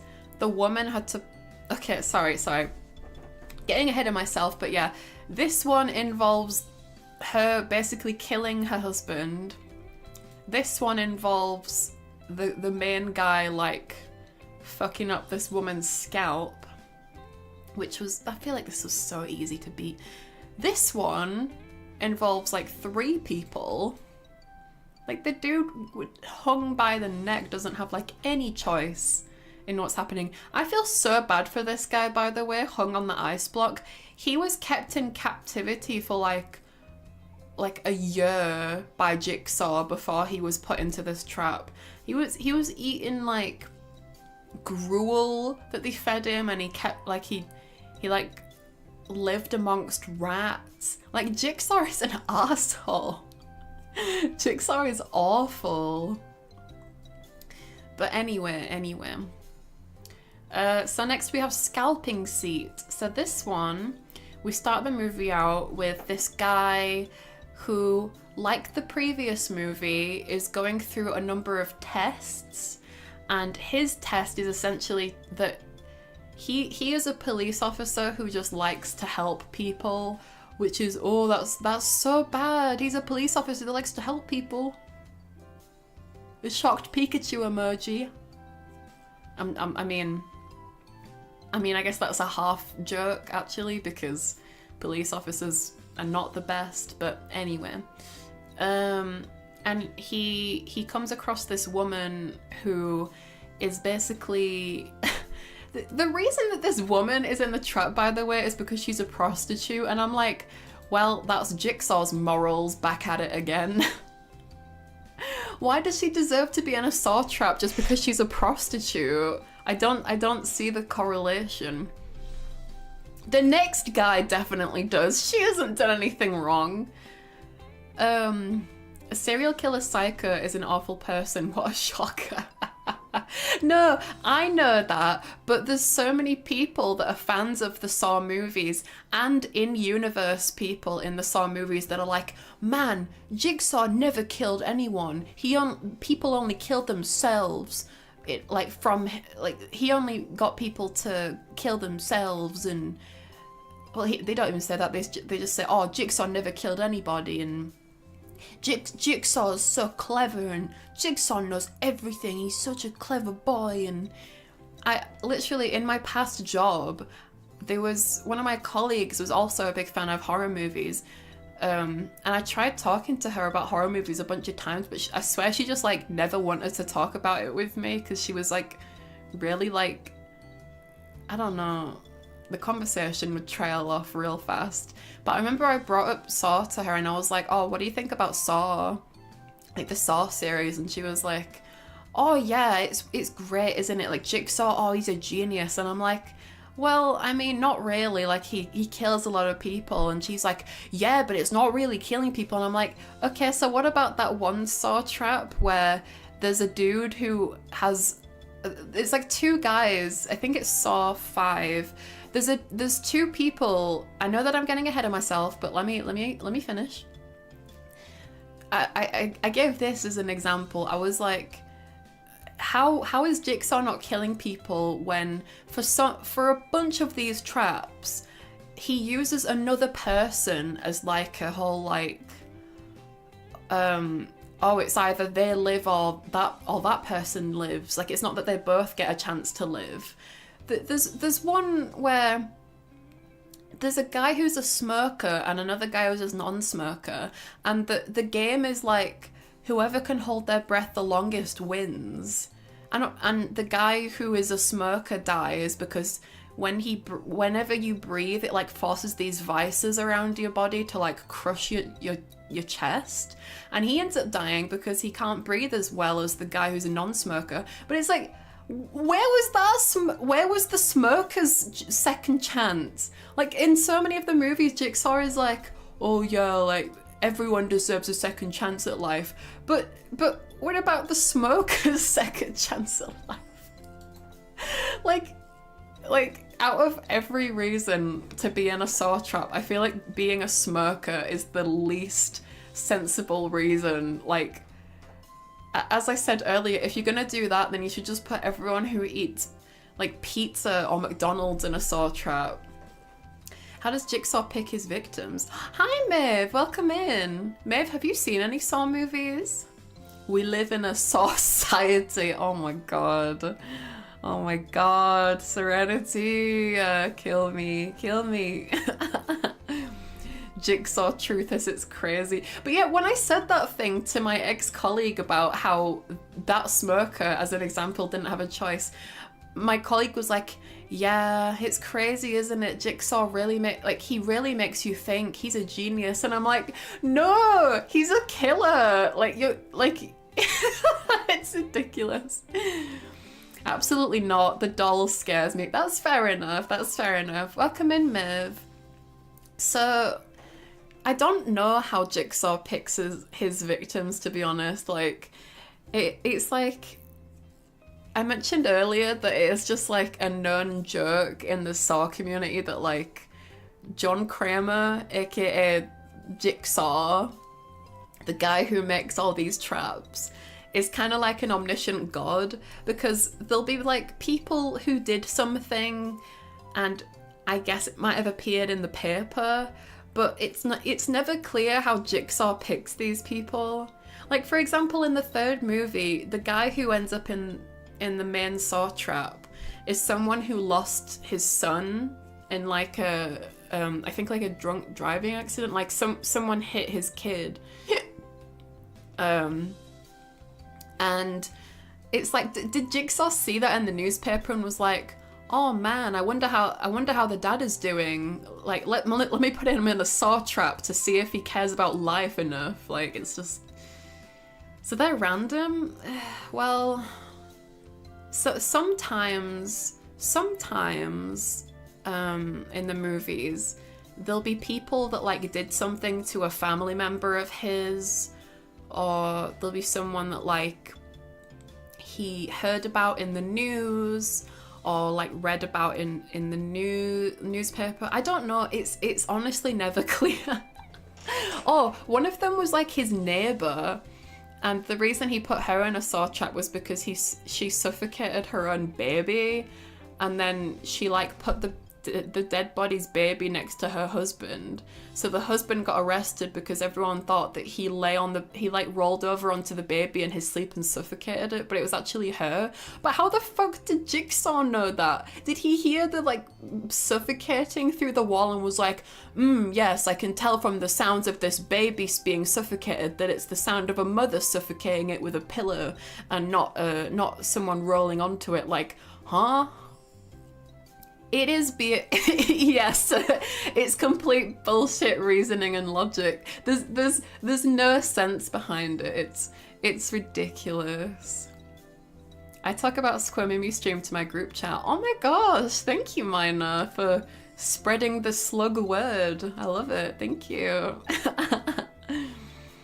But yeah, no, it shows him reacting to the sound of the baby being suffocated, and he's just like sat in a chair in his living room and like looks up to the air like he's listening, and it's like, you don't know what's going on. He is just like an omniscient god or something, because how the fuck did he know? There's so many things that it's like, how did he find out? It makes no sense. But yeah, so can I draw you? Of course, Snopey. Y'all can draw me however you like. You can draw me like me, or you can draw me like me. You know what I'm saying? In my bald Mimi suit.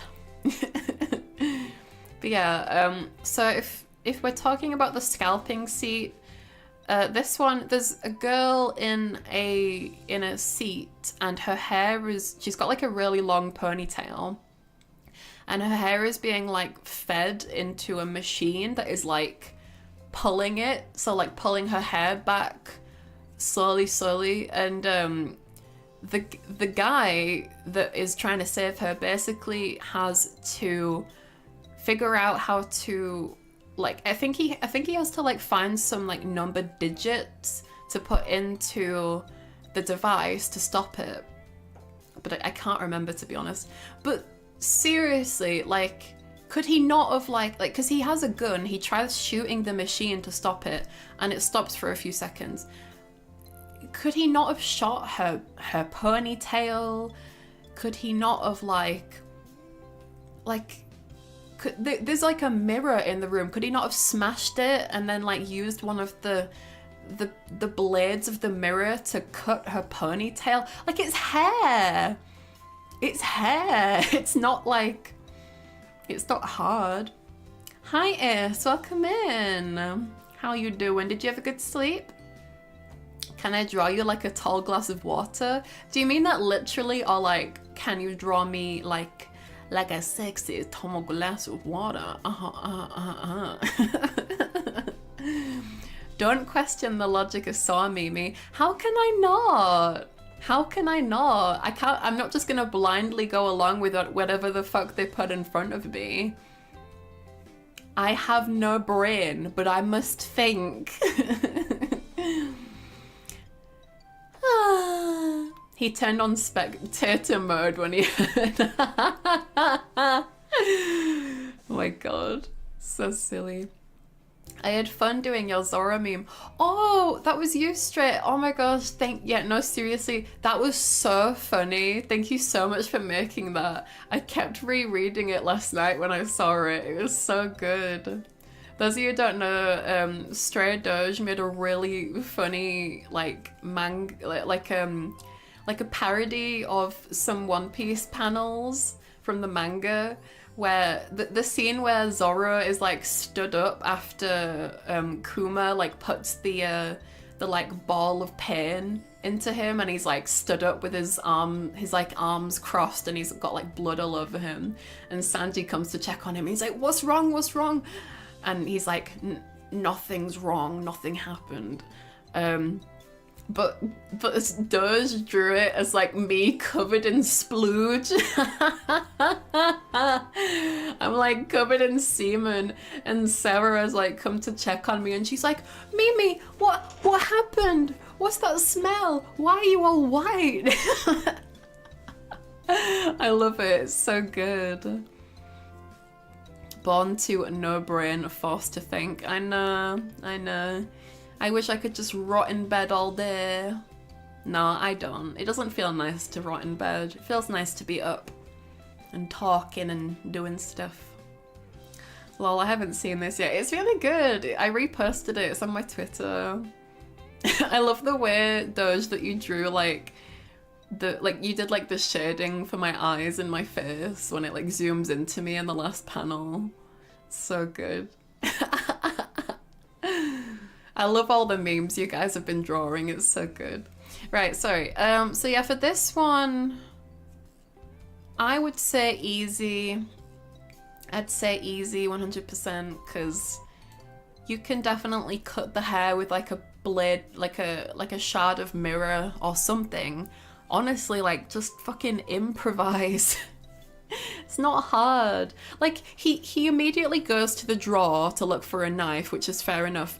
But like, when he frees her, she starts trying to stab him because she's told by Jigsaw that she needs to kill him if he frees her.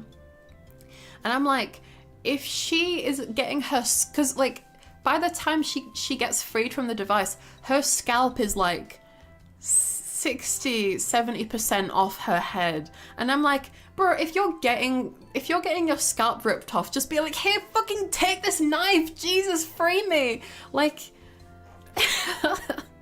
doesn't matter if he paid you or something, just, you know, just give him the knife. But yeah, that was pretty easy to win. Right, next trap is the bedroom trap. Now this guy definitely deserved to be here.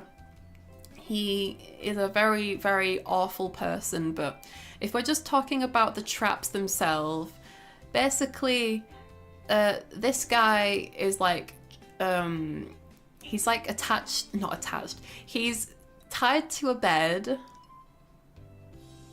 and he has his arms and his legs attached to like a device.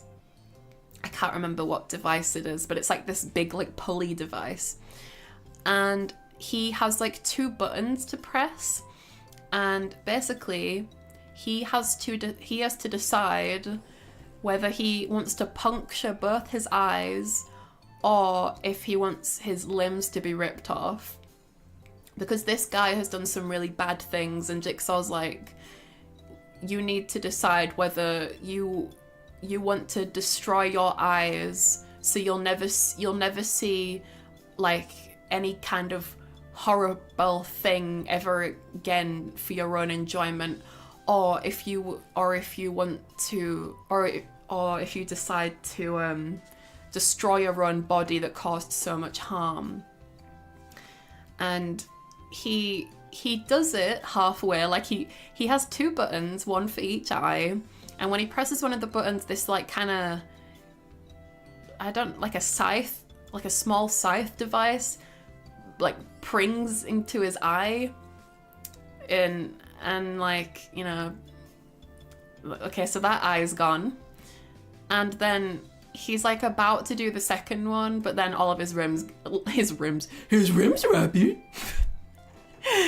His rims got ripped off before he could stab himself in the eye. So he is about to stab himself in the eye, so all of his limbs can get not ripped off, but he does it like a second too late, and then all of his limbs get ripped off. So I just realized your eyes from your ears. No, they're from my head. We actually discovered earlier, but I actually do have ears. Check this out. If I like, hold on. If I like tilt to the side, you can see that I've got ears. Isn't that crazy? Isn't that so weird? Scooby Mimi is cute. Thank you. Do you guys like my ears? It's so funny that you didn't know. Well, I know that I have ears, yeah, because it's like a big joke from my debut that I thought that they said, do you want gold balls? But they actually said, do you want to join Globee? But I knew I had ears, but like I've not seen them this close before. This is an amazing Scooby-Doo impression, thank you. Maeve, did you know I had ears? Look at this. It's like when I tilt my head a certain way as well, they're only shown then.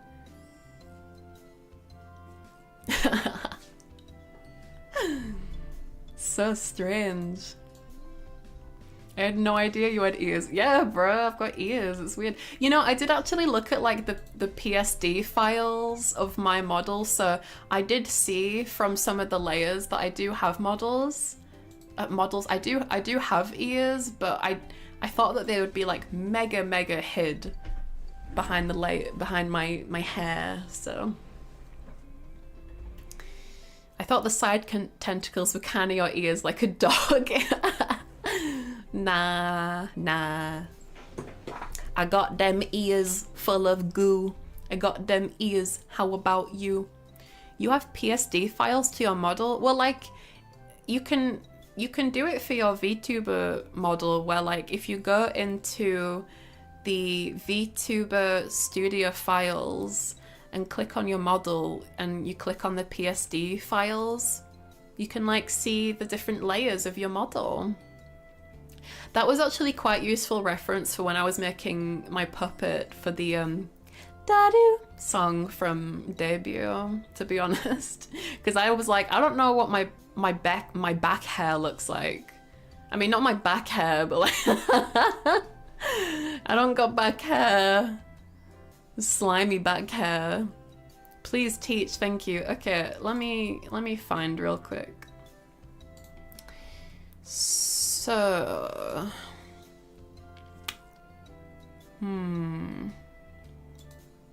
let's see. How do you get to VTube Studio? VTube. Okay, so if you go to local disk C. Oh, okay. Okay. Can you send me a message so I can remember to tell you later, Maeve? I'll tell you in a bit.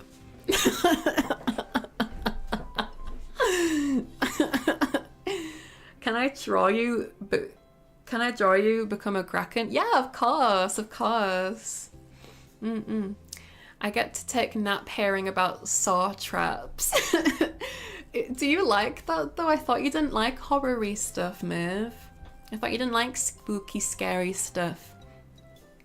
But yeah, so TLDR, this one is definitely winnable, but you would come away fucked. You would come away from this blind if you want to live. But yeah, it's unfortunate that this guy took so long, but as I mentioned earlier, like 90% of saw traps are like, if they had an extra like 5 seconds, then they would have won. Because a lot of the time they do put their whole pussy into completing the saw trap, but like they just don't have like, because it takes a few seconds for them to be like, oh shit, okay, what do I do? Do I press this button? Do I do this? But like they always run out from a few seconds. I don't like to watch horror things, but often like listening or reading about it just from pure sick curiosity. No, that's fine. It's not sick curiosity. I was mentioning earlier that like, if anything, I think people who are into horror and curious about horror are probably like way healthier than people that despise horror and don't want to go near it, because it's like nightmares, right? Like the reason we have nightmares is because it's the way that our brain is filtering the stress of the day. And us kind of looking at horror-y content is as like kind of filtering our own kind of sick, twisted stress through creative expression. Like Junji Ito has some of the scariest manga in the world, I'd argue, but he is a very happy go lucky individual who is living a very healthy, happy life. But then the person, I'm so sorry, I can't remember his name, but the person who was like the maker of Ghibli films made beautiful, sweet, wholesome animations, but he was depressed as fuck. Because he wanted to like make animation that like kids could see and want to escape to when they're like feeling sad, but he never had a way to like express his own stress creatively, you know? So it's like I can't go to a horror maze, but I can watch others do it. I can't play horror games, but I love watching others do it. I also love watching other people play horror games, Maeve. I got you. It's fun because like it's kind of like you are doing the game, but you're like hiding behind their shoulder kind of thing. You're doing it from like a safe environment. Like you can it's like watching a movie, right? With a game, it's a lot scarier because you are like, you have to move forward in order to continue the horror game. But when someone else is playing a horror game, you can just like hide behind your hands if you're scared. Yeah, just like Hikal said. What, Maeve likes to watch other people suffer. I do not believe that for a second. I believe that to people that hurt Maeve and the people around her, especially the people around Maeve, I think. But I don't think that. Never watched Saw, but read all the synopsis a few years ago. Yeah. It's probably even more confusing reading about it on the wiki, I feel like. Like, because no one... There are videos on YouTube of people trying to piece together the lore and everything, but it's a fucking mess. Right. Oh god, my head is huge, I've just realized. Why's my head so big? Oh no, is my phone about to die? Yikes. So it seems like we're gonna need to be on PNG mode for a little bit because my phone is on 1%. He's a sweetheart. He is. Miyazaki, yeah. Yeah. I've seen like footage of Miyazaki getting like really mad at people. And I'm like, man, if you just had horror, you no, I'm joking. But like I do think that like if you're into horror, then a lot of the time, like, well, obviously I don't know for every person, right? I'm not an omniscient god like Saw, a Jigsaw, but like I do think that horror is like a good stress reliever. Hi, face, beautiful girl for you. Hi, Gundam. Hello, Gundam. Junji Ito's books are a great read. They are. They're really great. I might need to like, oh god, if I have to use my camera again.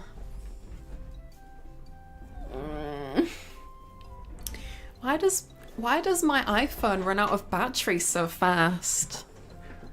Gosh dang it. I have Junji Ito's cat manga, wonderful book. Yeah, they're great. My favorite is Uzumaki. If you hadn't guessed from me being a spirally shelled snail, you know. I mean, there is literally like snails featured in that as well, but been yapping too much. It has been 5 hours. Let's see. Would you guys be okay if we sort of did a part 2 to this stream and I finish the rest of the Saw traps next week? Just because I've been streaming for a long time and I don't want to like overdo it because this whole week, right? I know that like, oh man, Maeve, are you here? Maeve, today is our 1 week anniversary. 1 week anniversary. Maeve, 1 week anniversary. Do what you need to do. Yeah, it's okay. Thank you. I don't want to overdo it because this happy anniversary, happy anniversary, happy anniversary, happy anniversary, happy anniversary, happy anniversary, happy anniversary.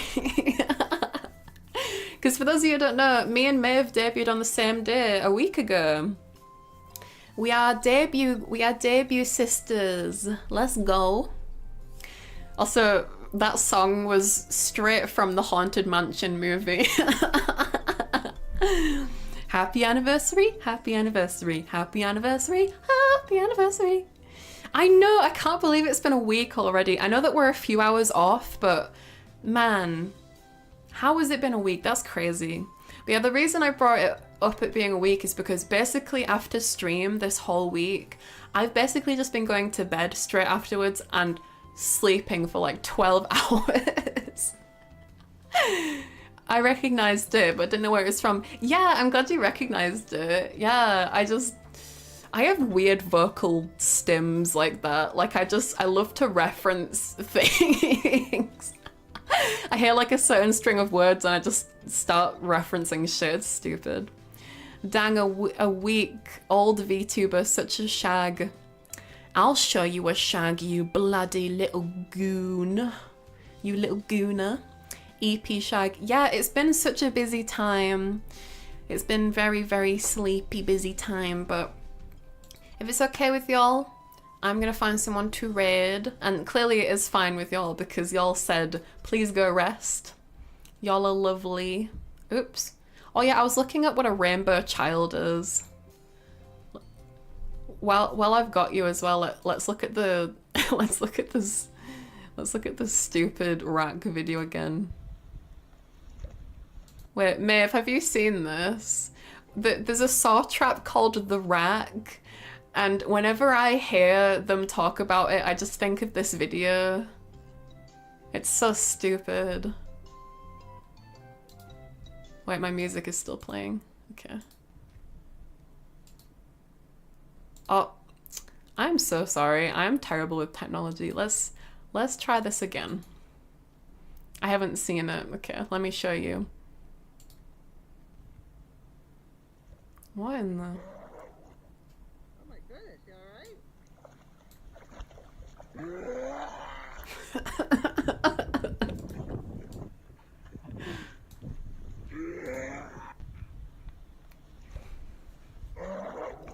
It's Bonnie. You alright? It's Bonnie.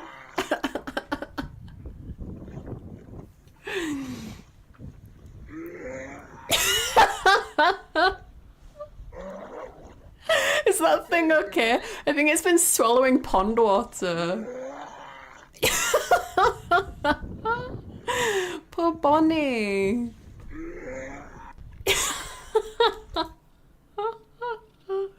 It's so bad. Oh my god.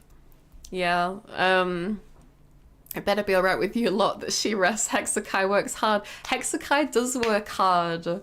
We basically ran our own debut campaign, and Maeve was the freaking leader of that. We worked so hard, and we've had such a busy week, haven't we, girly? It's been a busy, busy time. But yeah, I'm gonna find someone to raid, and I'll make sure to save this as well. In fact, just in case this doesn't work, I'm gonna take a screenshot of this so I know what we're up to for next week. But I don't want to overdo it because it has been 5 hours. Me, if someone said they weren't okay with you doing a part 2.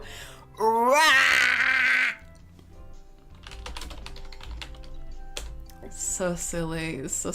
I don't even know how I found that. I think I just got I get recommended the weirdest videos sometimes.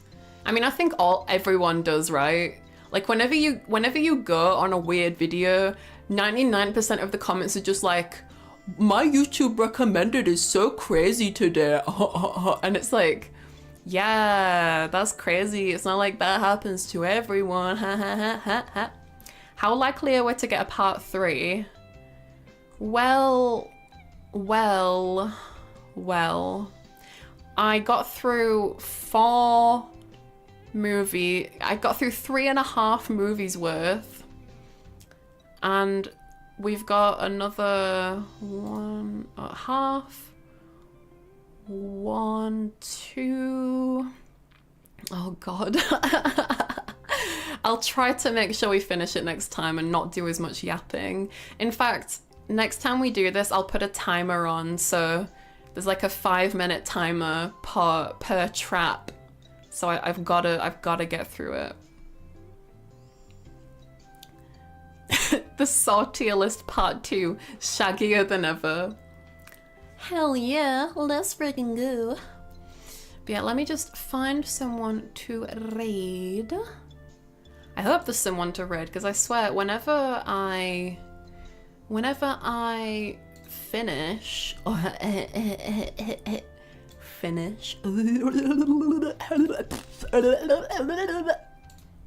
you know what I'm saying.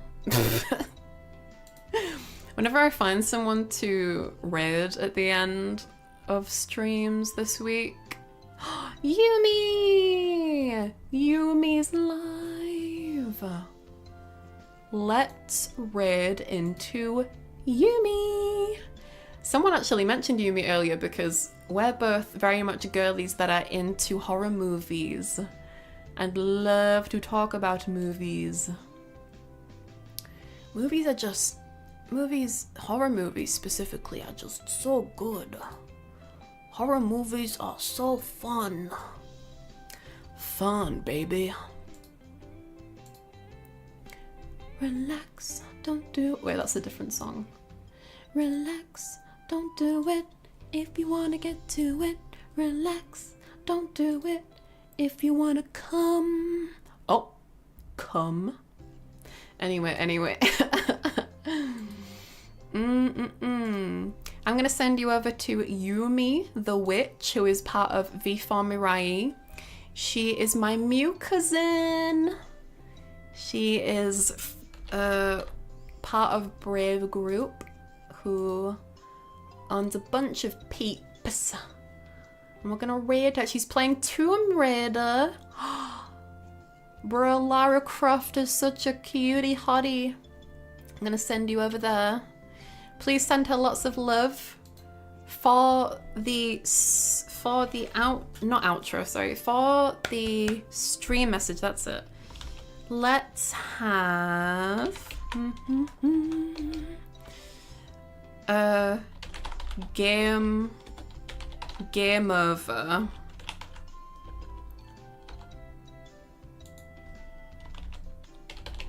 How about that? Game over. Because for those of you who like Saw, you know that's like his catchphrase. I know it makes no sense as a raid message, but you know what? It doesn't need to make sense. It's all fine. It's a raid message. It doesn't matter. It's all good in the hood. Laura does have pretty good polygons, not gonna lie. I'm gonna use that as my pickup line next time I'm hitting up chickies at the bar. Hey girl, you got some nice polygons. Ooh. Right, my sluggy little squirt mingers and all that good jazz. Hope you have a great rest of your day. I am gonna do my best to not rot in bed all day after stream. In fact, I am going to make tomorrow's waiting room. I'm gonna try at least. And I'm gonna try to do some productive stuff. Ooh, I might actually play a game of Dead by Daylight as well. That sounds fun. But I will talk to you guys later. Thank you for hanging out on my stream. Thank you for listening to me yapping. I'm sorry that my face kind of died at the end. But you know what? That's my phone telling me game over. You know what I mean? Hope you guys have a great day. Thank you for being here, and happy anniversary, happy anniversary, happy anniversary, happy anniversary, happy, happy, happy, happy, happy, happy 1 week together. Love you guys. I can't really animate myself, but here, woo, happy anniversary. Oh, sugar, happy anniversary. Woo! Thank you so much for being here, and thank you for all the support this week. You guys are amazing, and it's been so great to get to know you. Getting to know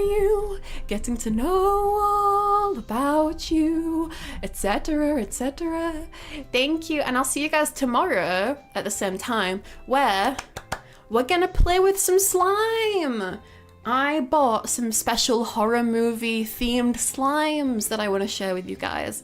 So we're doing a hand cam stream where I'm gonna get my blue mitts out again, like I did on debut, and I'm gonna play with some slime. And yeah, let's have a fun time together tomorrow. But until then, oh yeah, slimy!